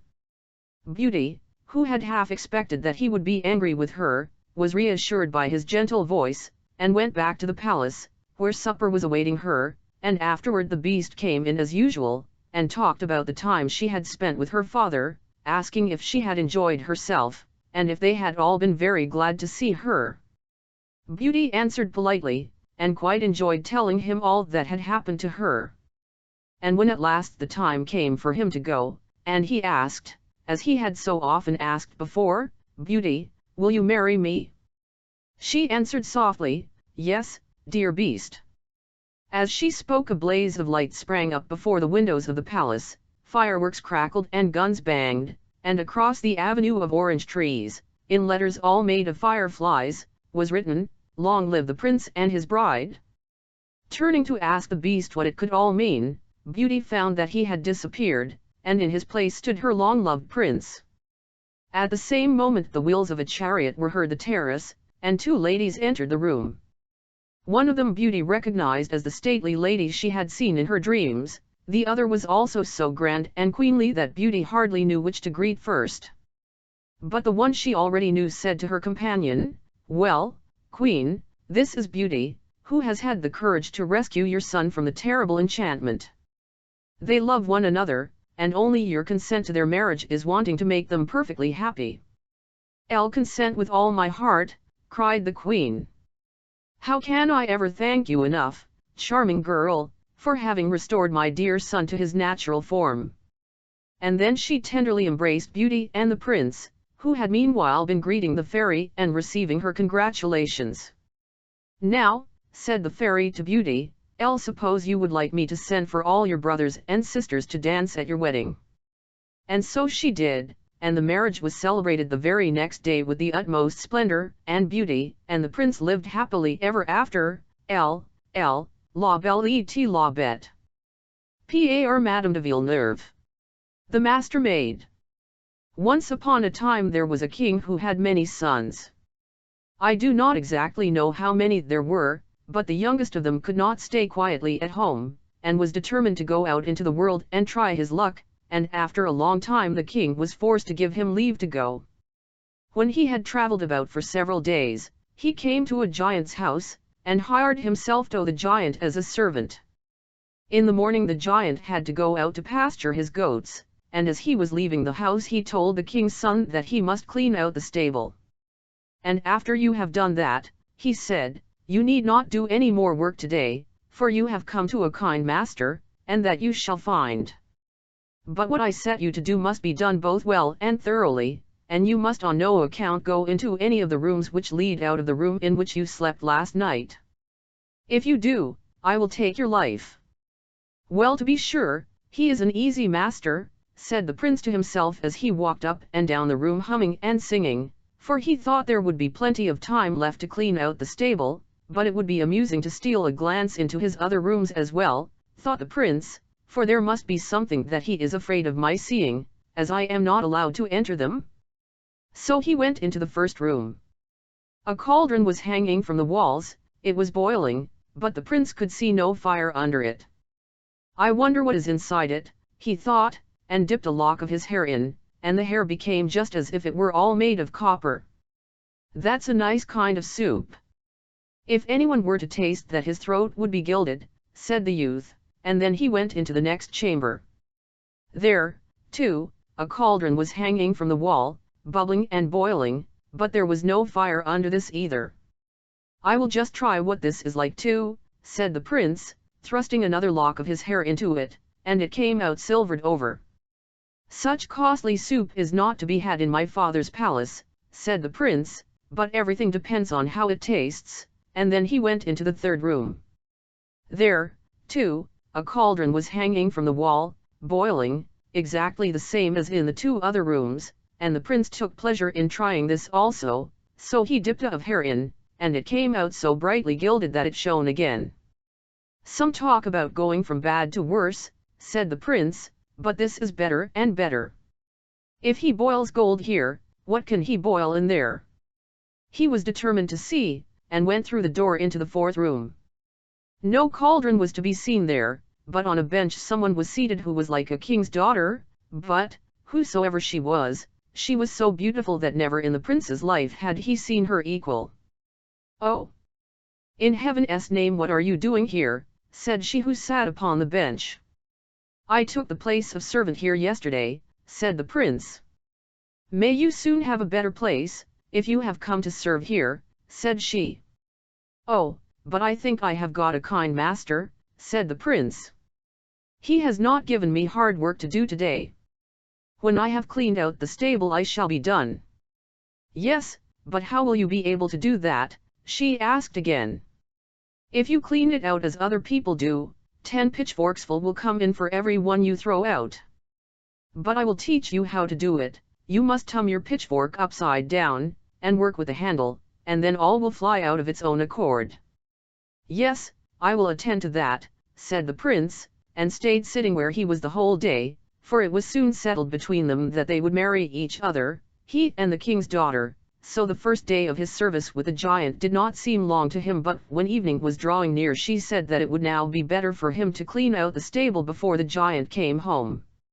When he got there he had a fancy to try if what she had said were true, so he began to work in the same way that he had seen the stable boys doing in his father's stables, but he soon saw that he must give up that, for when he had worked a very short time he had scarcely any room left to stand.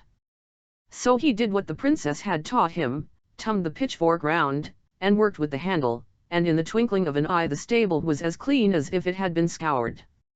When he had done that, he went back again into the room in which the giant had given him leave to stay, and there he walked backward and forward on the floor, and began to hum and sing. Then came the giant home with the goats. "Have you cleaned the stable?" asked the giant. "Yes, now it is clean and sweet, master," said the king's son. "I shall see about that," said the giant, and went round to the stable, but it was just as the prince had said. "You have certainly been talking to my master maid, for you never got that out of your own head," said the giant. "Master maid? What kind of a thing is that, master?" said the prince, making himself look as stupid as an ass. "Else should like to see that." "Well, you will see her quite soon enough," said the giant. On the second morning the giant had again to go out with his goats, so he told the prince that on that day he was to fetch home his horse, which was out on the mountainside, and when he had done that he might rest himself for the remainder of the day, "For you have come to a kind master, and that you shall find," said the giant once more. "But do not go into any oft rooms that I spoke of yesterday, or I will wring your head off," said he, and then went away with his flock of goats. "Yes, indeed, you are a kind master," said the prince, "but I will go in and talk to the master maid again, perhaps before long she may like better to be mine than yours." So he went to her. Then she asked him what he had to do that day. "Oh, not very dangerous work, I fancy," said the king's son. "I have only to go up the mountainside after his horse." "Well, how do you mean to set about it?" asked the master maid. "Oh, there is no great art in riding a horse home," said the king's son. "I think I must have ridden friskier horses before now." "Yes, but it is not so easy a thing as you think to ride the horse home," said the master maid, "but I will teach you what to do.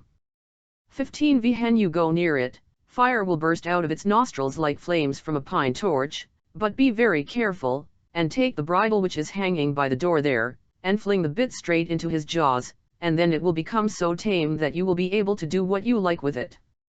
He said he would bear this in mind, and then he again sat in there the whole day by the master maid, and they chatted and talked of one thing and another, but the first thing and the last now was, how happy and delightful it would be if they could but marry each other, and get safely away from the giant, and the prince would have forgotten both the mountainside and the horse if the master maid had not reminded him of them as evening drew near, and said that now it would be better if he went to fetch the horse before the giant came. So he did this, and took the bridle which was hanging on and strode up the mountainside, and it was not long before he met with a horse, and fire and red flames streamed forth out of its nostrils. But the youth carefully watched his opportunity, and just as it was mishing at him with olden jaws he threw the bit straight into its mouth, and the horse stood as quiet as a young lamb, and there was no difficulty at all in getting it home to the stable. Then the prince went back into his room again, and began to hum and to sing. Toward evening the giant came home. "Have you fetched the horse back from the mountainside?" he asked. "That I have, master. It was an amusing horse to ride, but I rode him straight home, and put him in the stable too," said the prince. "I will see about that," said the giant, and went out to the stable, but the horse was standing there just as the prince had said. "You have certainly been talking with my master maid, for you never got that out of your own head," said the giant again. "Yesterday, master, you talked about this master maid, and today you are talking about her. Ah, heaven bless you, "Master, why will you not show me the thing? For it would be a real pleasure to me to see it," said the prince, who again pretended to be silly and stupid. "Oh, you will see her quite soon enough," said the giant. On the morning of the third day the giant again had to go into the wood with the goats. "Today you must go underground and fetch my taxes," he said to the prince. "When you have done this, you may rest for the remainder of the day, for you shall see what an easy master you have come to," and then he went away. "Well, however easy a master you may be, you set me very hard work to do," thought the prince, "but I will see if I cannot find your master maid. You say she is yours, but for all that she may be able to tell me what to do now," and he went back to her. So, when the master-maid asked him what the giant had set him to do that day, he told her that he was to go underground and get the taxes. "And how will you set about that?" said the master-maid. "Oh, you must tell me how to do it," said the prince, "for I have never yet been underground, and even if I knew the way I do not know how much I am to demand." "Oh, yes, I will tell you that. You must go to the rock there under the mountain ridge, and take the club that is there, and knock on the rocky wall," said the master-maid. "Then someone will come out who will sparkle with fire. You shall tell him your errand, and when he asks you how much you want to have, you are to say, 'As much as I can canny.'" "Yes, I will keep that in mind," said he, and then he sat there with the master-maid the whole day, until night drew near, and he would gladly have stayed there till now if the master-maid had not reminded him that it was time to be off to fetch the taxes before the giant came.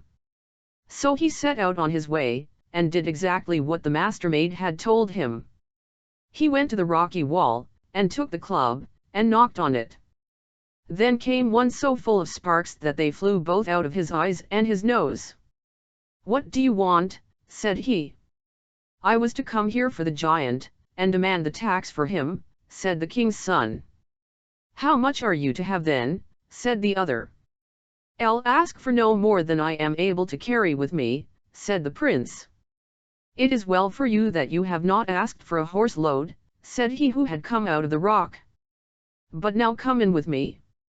This the prince did, and what a quantity of gold and silver he saw! It was lying inside the mountain like heaps of stones in a waste place, and he got a load that was as large as he was able to carry, and with that he went his way. So in the evening, when the giant came home with the goats, the prince went into the chamber and hummed and sang again as he had done on the other 2 evenings. "Have you been for the tax?" said the giant. "Yes, that I have, master," said the prince. "Where have you put it then?" said the giant again. "The bag of gold is standing there on the bench," said the prince. "I will see about that," said the giant, and went away to the bench, but the bag was standing there, and it was so full that gold and silver dropped out when the giant untied the string. "You have certainly been talking with my master-maid," said the giant, "and if you have I will wring your neck." "Master-maid," said the prince, "yesterday my master talked about this master-maid, and today he is talking about her again, and the first day of all it was talk of the same kind. I do wish I could see the thing myself," said he. "Yes, yes, wait till tomorrow," said the giant, "and then I myself will take you to her." "Ah, master, I thank you, but you are only mocking me," said the king's son. Next day the giant took him to the master-maid. "Now you shall kill him, and boil him in the great big cauldron you know of, and when you have got the broth ready give me a call," said the giant. Then he lay down on the bench to sleep, and almost immediately began to snore so that it sounded like thunder among the hills. So the master-maid took a knife, and cut the prince's little finger, and dropped 3 drops of blood upon a wooden stool. Then she took all the old rags, and shoes soles, and all the best she could lay hands on, and put them in the cauldron, and then she filled a chest with gold dust, and a lump of salt, and a water flask which was hanging by the end. She also took with her a golden apple, and 2 gold chickens, and then she and the prince went away with all the speed they could, and when they had gone a little way they came to the sea, and then they sailed, but where they got the ship from I have never been able to learn. Now, when the giant had slept a good long time, he began to stretch himself on the bench on which he was lying. "Will it soon boil?" said he. "It is just beginning," said the first drop of blood on the stool. So the giant lay down to sleep again, and slept for a long, long time. Then he began to move about a little again. "Will it soon be ready now?" said he, but he did not look up this time any more than he had done the first time, for he was still half asleep. "Half done," said the second drop of blood, and the giant believed it was the master-maid again, and turned himself on the bench, and lay down to sleep once more. When he had slept again for many hours, he began to move and stretch himself. "Is it not done yet?" said he. "It is quite ready," said the third drop of blood. Then the giant began to sit up and rub his eyes, but he could not see who it was who had spoken to him, so he asked for the master-maid, and called her. But there was no one to give him an answer. "Ah! Well, she has just stolen out for a little," thought the giant, and he took a spoon, and went off to the cauldron to have a taste, but there was nothing in it but shoe soles, and rags, and such tunneling as that, and all was boiled up together, so that he could not tell whether it was porridge or milk pottage. When he saw this, he understood what had happened, and fell into such a rage that he hardly knew what he was doing. Away he went after the prince and the master-maid so fast that the wind whistled behind him, and it was not long before he came to the water, but he could not get over it. "Well, well, I will find a cure for that, I have only to call my river-sucker," said the giant, and he did call him. So his river-sucker came and lay down, and drank 1, 2, 3 draughts, and with that the water in the sea fell so low that the giant saw the master-maid and the prince out on the sea in their ship. "Now you must throw out the lump of salt," said the master-maid, and the prince did so, and it grew up into such a great high mountain right across the sea that the giant could not come over it, and the river-sucker could not drink any more water. "Well, well, I will soon find a cure for that," said the giant, so he called to his hill borer to come and bore through the mountain so that the river-sucker might be able to drink up the water again. But just as the hole was made, and the river-sucker was beginning to drink, the master-maid told the prince to throw 1 or 2 drops out of the flask, and when he did this the sea instantly became full of water again, and before the river-sucker could take one drink they reached the land and were in safety. So they determined to go home to the prince's father, but the prince would on no account permit the master-maid to walk there, for he thought that it was unbecoming either for her or for him to go on foot. "Wait here the least little bit of time, while I go home for the 7 horses which stand in my father's stable," said he. "It is not far off, and I shall not be long away, but I will not let my betrothed bride go on foot to the palace." "Oh! No, do not go, for if you go home to the king's palace you will forget me, I foresee that." "How could I forget you? We have suffered so much evil together, and love each other so much," said the prince, and he insisted on going home for the coach with the 7 horses, and she was to wait for him there, by the seashore. So at last the master-maid had to yield, for he was so absolutely determined to do it. "But when you get there you must not even give yourself time to greet anyone, but go straight into the stable, and take the horses, and put them in the coach, and drive back as quickly as you can. For they will all come round about you, but you must behave just as if you did not see them, and on no account must you taste anything, for if you do it will cause great misery both to you and to me," said she, and this he promised.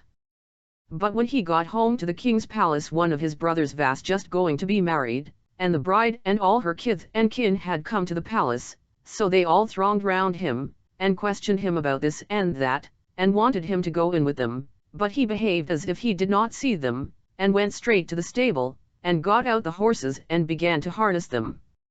When they saw that they could not by any means prevail on him to go in with them, they came out to him with meat and drink, and best of everything that they had prepared for the wedding, but the prince refused to touch anything, and would do nothing but put the horses in as quickly as he could. At last, however, the bride's sister rolled an apple across the yard to him, and said, "As you won't eat anything else, you may like to take a bite of that, for you must be both hungry and thirsty after your long journey." and he took up the apple and bit a piece out of it. But no sooner had he got the piece of apple in his mouth than he forgot the master-maid and that he was to go back in the coach to fetch her. "I think I must be mad. What do I want with this coach and horses?" said he, and then he put the horses back into the stable, and went into the king's palace, and there it was settled that he should marry the bride's sister, who had rolled the apple to him. The master-maid sat by the seashore for a long, long time, waiting for the prince, but no prince came. So she went away, and when she had walked a short distance she came to a little hut which stood all alone in a small wood, hard by the king's palace. She entered it and asked if she might be allowed to stay there. The hut belonged to an old crone, who was also an ill-tempered and malicious troll. At first she would not let the master-maid remain with her, but at last, after a long time, by means of good words and good payment, she obtained leave. But the hut was as dirty and black inside as a pigsty, so the master-maid said that she would smarten it up a little, that it might look a little more like what other people's houses looked inside. The old crone did not like this either. She scowled, and was very cross, but the master-maid did not trouble herself about that. She took out her chest of gold, and flung a handful of it or so into the fire, and the gold boiled up and poured out over the whole of the hut, until every part of it both inside and out was gilded. But when the gold began to bubble up the old hag grew so terrified that she fled as if the evil one himself were pursuing her, and she did not remember to stoop down as she went through the doorway, and so she split her head and died.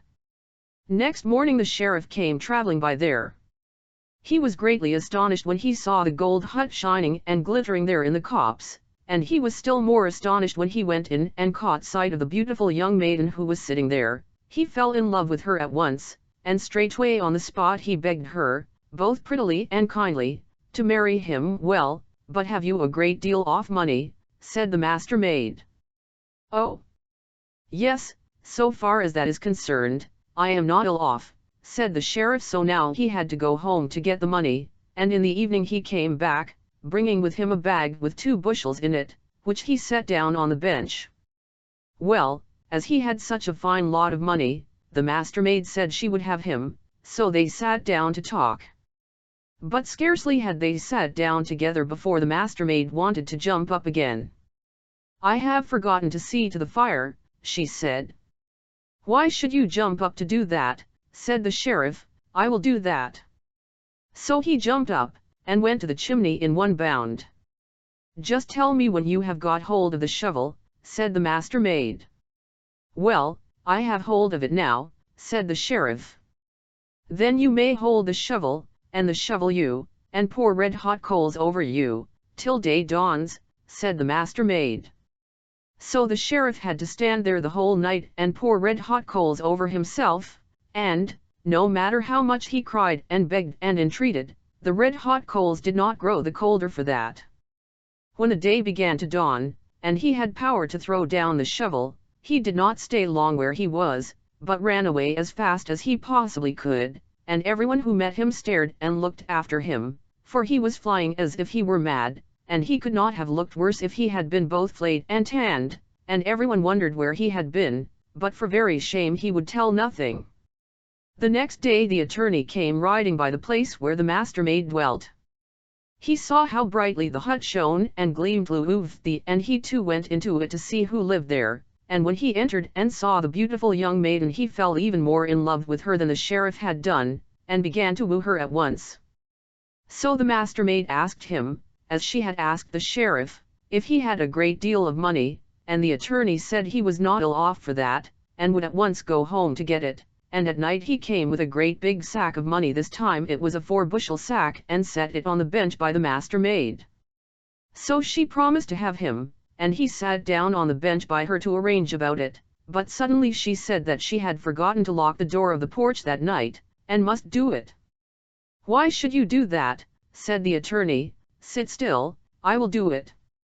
So he was on his feet in a moment, and out in the porch. "Tell me when you have got hold of the door latch," said the master-maid. "I have hold of it now," cried the attorney. "Then you may hold the door you, and may you go between wall and wall till day dawns." What a dance the attorney had that night! He had never had such a waltz before, and he never wished to have such a dance again. Sometimes he was in front of and sometimes the door was in front of him, and it went from one side of the porch to the other, till the enemy was well nigh beaten to death. At first he began to abuse the master maid, and then to beg and pray, but the door did not care for anything but keeping him where he was till break of day. As soon as the door let go its hold of him, off went the attorney. He forgot who ought to be paid off for what he had suffered, he forgot both his sack of money and his wooing, for he was so afraid lest the house doors should come dancing after him.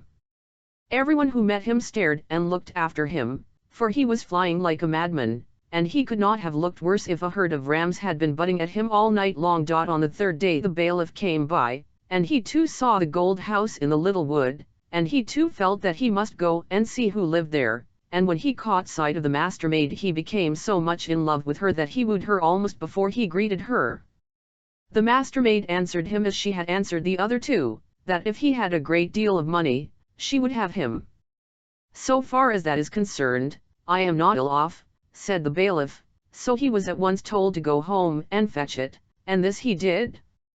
At night he came back, and he had a still larger sack of money with him than the attorney had brought, it must have been at least 6 bushels, and he set it down on the bench. So it was settled that he was to have the master maid. But hardly had they sat down together before she said that she had forgotten to bring in the calf, and must go out to put it in the byre. No, indeed, you shall not do that, said the bailiff, I am the one to do that. And, big and fat as he was, he went out as briskly as a boy. Tell me when you have got hold of the calf's tail, said the master maid. I have hold of it now, cried the bailiff. Then may you hold the calf's tail, and the calf's tail hold you, and may you go round the world together till day dawns, said the master maid. So the bailiff had to bestir himself, for the calf went over rough and smooth, over hill and dale, and, the more the bailiff cried and screamed, the faster the calf went. When daylight began to appear, the bailiff was half dead, and so glad was he to leave loose of the calf's tail, that he forgot the sack of money and all else. He walked now slowly, more slowly than the sheriff and the attorney had done, but, the slower he went, the more time had everyone to stare and look at him, and they used it too, and no one can imagine how tired out and ragged he looked after his dance with the calf. On the following day the wedding was to take place in the king's palace, and the elder brother was to drive to church with his bride, and the brother who had been with the giant with her sister. But when they had seated themselves in the coach and were about to drive off from the palace, one of the trace pins broke, and, though they made 1, 2, and 3 to put in its place, that did not help them, for each broke in turn, no matter what kind of wood they used to make them of. This went on for a long time, and they could not get away from the palace, so they were all in great trouble. Then the sheriff said, for he too had been bidden to the wedding at court, yonder away in the thicket dwells a maiden, and if you can get her to lend you the handle of the shovel that she uses to make up her fire, I know very well that it will hold fast. So they sent off a messenger to the thicket, and begged so prettily that they might have the loan of her shovel handle, of which the sheriff had spoken, that they were not refused. So now they had a trace pin which would not snap in 2, but all at once, just as they were starting, the bottom off the coach fell in pieces. They made a new bottom as fast as they could, but, no matter how they nailed it together, or what kind of wood they used, no sooner had they got the new bottom into the coach and were about to drive off than it broke again, so that they were still worse off than when they had broken the trace pin. Then the attorney said, for he too was at the wedding in the palace, away there in the thicket dwells a maiden, and if you could but get her to lend you 1/2 of her porch door, I am certain that it will hold together. So they again sent a messenger to the thicket, and begged so prettily for the loan of the gilded porch door, of which the attorney had told them, that they got it at once. They were just setting out again, but now the horses were not able to draw the coach. They had 6 horses already, and now they put in 8, and then 10, and then 12, but the more they put in, and the more the coachman whipped them, the less good it did, and the coach never stirred from the spot. It was already beginning to be late in the day, and to church they must and would go, so Aviorni, who was in the palace, was in a state of distress. Then the bailiff spoke up and said, "Out there in the gilded cottage in the thicket dwells a girl, and if you could but get her to lend you her calf, I know it could draw the coach, even if it were as heavy as a mountain." They all thought that it was ridiculous to be drawn to church by a calf, but there was nothing else for it but to send a messenger once more, and beg as prettily as they could, on behalf of the king, that she would let them have the loan of the calf that the bailiff had told them about. The master-maid let them have it immediately this time also, she would not say no. Then they harnessed the calf to see if the coach would move, and away it went, over rough and smooth, over stock and stone, so that they could scarcely breathe, and sometimes they were on the ground, and sometimes up in the air, and when they came to the church the coach began to go round and round like a spinning wheel, and it was with the utmost difficulty and danger that they were able to get out of the coach and into the church. And when they went back again the coach went quicker still, so that most of them did not know how they got back to the palace at all. When they had seated themselves at the table, the prince who had been in service with the giant said that he thought they ought to have invited the maiden who had lent them the shovel handle, and the porch door, and the calf up to the palace, for, said he, if we had not got these three things, we should never have got away from the palace. The king also thought that this was both just and proper, so he sent 5 of his best men down to the gilded hut, to greet the maiden courteously from the king, and to beg her to be so good as to come up to the palace to dinner at midday. "Greet the king, and tell him that, if he is too good to come to me, I am too good to come to him," replied the master-maid. So the king had to go himself, and the master-maid went with him immediately, and, as the king believed that she was more than she appeared to be, he seated her in the place of honor by the youngest bridegroom. When they had sat at the table for a short time, the master-maid took out the cock, and the hen, and the golden apple which she had brought away with her from the giant's house, and set them on the table in front of her, and instantly the cock and the hen began to fight with each other for the golden apple. "Oh! Look how those two there are fighting for the golden apple," said the king's son. "Yes, and so did we too fight to get out that time when we were in the mountain," said the master-maid. So the prince knew her again, and you may imagine how delighted he was. He ordered the troll witch who had rolled the apple to him to be torn in pieces between 24 horses, so that not a bit of her was left, and then for the first time they began really to keep the wedding, and, weary as they were, the sheriff, the attorney, and the bailiff kept it up too. Ask Jimson and Mo. Why the sea is salt. Once upon a time, long, long ago, there were 2 brothers, the one rich and the other. When Christmas Eve came, the poor one had not a bite in the house, either of meat or bread, so he went to his brother, and begged him, in God's name, to give him something for Christmas Day. It was by no means the first time that the brother had been forced to give something to him, and he was not better pleased at being asked now than he generally was. "If you will do what I ask you, you shall have a whole ham," said he. The poor one immediately thanked him, and promised this. "Well, here is the ham, and now you must go straight to Dead Man's Hall," said the rich brother, throwing the ham to him. "Well, I will do what I have promised," said the other, and he took the ham and set off. He went on and on for the livelong day, and at nightfall he came to a place where there was a bright light. "I have no doubt this is the place," thought the man with the ham. An old man with a long white beard was standing in the outhouse, chopping Yule logs. "Good evening," said the man with the ham. "Good evening to you. Where are you going at this late hour?" said the man. "I am going to Dead Man's Hall, if only I am on the right track," answered the Perrault. "Yes, you are right enough, for it is here," said the old man. "When you get inside they will all want to buy your ham, for they don't get much meat to eat there, but you must not sell it unless you can get the handmill which stands behind the door for it. When you come out again I will teach you how to stop the handmill, which is useful for almost everything." So the man with the ham thanked the other for his good advice, and rapped at the door. When he got in, everything happened just as the old man had said it would. All the people, great and small, came round him like ants on an ant-hill, and each tried to outbid the other for the ham. "By rights my old woman and I ought to have it for our Christmas dinner, but, since you have set your hearts upon it, I must just give it up to you," said the man. "But, if I sell it, I will have the handmill which is standing there behind the door." At first they would not hear of these, and haggled and bargained with the man, but he stuck to what he had said, and the people were forced to give him the handmill.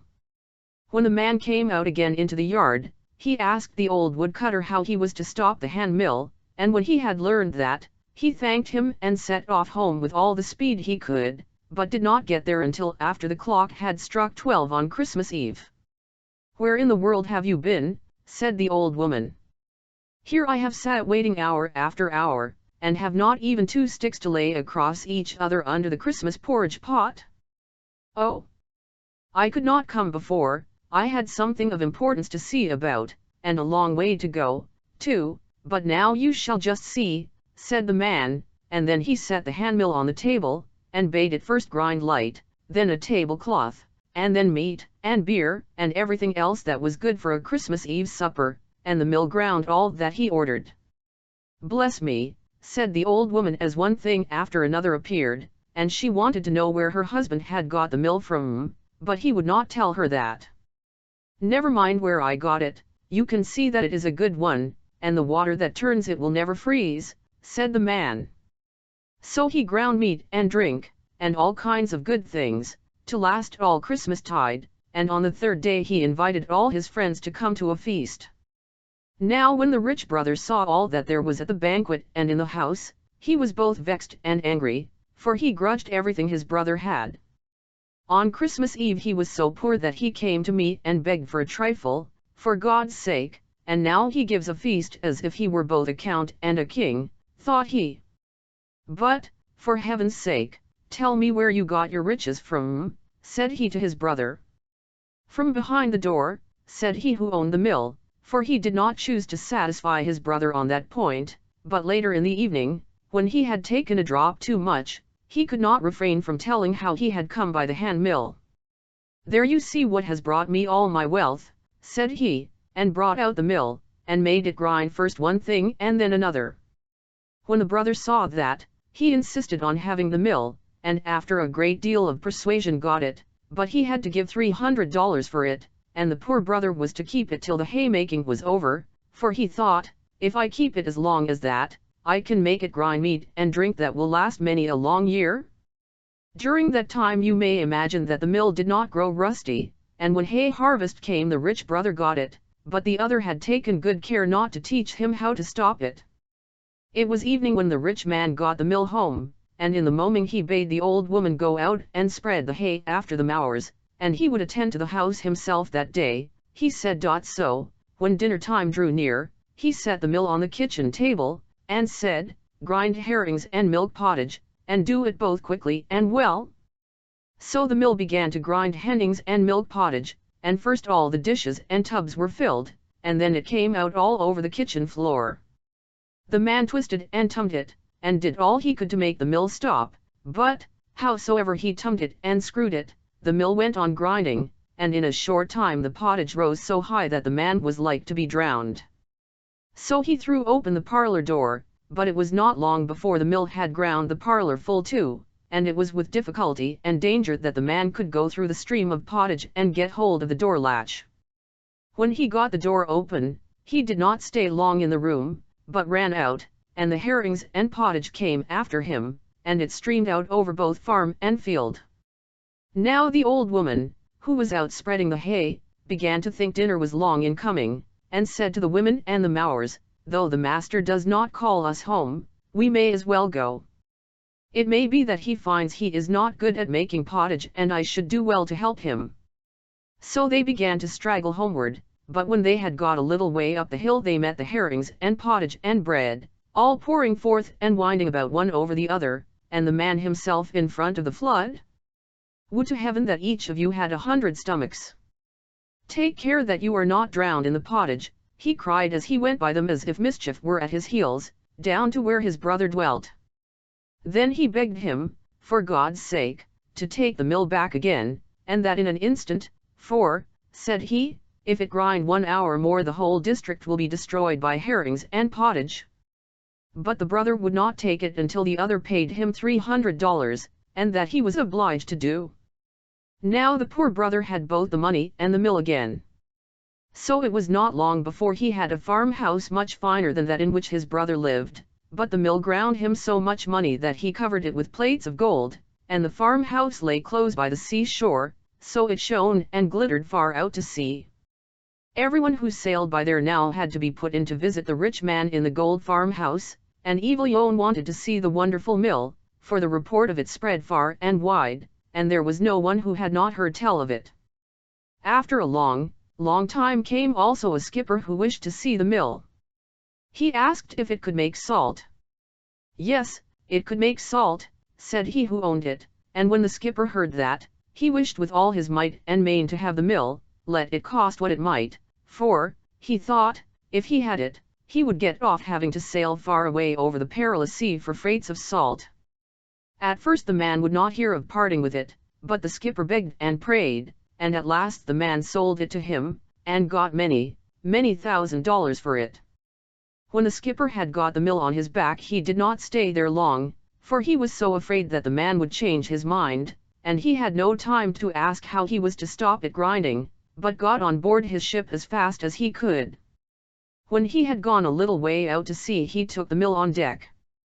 "Grind salt, and grind both quickly and well," said the skipper.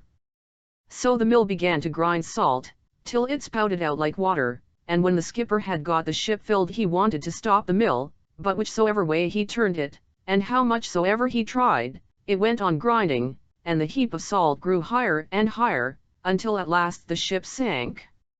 There lies the mill at the bottom of the sea, and still, day by day, it grinds on, and that is why the sea is salt. Asked Hansel and Mo.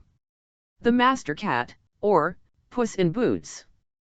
There was a miller who left no more estate to the 3 sons he had than his mill, his ass, and his cat. The petition was soon made. Neither scrivener nor attorney was sent for. They would soon have eaten up all the poor patrimony.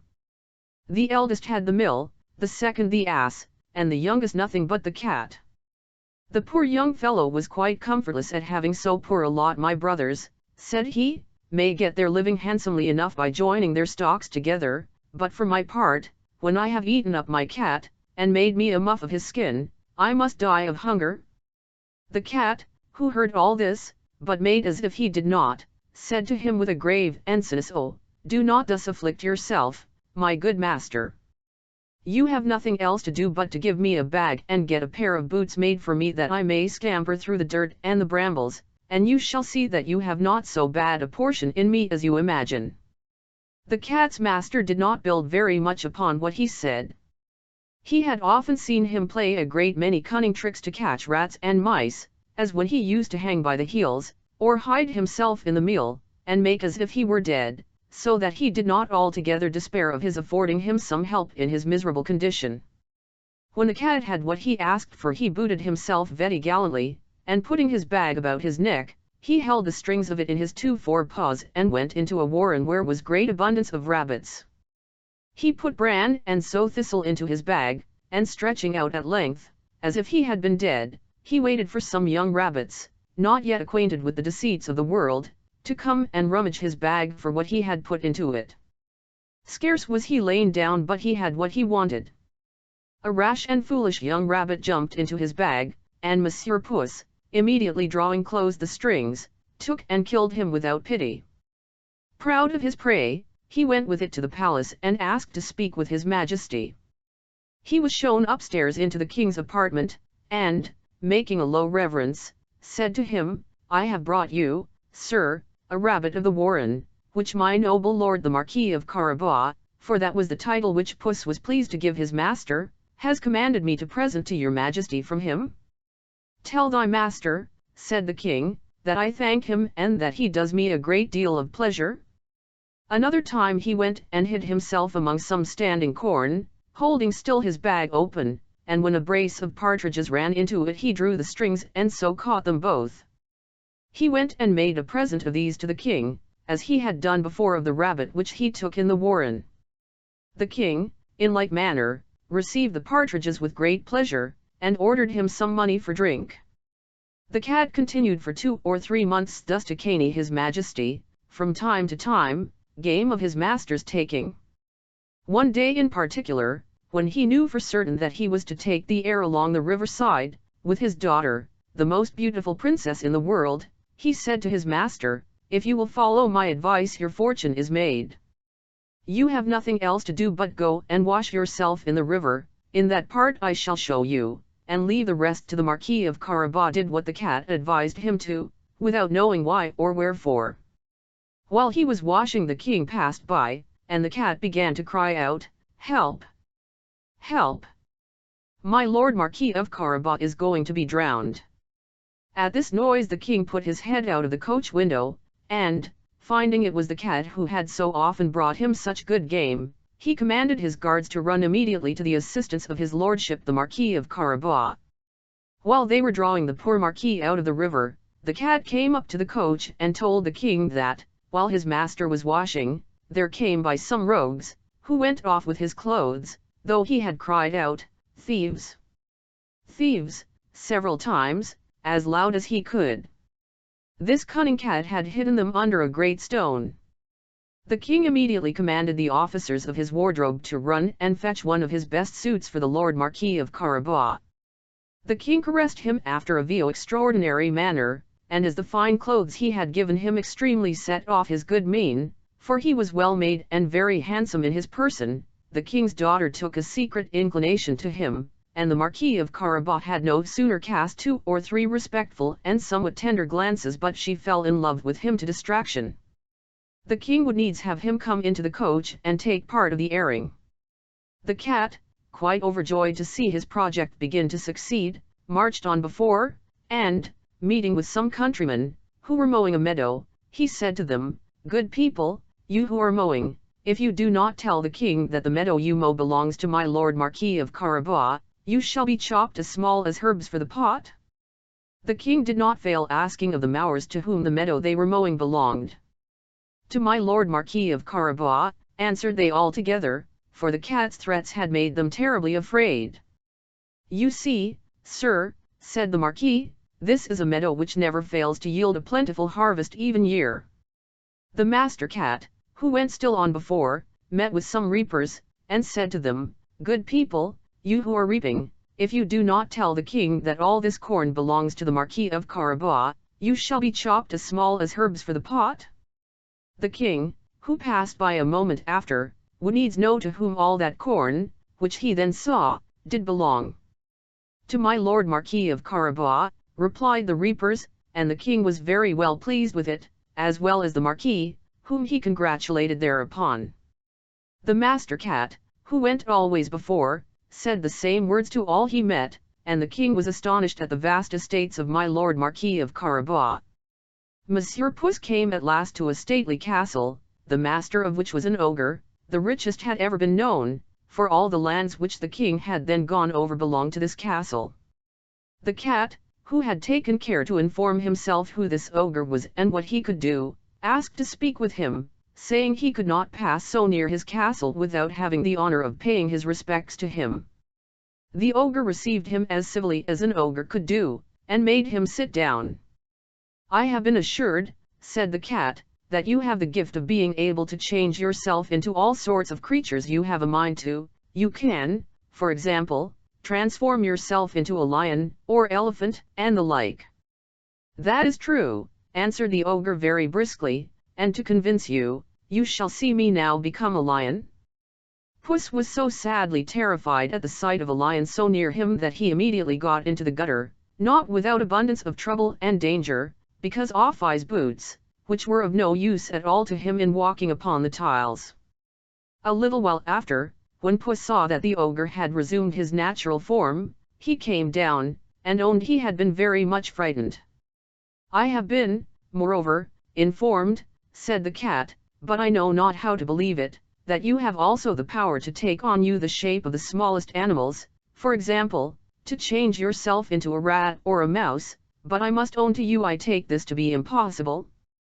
"Impossible!" cried the ogre, "you shall see that presently." And at the same time he changed himself into a mouse, and began to run about the floor. Puss no sooner perceived this but he fell upon him and ate him up. Meanwhile the king, who saw, as he passed, this fine castle of the ogres, had a mind to go into it. Puss, who heard the noise of his Majesty's coach running over the drawbridge, ran out, and said to the king, "Your Majesty is welcome to this castle of my Lord Marquis of Carabas." "What? My Lord Marquis," cried the king, "and does this castle also belong to you? There can be nothing finer than this court and all the stately buildings which surround it. Let us go into it, if you please." The Marquis gave his hand to the princess, and followed the king, who went first.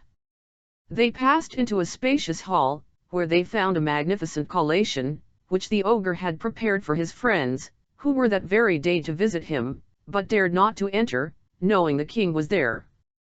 His Majesty was perfectly charmed with the good qualities of my Lord Marquis of Carabas, as was his daughter, who had fallen violently in love with him, and, seeing the vast estate he possessed, said to him, after having drunk 5 or 6 glasses, "It will be owing to yourself only, my Lord Marquis, if you are not my son-in-law."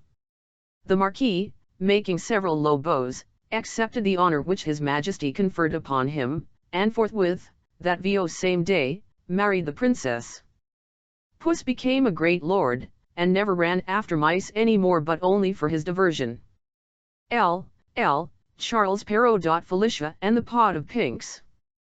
Once upon a time there was a poor laborer who, feeling that he had not much longer to live, wished to divide his possessions between his son and daughter, whom he loved dearly. So he called them to him, and said, "Your mother brought me as her dowry 2 stools and a straw bed. I have, besides, a hen, a pot of pinks, and a silver ring, which were given me by a noble lady who once lodged in my poor cottage. When she went away she said to me, 'Be careful of my gifts, good man, see that you do not lose the ring or forget to water the pinks. As for your daughter, I promise you that she shall be more beautiful than anyone you ever saw in your life. Call her Felicia, and when she grows up give her the ring and the pot of pinks to console her for her poverty. Take them both, then, my dear child," he added, "and your brother shall have everything else." The 2 children seemed quite contented, and when their father died they wept for him, and divided his possessions as he had told them. Felicia believed that her brother loved her, but when she sat down upon one of the stools he said angrily, "Keep your pot of pinks and your ring, but let my things alone. I like order in my house." Felicia, who was very gentle, said nothing, but stood up crying quietly, while Bruno, for that was her brother's name, sat comfortably by the fire. Presently, when supper time came, Bruno had a delicious egg, and he threw the shell to Felicia, saying, "There, that is all I can give you. If I don't like it, go out and catch frogs, there are plenty of them in the marsh close by." Felicia did not answer, but she cried more bitterly than ever, and went away to her own little room. She found it filled with the sweet scent of the pinks, and, going up to them, she said sadly, "Beautiful pinks, you are so sweet and so pretty, you are the only comfort I have left. Be very sure that I will take care of you, and water you well, and never allow any cruel hand to tear you from your stems." As she leaned over them she noticed that they were very dry. So taking her pitcher, she ran off in the clear moonlight to the fountain, which was at some distance. When she reached it she sat down upon the brink to rest, but she had hardly done so when she saw a stately lady coming toward her, surrounded by numbers of attendants. 6 maids of honor carried her train, and she leaned upon the arm of another. When they came near the fountain a canopy was spread for her, under which was placed a sofa of cloth of gold, and presently a dainty supper was served, upon a table covered with dishes of gold and crystal, while the wind in the trees and the falling water of the fountain murmured the softest music. Felicia was hidden in the shade, too much astonished by all she saw to venture to move, but in a few moments the queen said, "I fancy I see a shepherdess near that tree, bid her come hither." So Felicia came forward and saluted the queen timidly, but with so much grace that all were surprised.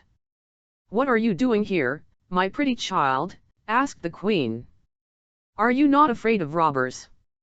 "Ah, madam," said Felicia, "a poor shepherdess who has nothing to lose does not fear robbers."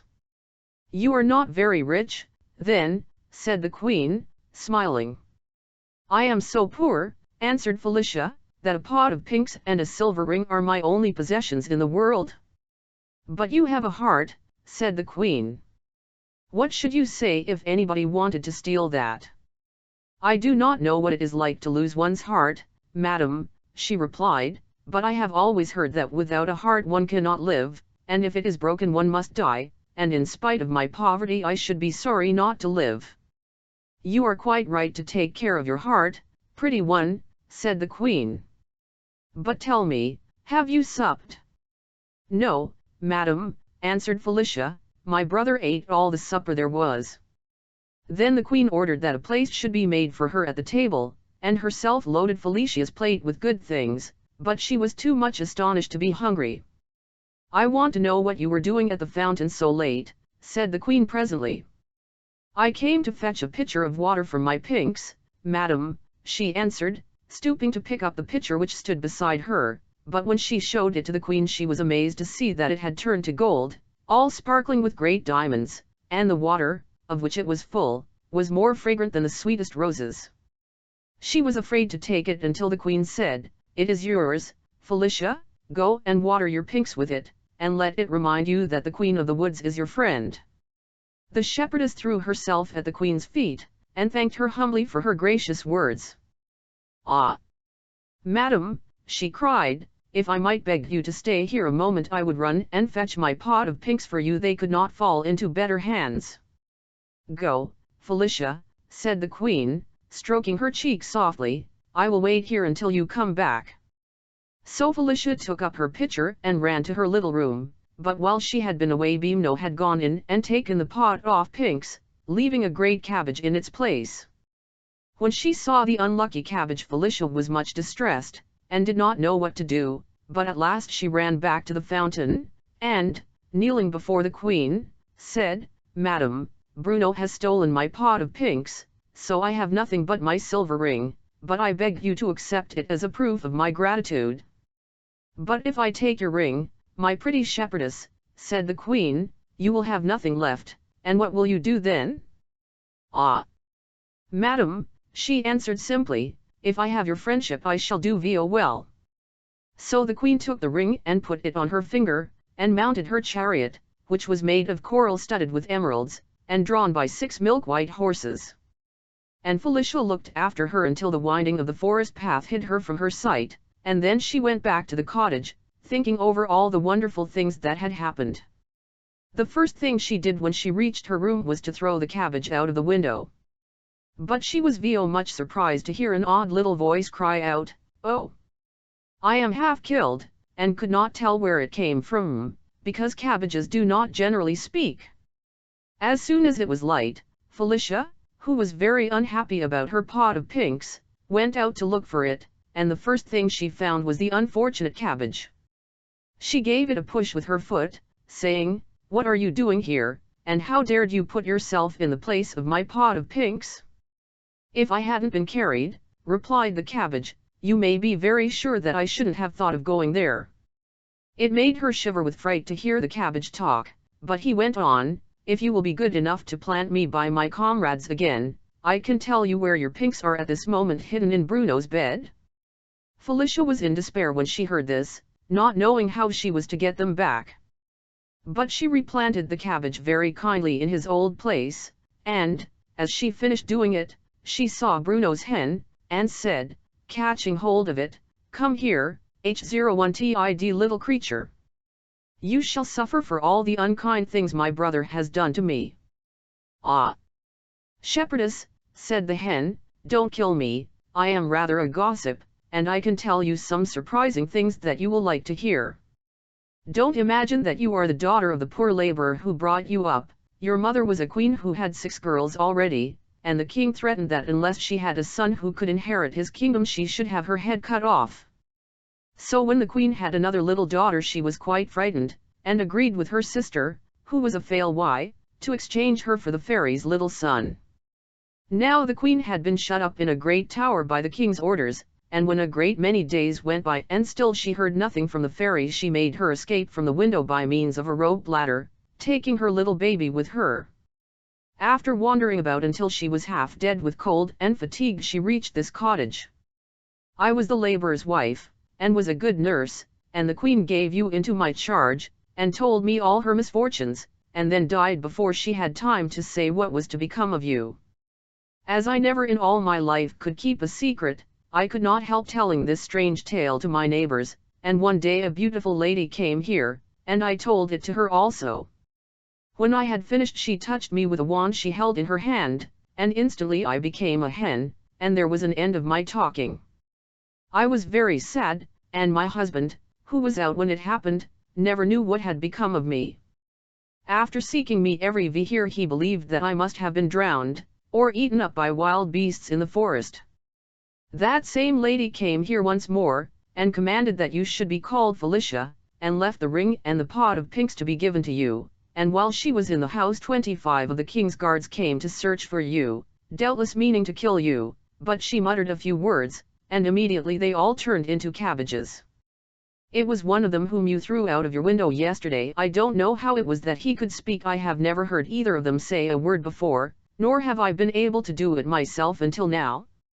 The princess was greatly astonished at the hen's story, and said kindly, "I am truly sorry for you, my poor nurse, and wish it was in my power to restore you to your real form.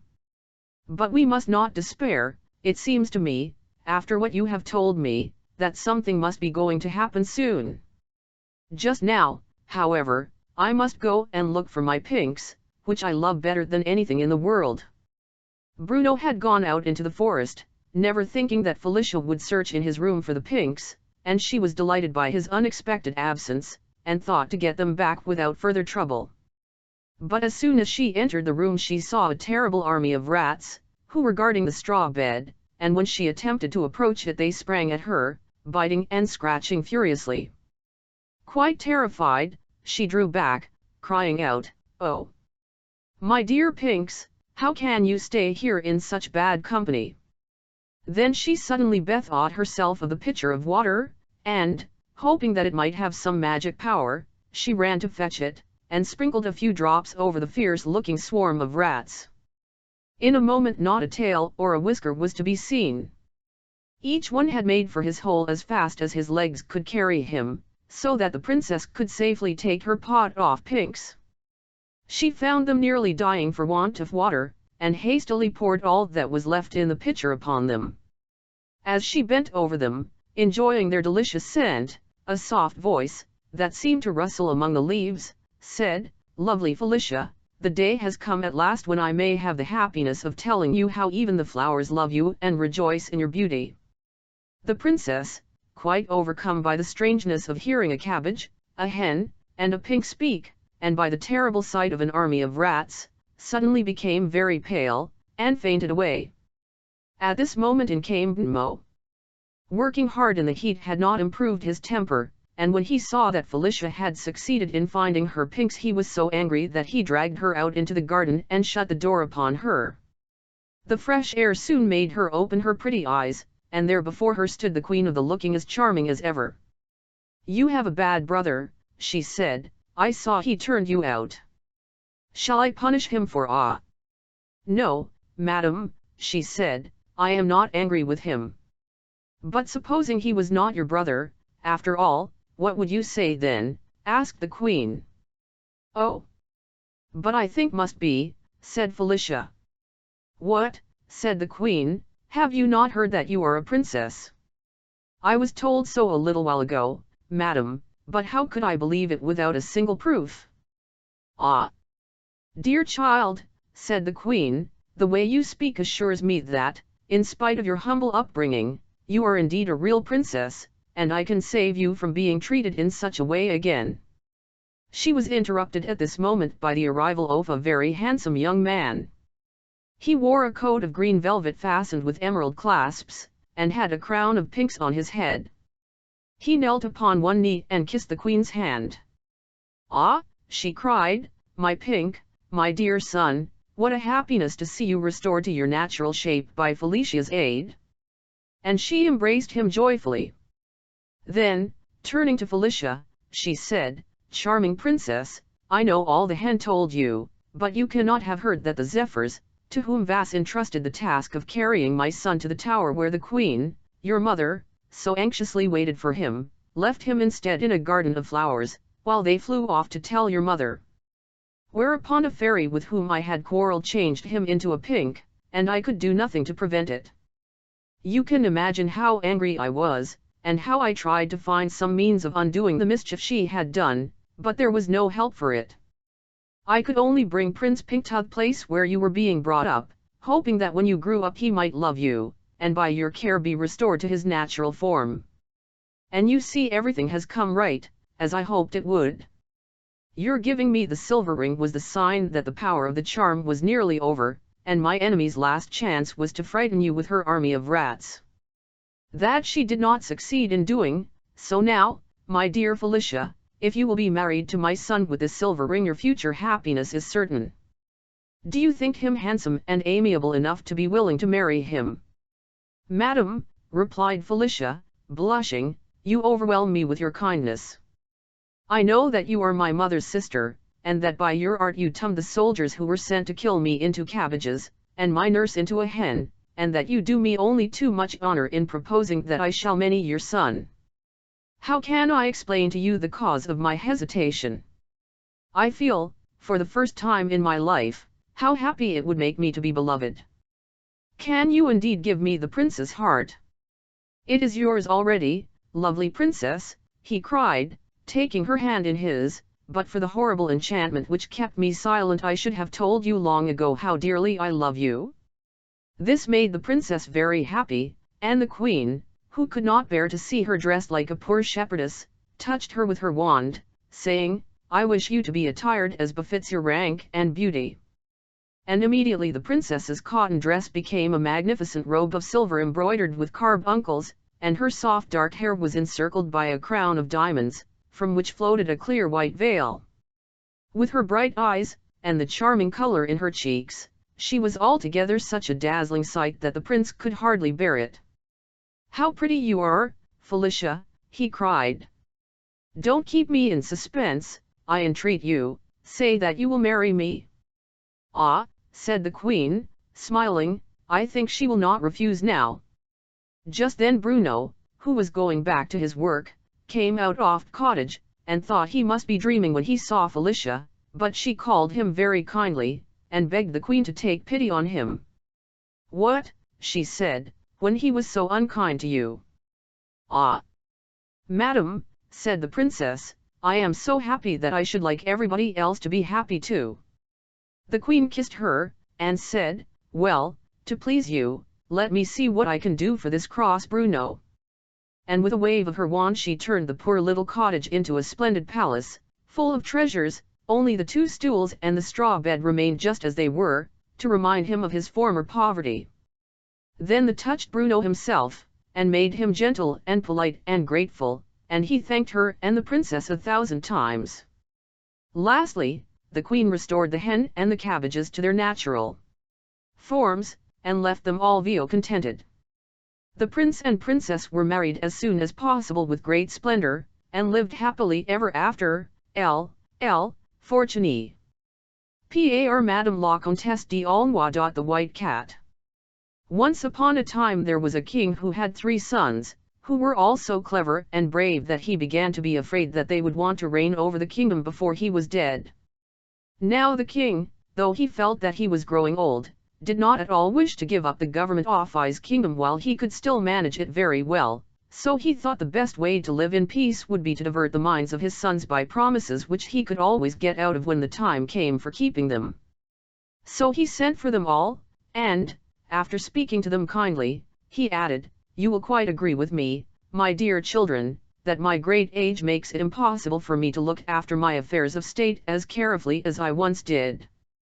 I begin to fear that this may affect the welfare of my subjects, therefore I wish that one of you should succeed to my crown, but in return for such a gift as this it is only right that you should do something for me.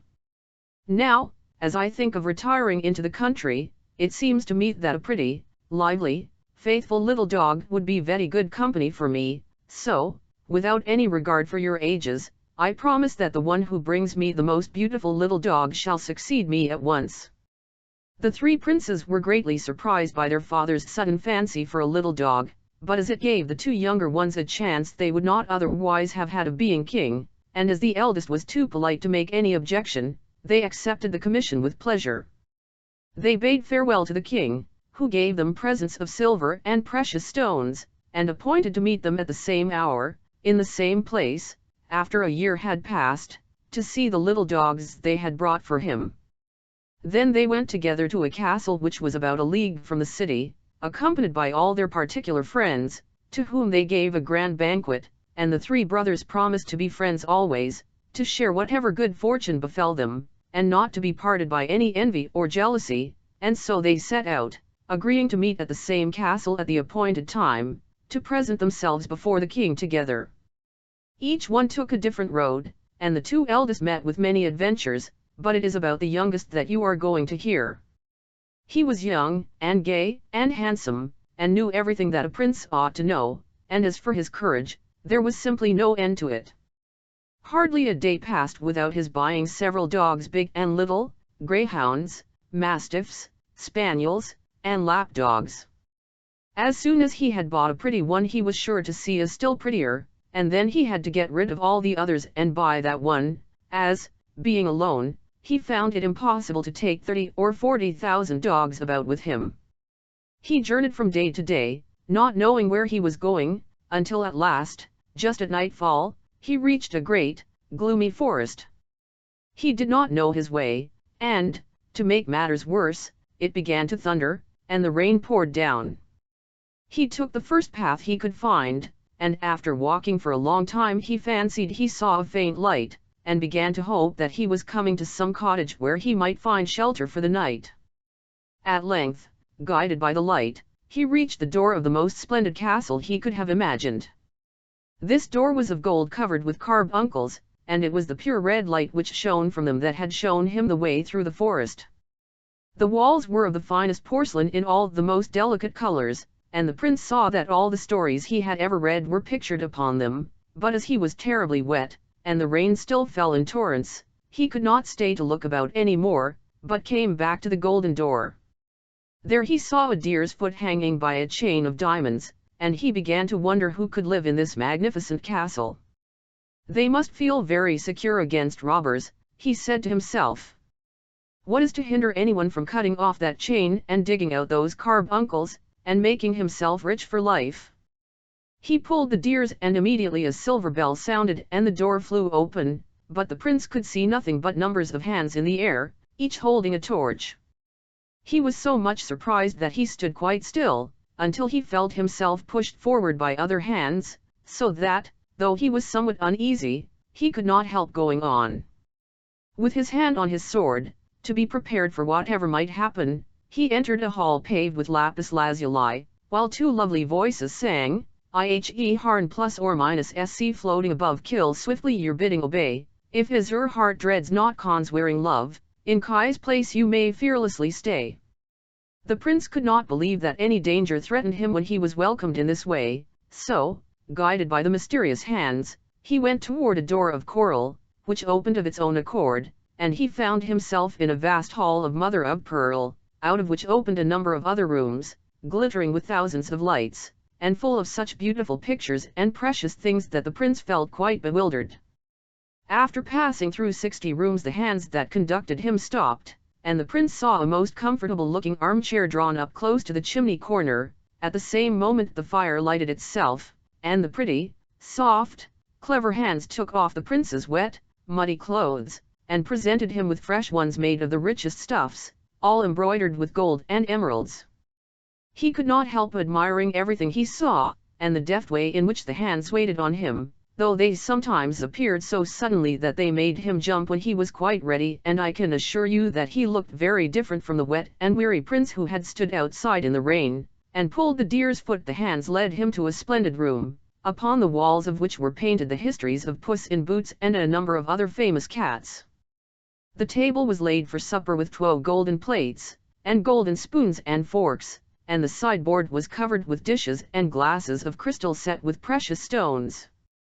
The prince was wondering who the second place could be for, when suddenly in came about a dozen cats carrying guitars and rolls of music, who took their places at one end of the room, and under the direction of a cat who beat time with a roll of paper began to mew in every imaginable key, and to draw their claws across the strings of the guitars, making the strangest kind of music that could be heard.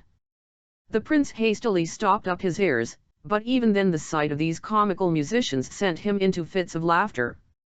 "What funny thing shall I see next?" he said to himself, and instantly the door opened, and in came a tiny figure covered by a long black veil. It was conducted by two cats wearing black mantles and caning swords, and a large party of cats followed, who brought in cages full of rats and mice. The prince was so much astonished that he thought he must be dreaming, but the little figure came up to him and threw back its veil, and he saw that it was the loveliest little white cat it is possible to imagine. She looked very young and very sad, and in a sweet little voice that went straight to his heart she said to the prince, "King's son, you are welcome, the Queen of Cats is glad to see you." "Lady Cat," replied the prince, "I thank you for receiving me so kindly, but surely you are no ordinary pussy cat?"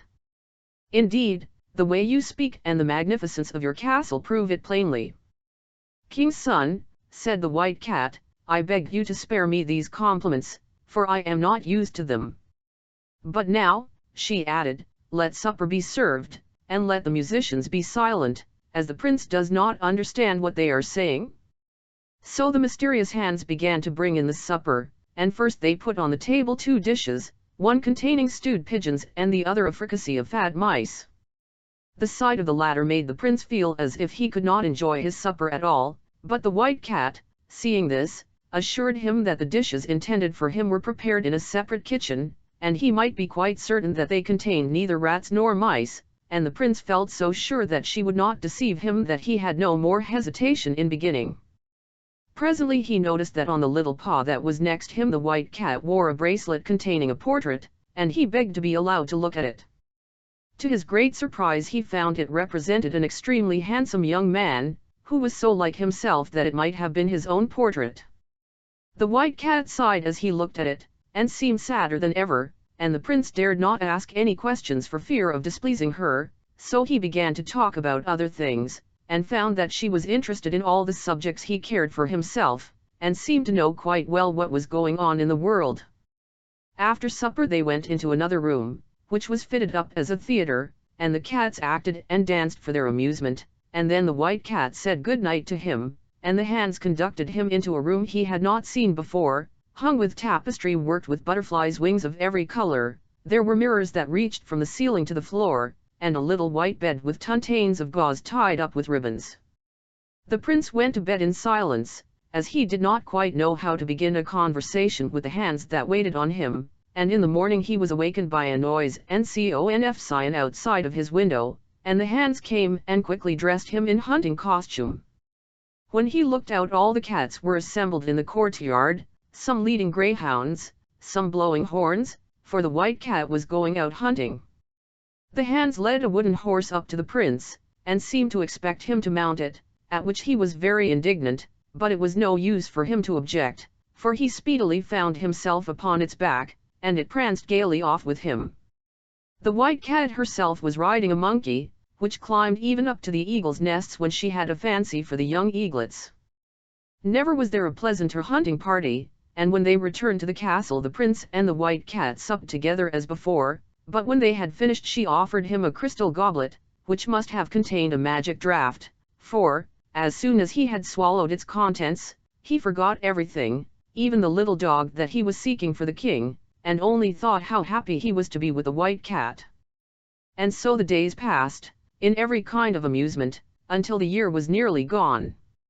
The prince had forgotten all about meeting his brothers, he did not even know what country he belonged to, but the white cat knew when he ought to go back, and one day she said to him, "Do you know that you have only 3 days left to look for the little dog for your father, and your brothers have found lovely ones?"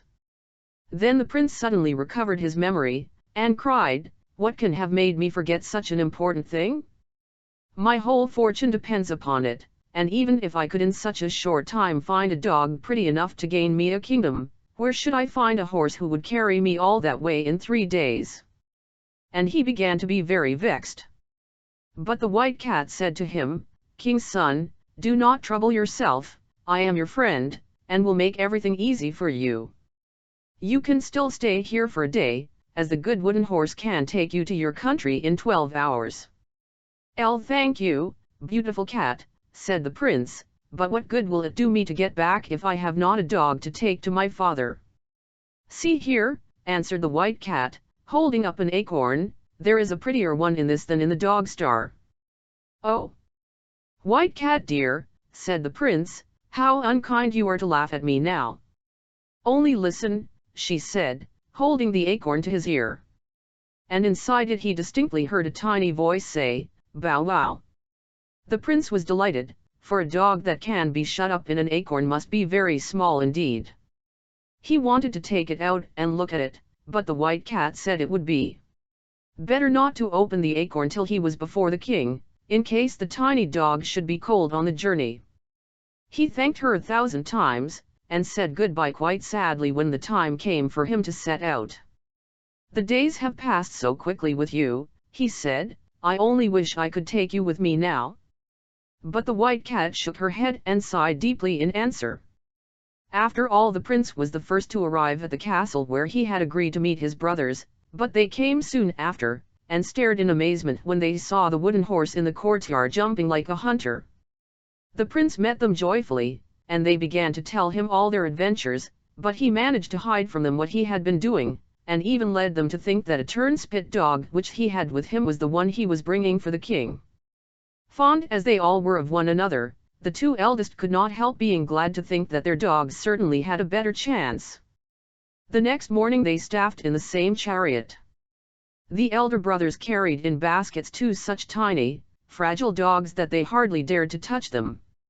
As for the turnspit, he ran after the chariot, and got so covered with mud that one could hardly see what he was like at all.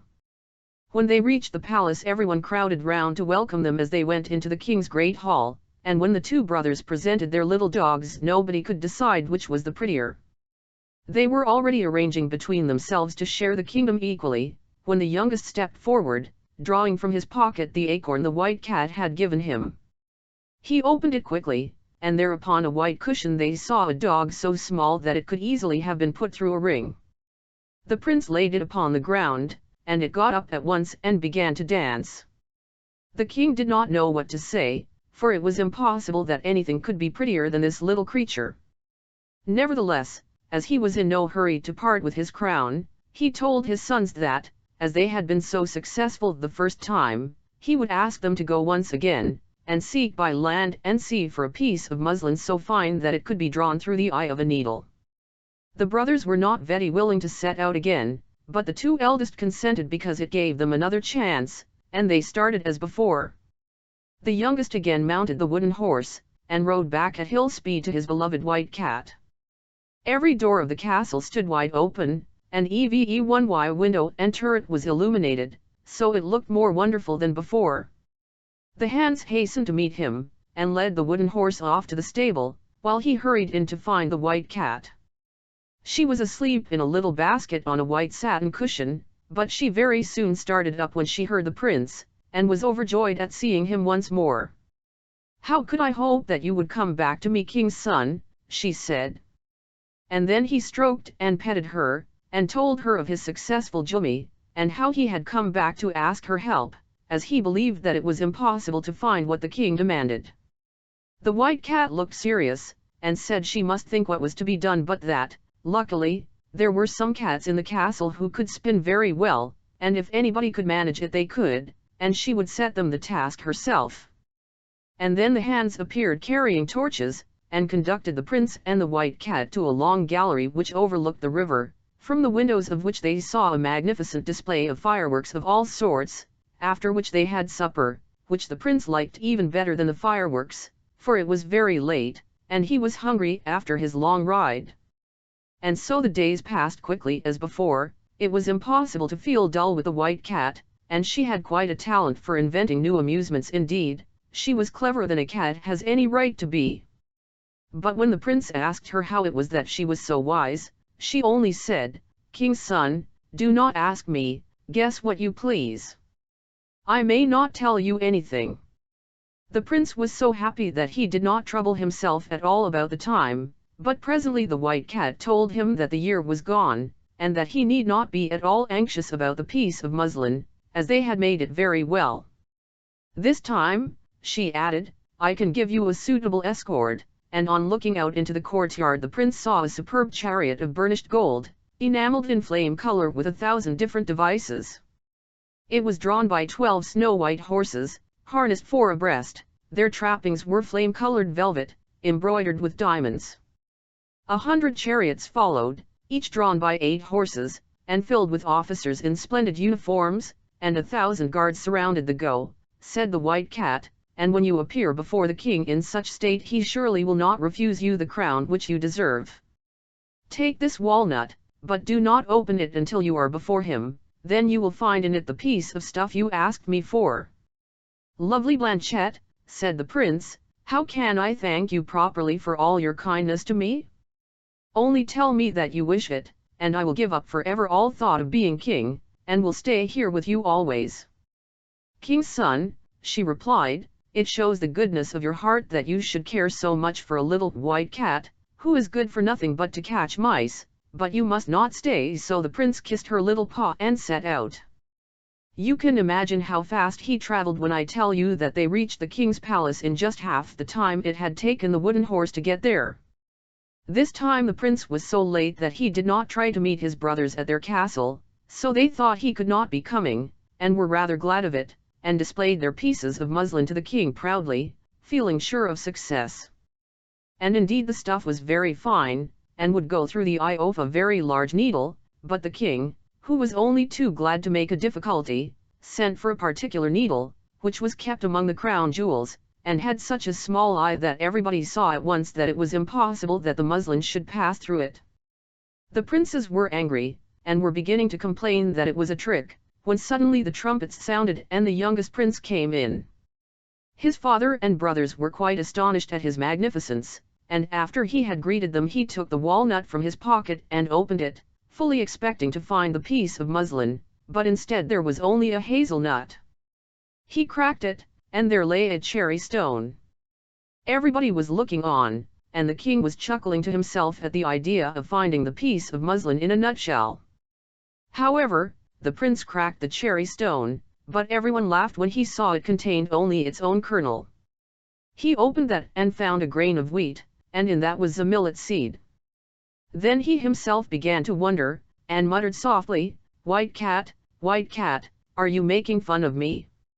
In an instant he felt a cat's claw give his hand quite a sharp scratch, and hoping that it was meant as an encouragement he opened the millet seed, and drew out of it a piece of muslin 400 ells long, woven with the loveliest colors and most wonderful patterns, and when the needle was brought it went through the eye 6 times with the greatest ease. The king turned pale, and the other princes stood silent and sorrowful, for nobody could deny that this was the most marvelous piece of muslin that was to be found in the world. Presently the king turned to his sons, and said, with a deep sigh, "Nothing could console me more in my old age than to realize your willingness to gratify my wishes. Go then once more, and whoever at the end of a year can bring back the loveliest princess shall be married to her, and shall, without further delay, receive the crown, for my successor must certainly be married." The prince considered that he had earned the kingdom fairly twice over, but still he was too well bred to argue about it, so he just went back to his gorgeous chariot, and, surrounded by his escort, returned to the white cat faster than he had come. This time she was expecting him. The path was strewn with flowers, and 1,000 braziers were burning scented woods which perfumed the air. Seated in a gallery from which she could see his arrival, the white cat waited for him. "Well, king's son," she said, "here you are once more, without a crown?" "Madam," said he, "thanks to your generosity I have earned one twice over, but the fact is that my father is so tenth to part with it that it would be no pleasure to me to take it." "Never mind," she answered, "it's just as well to try and deserve it. As you must take back a lovely princess with you next time I will be on the lookout for one for you.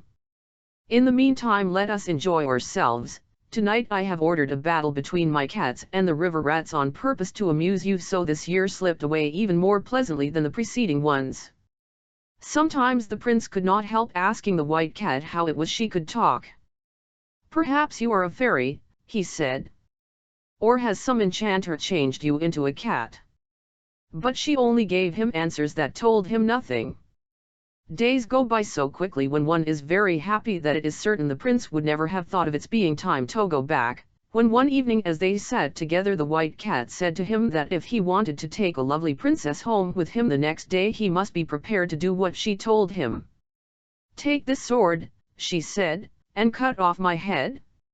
"I," cried the prince, "I cut off your head. Blanchette darling, how could I do it?" "I entreat you to do as I tell you, King's son," she replied.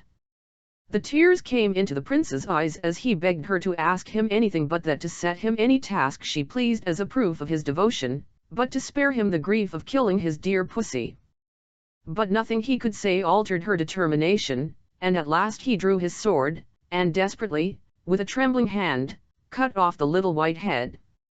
But imagine his astonishment and delight when suddenly a lovely princess stood before him, and, while he was still speechless with amazement, the door opened and a goodly company of knights and ladies entered, each carrying a cat's skin. They hastened with every sign of joy to the princess, kissing her hand and congratulating her on being once more restored to her natural shape. She received them graciously, but after a few minutes begged that they would leave her alone with the prince, to whom she said, "You see, prince, that you were right in supposing me to be no ordinary cat. My father reigned over 6 kingdoms. The queen, my mother, whom he loved dearly, had a passion for traveling and exploring, and when I was only a few weeks old she obtained his permission to visit a certain mountain of which she had heard many marvelous tales, and set out, taking with her a number of her attendants. On the way they had to pass near an old castle belonging to the fairies. Nobody had ever been into it, but it was reported to be full of the most wonderful things, and my mother remembered to have heard that the fairies had in their gardens such fruits as were to be seen and tasted nowhere else. She began to wish to try them for herself, and turned her steps in the direction of the garden. On arriving at the which blazed with gold and jewels, she ordered her servants to knock loudly, but it was useless. It seemed as if all the inhabitants of the castle must be asleep or dead. Now the more difficult it became to obtain the fruit, the more the queen was determined that have it she would.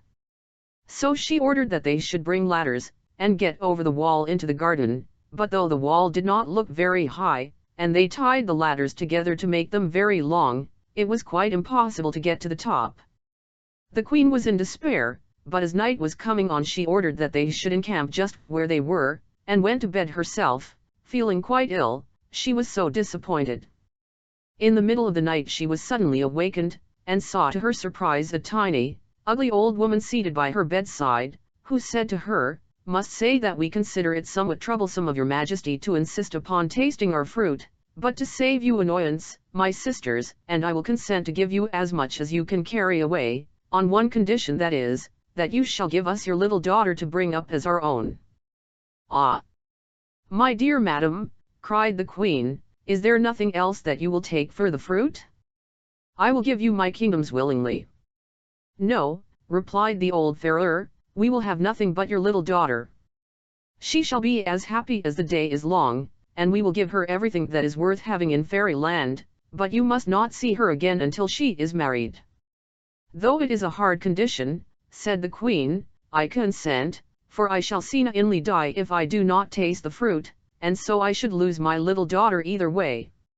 So the old farrier led her into the castle, and, though it was still the middle of the night, the queen could see plainly that it was far more beautiful than she had been told, which you can easily believe, "Prince," said the white cat, "when I tell you that it was this castle that we are now in."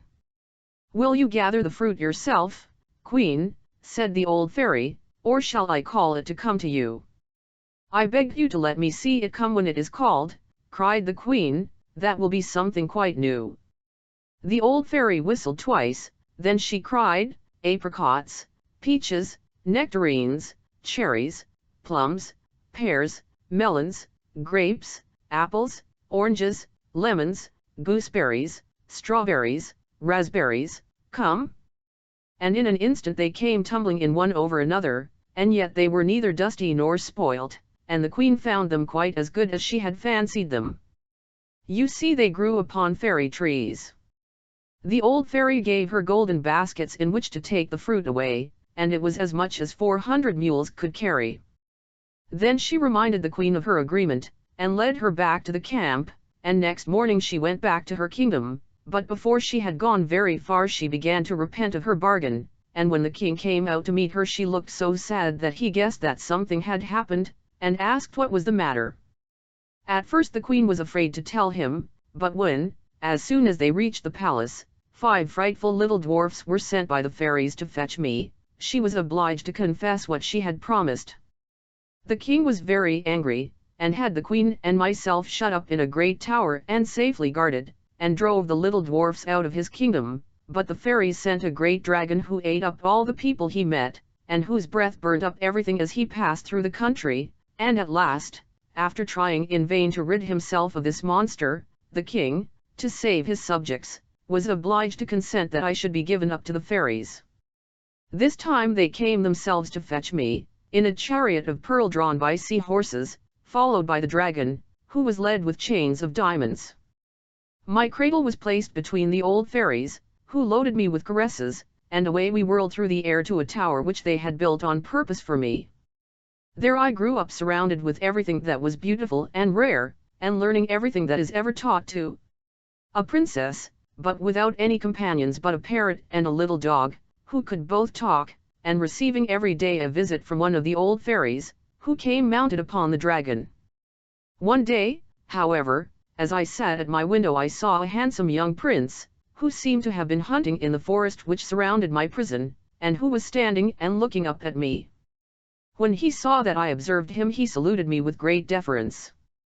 You can imagine that I was delighted to have someone new to talk to, and in spite of the height of my window our conversation was prolonged till night fell. Then my prince reluctantly bade me farewell. But after that he came again many times and at last I consented to marry him, but the question was how was I to escape from my tower? The fairies always supplied me with flax for my spinning, and by great diligence I made enough cord for a ladder that would reach to the foot of the tower, but, alas! Just as my prince was helping me to descend it, the crossest and ugliest of the old fairies flew in. Before he had time to defend himself my unhappy lover was swallowed up by the dragon. As for me, the fairies, furious at having their plans defeated, for they intended me to many the king of the dwarfs, and I utterly refused, changed me into a white cat. When they brought me here I found all the lords and ladies of my father's court awaiting me under the same enchantment, while the people of lesser rank had been made invisible, all but their hands. As they laid me under the enchantment the fairies told me all my history, for until then I had quite believed that I was their child, and warned me that my only chance of regaining my natural form was to win the love of a prince who resembled in every way my unfortunate lover. "And you have won it, lovely princess," interrupted the prince. "You are indeed wonderfully like him," resumed the voice, "in features and everything, and if you really love me all my troubles will be at an end." "And mine too," cried the prince, throwing himself at her feet, "if you will consent to marry me." "I love you already better than anyone in the world," she said, "but now it is time to go back to your father, and we shall hear what he says about it." So the prince gave her his hand and led her out, and they mounted the chariot together. It was even more splendid than before, and so was the whole company. Even the horses' shoes were of rubies with diamond nails, and I suppose that is the first time such a thing was ever seen.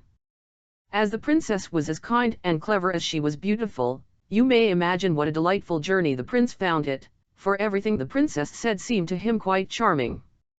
When they came near the castle where the brothers were to meet, the princess got into a chair carried by 4 of the guards. It was hewn out of one splendid crystal, and had silken curtains, which she drew round her that she might not be seen. The prince saw his brothers walking upon the terrace, each with a lovely princess, and they came to meet him, asking if he had also found a wife.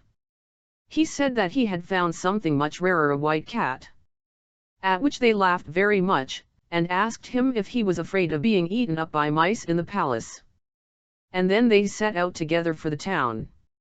Each prince and princess rode in a splendid carriage, the horses were decked with plumes of feathers, and glittered with gold.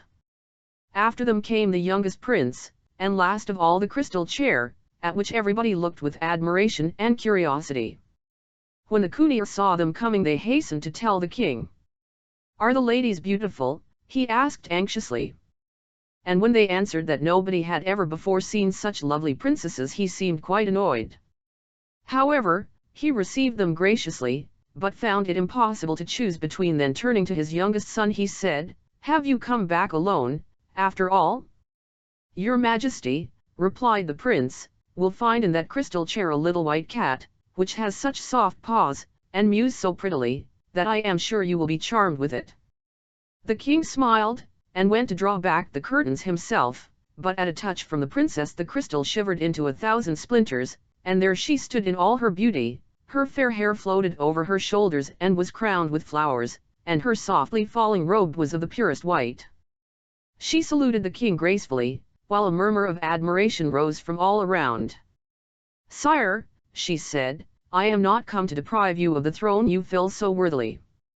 I have already 6 kingdoms, permit me to bestow one upon you, and upon each of your sons. I ask nothing but your friendship, and your consent to my marriage with your youngest son. We shall still have 3 kingdoms left for ourselves." The king and all the courtiers could not conceal their joy and astonishment, and the marriage of the 3 princes was celebrated at once.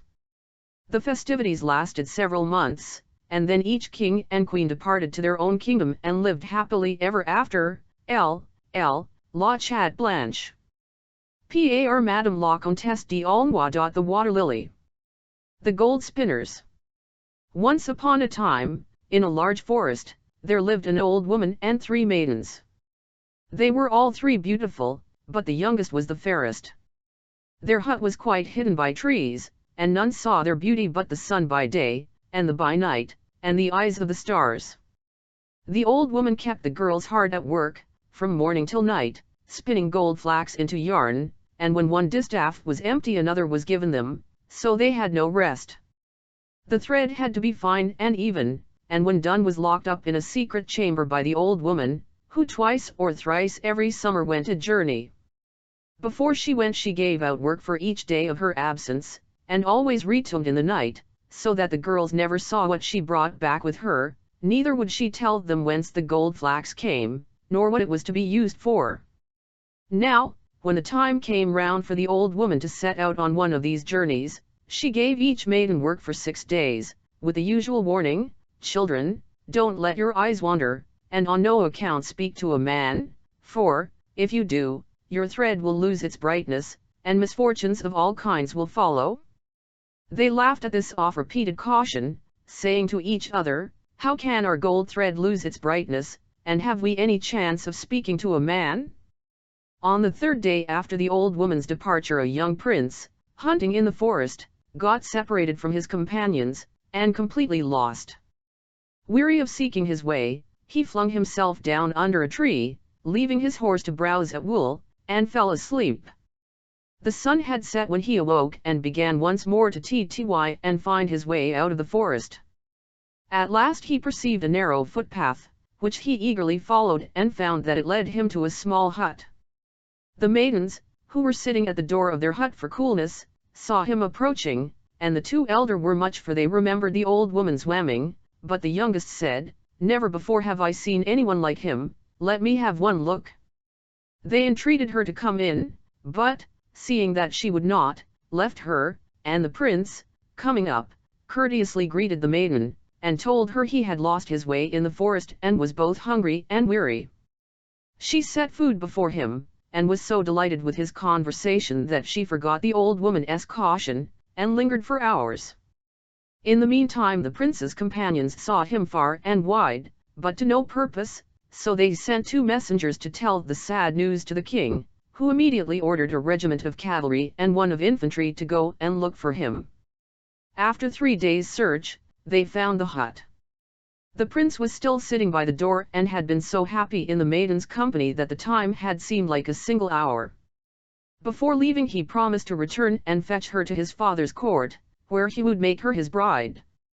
When he had gone, She sat down to her wheel to make up for lost time, but was dismayed to find that her thread had lost all its brightness.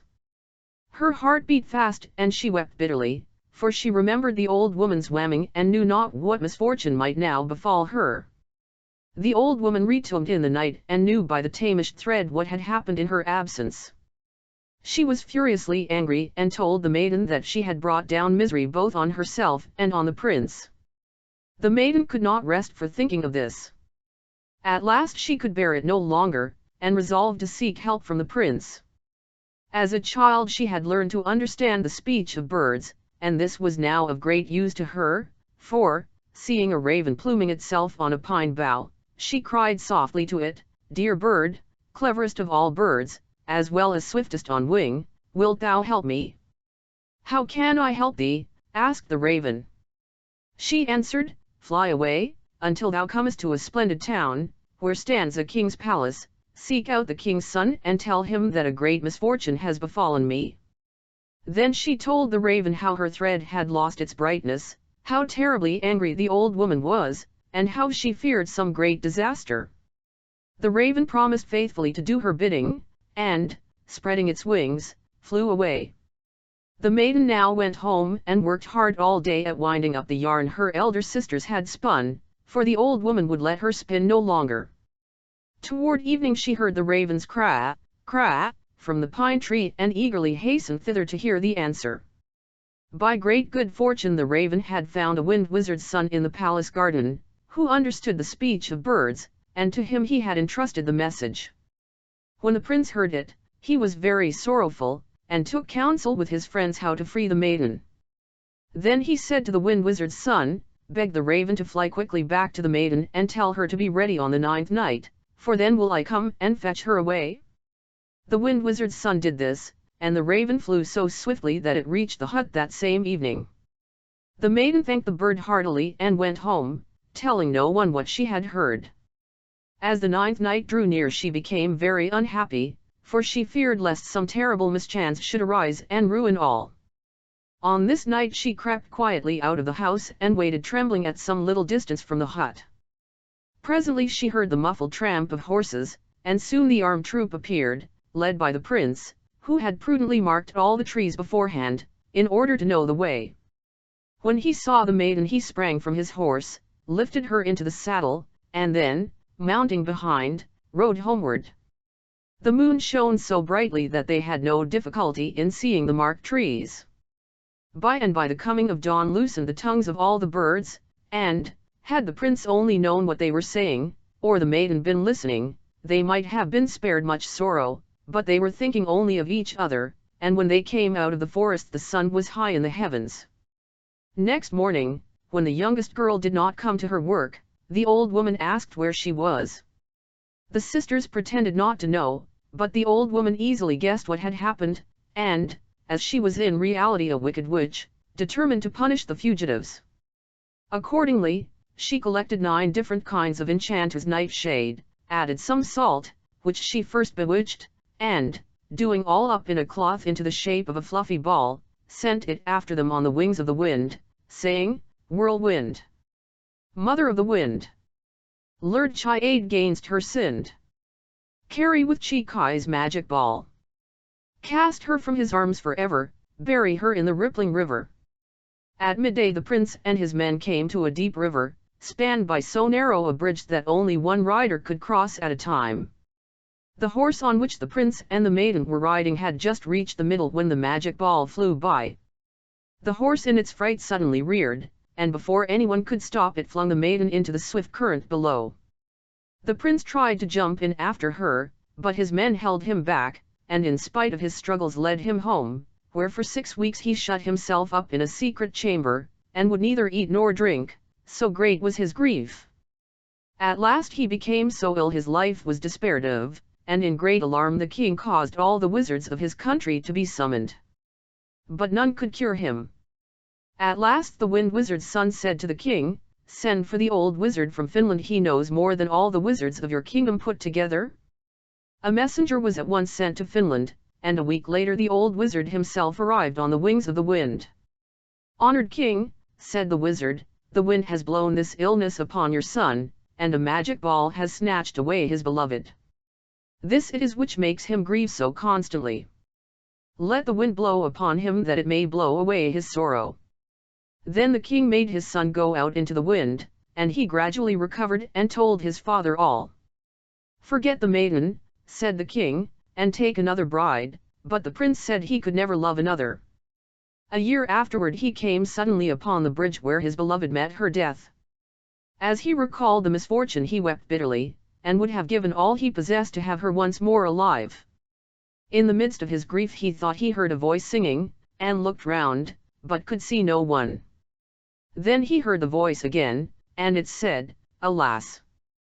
Bewitched and all forsaken, 'tis I must lie forever here. My beloved no thought has taken to free his bride, that was so dear." He was greatly astonished, sprang from his horse, and looked everywhere to see if no one were hidden under the bridge, but no one was there. Then he noticed a yellow water lily floating on the surface of the water, half hidden by its broad leaves, but flowers do not sing, and in great surprise he waited, hoping to hear more. Then again the voice sang, "Alas! Bewitched and all forsaken, must lie forever here. My beloved no thought has taken to free his bride, that was so dear." The prince suddenly remembered the gold spinners, and said to himself, "If I ride thither, who knows but that they could explain this to me?" He at once rode to the hut, and found the two maidens at the fountain. He told them what had befallen their sister the year before, and how he had twice heard a strange song, but yet could see no singer. They said that the yellow water lily could be none other than their sister, who was not dead, but transformed by the magic ball. Before he went to bed, the eldest made a cake of magic herbs, which she gave him to eat. In the night he dreamed that he was living in the forest and could understand all that the birds said to each other. Next morning he told this to the maidens, and they said that the charmed cake had caused it, and advised him to listen well to the birds, and see what they could tell him, and when he had recovered his bride they begged him to return and deliver them from their wretched bondage. Having promised this, he joyfully returned home, and as he was riding through the forest he could perfectly understand all that the birds said. He heard a thrush say to a magpie, "How stupid men are!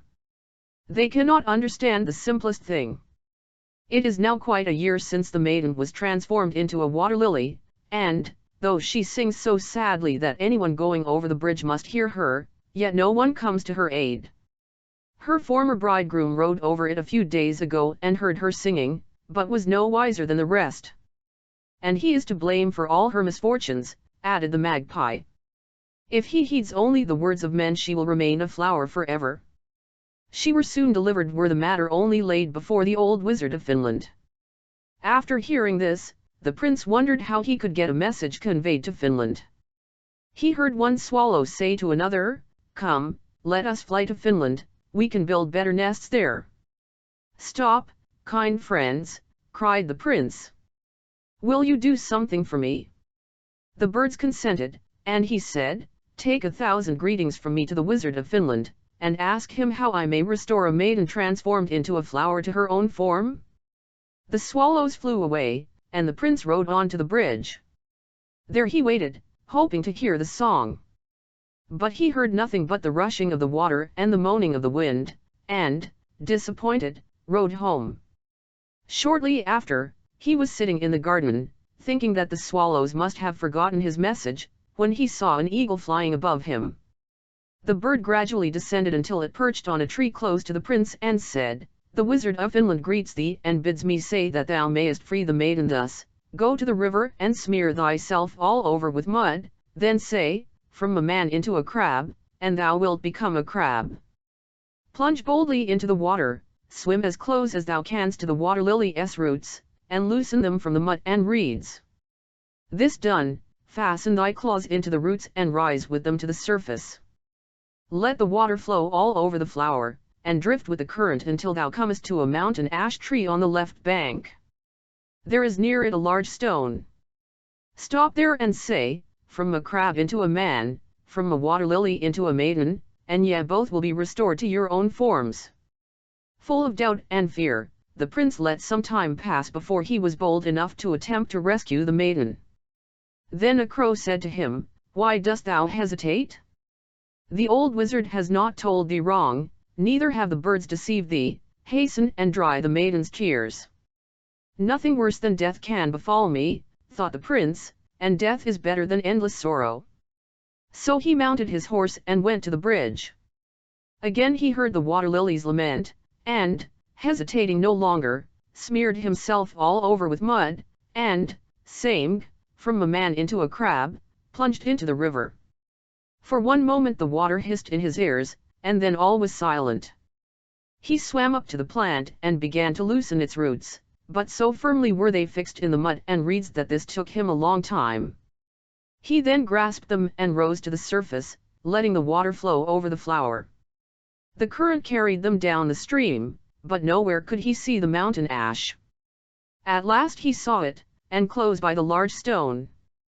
Here he stopped and said, from a crab into a man, from a water lily into a maiden, and to his delight found himself once more a prince, and the maiden was by his side. She was 10 times more beautiful than before, and wore a magnificent pale yellow robe, sparkling with jewels. She thanked him for having freed her from the cruel witch's power, and willingly consented to marry him. But when they came to the bridge where he had left his horse it was nowhere to be seen, for, though the prince thought he had been a crab only a few hours, he had in reality been under the water for more than 10 days. While they were wondering how they should reach his father's court, they saw a splendid coach driven by 6 gaily caparisoned horses coming along the bank. In this they drove to the palace. The king and queen were at church, weeping for their son, whom they had long mourned for dead. Great was their delight and astonishment when the prince entered, leading the beautiful maiden by the hand. The wedding was at once celebrated and there was feasting and many making throughout the kingdom for 6 weeks. Some time afterward the prince and his bride were sitting in the garden, when a crow said to them, "Ungrateful creatures! Have you forgotten the 2 poor maidens who helped you in your distress? Must they spin gold flax forever? Have no pity on the old witch. The 3 maidens are princesses, whom she stole away when they were children together, with all the silver utensils, which she turned into gold flax. Poison were her fittest punishment." The prince was ashamed of having forgotten his promise and set out at once, and by great good fortune reached the hut when the old woman was away. The maidens had dreamed that he was coming, and were ready to go with him, but first they made a cake in which they put poison, and left it on a table where the old woman was likely to see it when she returned. She did see it, and thought it looked so tempting that she greedily ate it up and at once died. In the secret chamber were found 50 wagon loads of gold flax, and as much more was discovered buried. The hut was razed to the ground, and the prince and his bride and her 2 sisters lived happily ever after.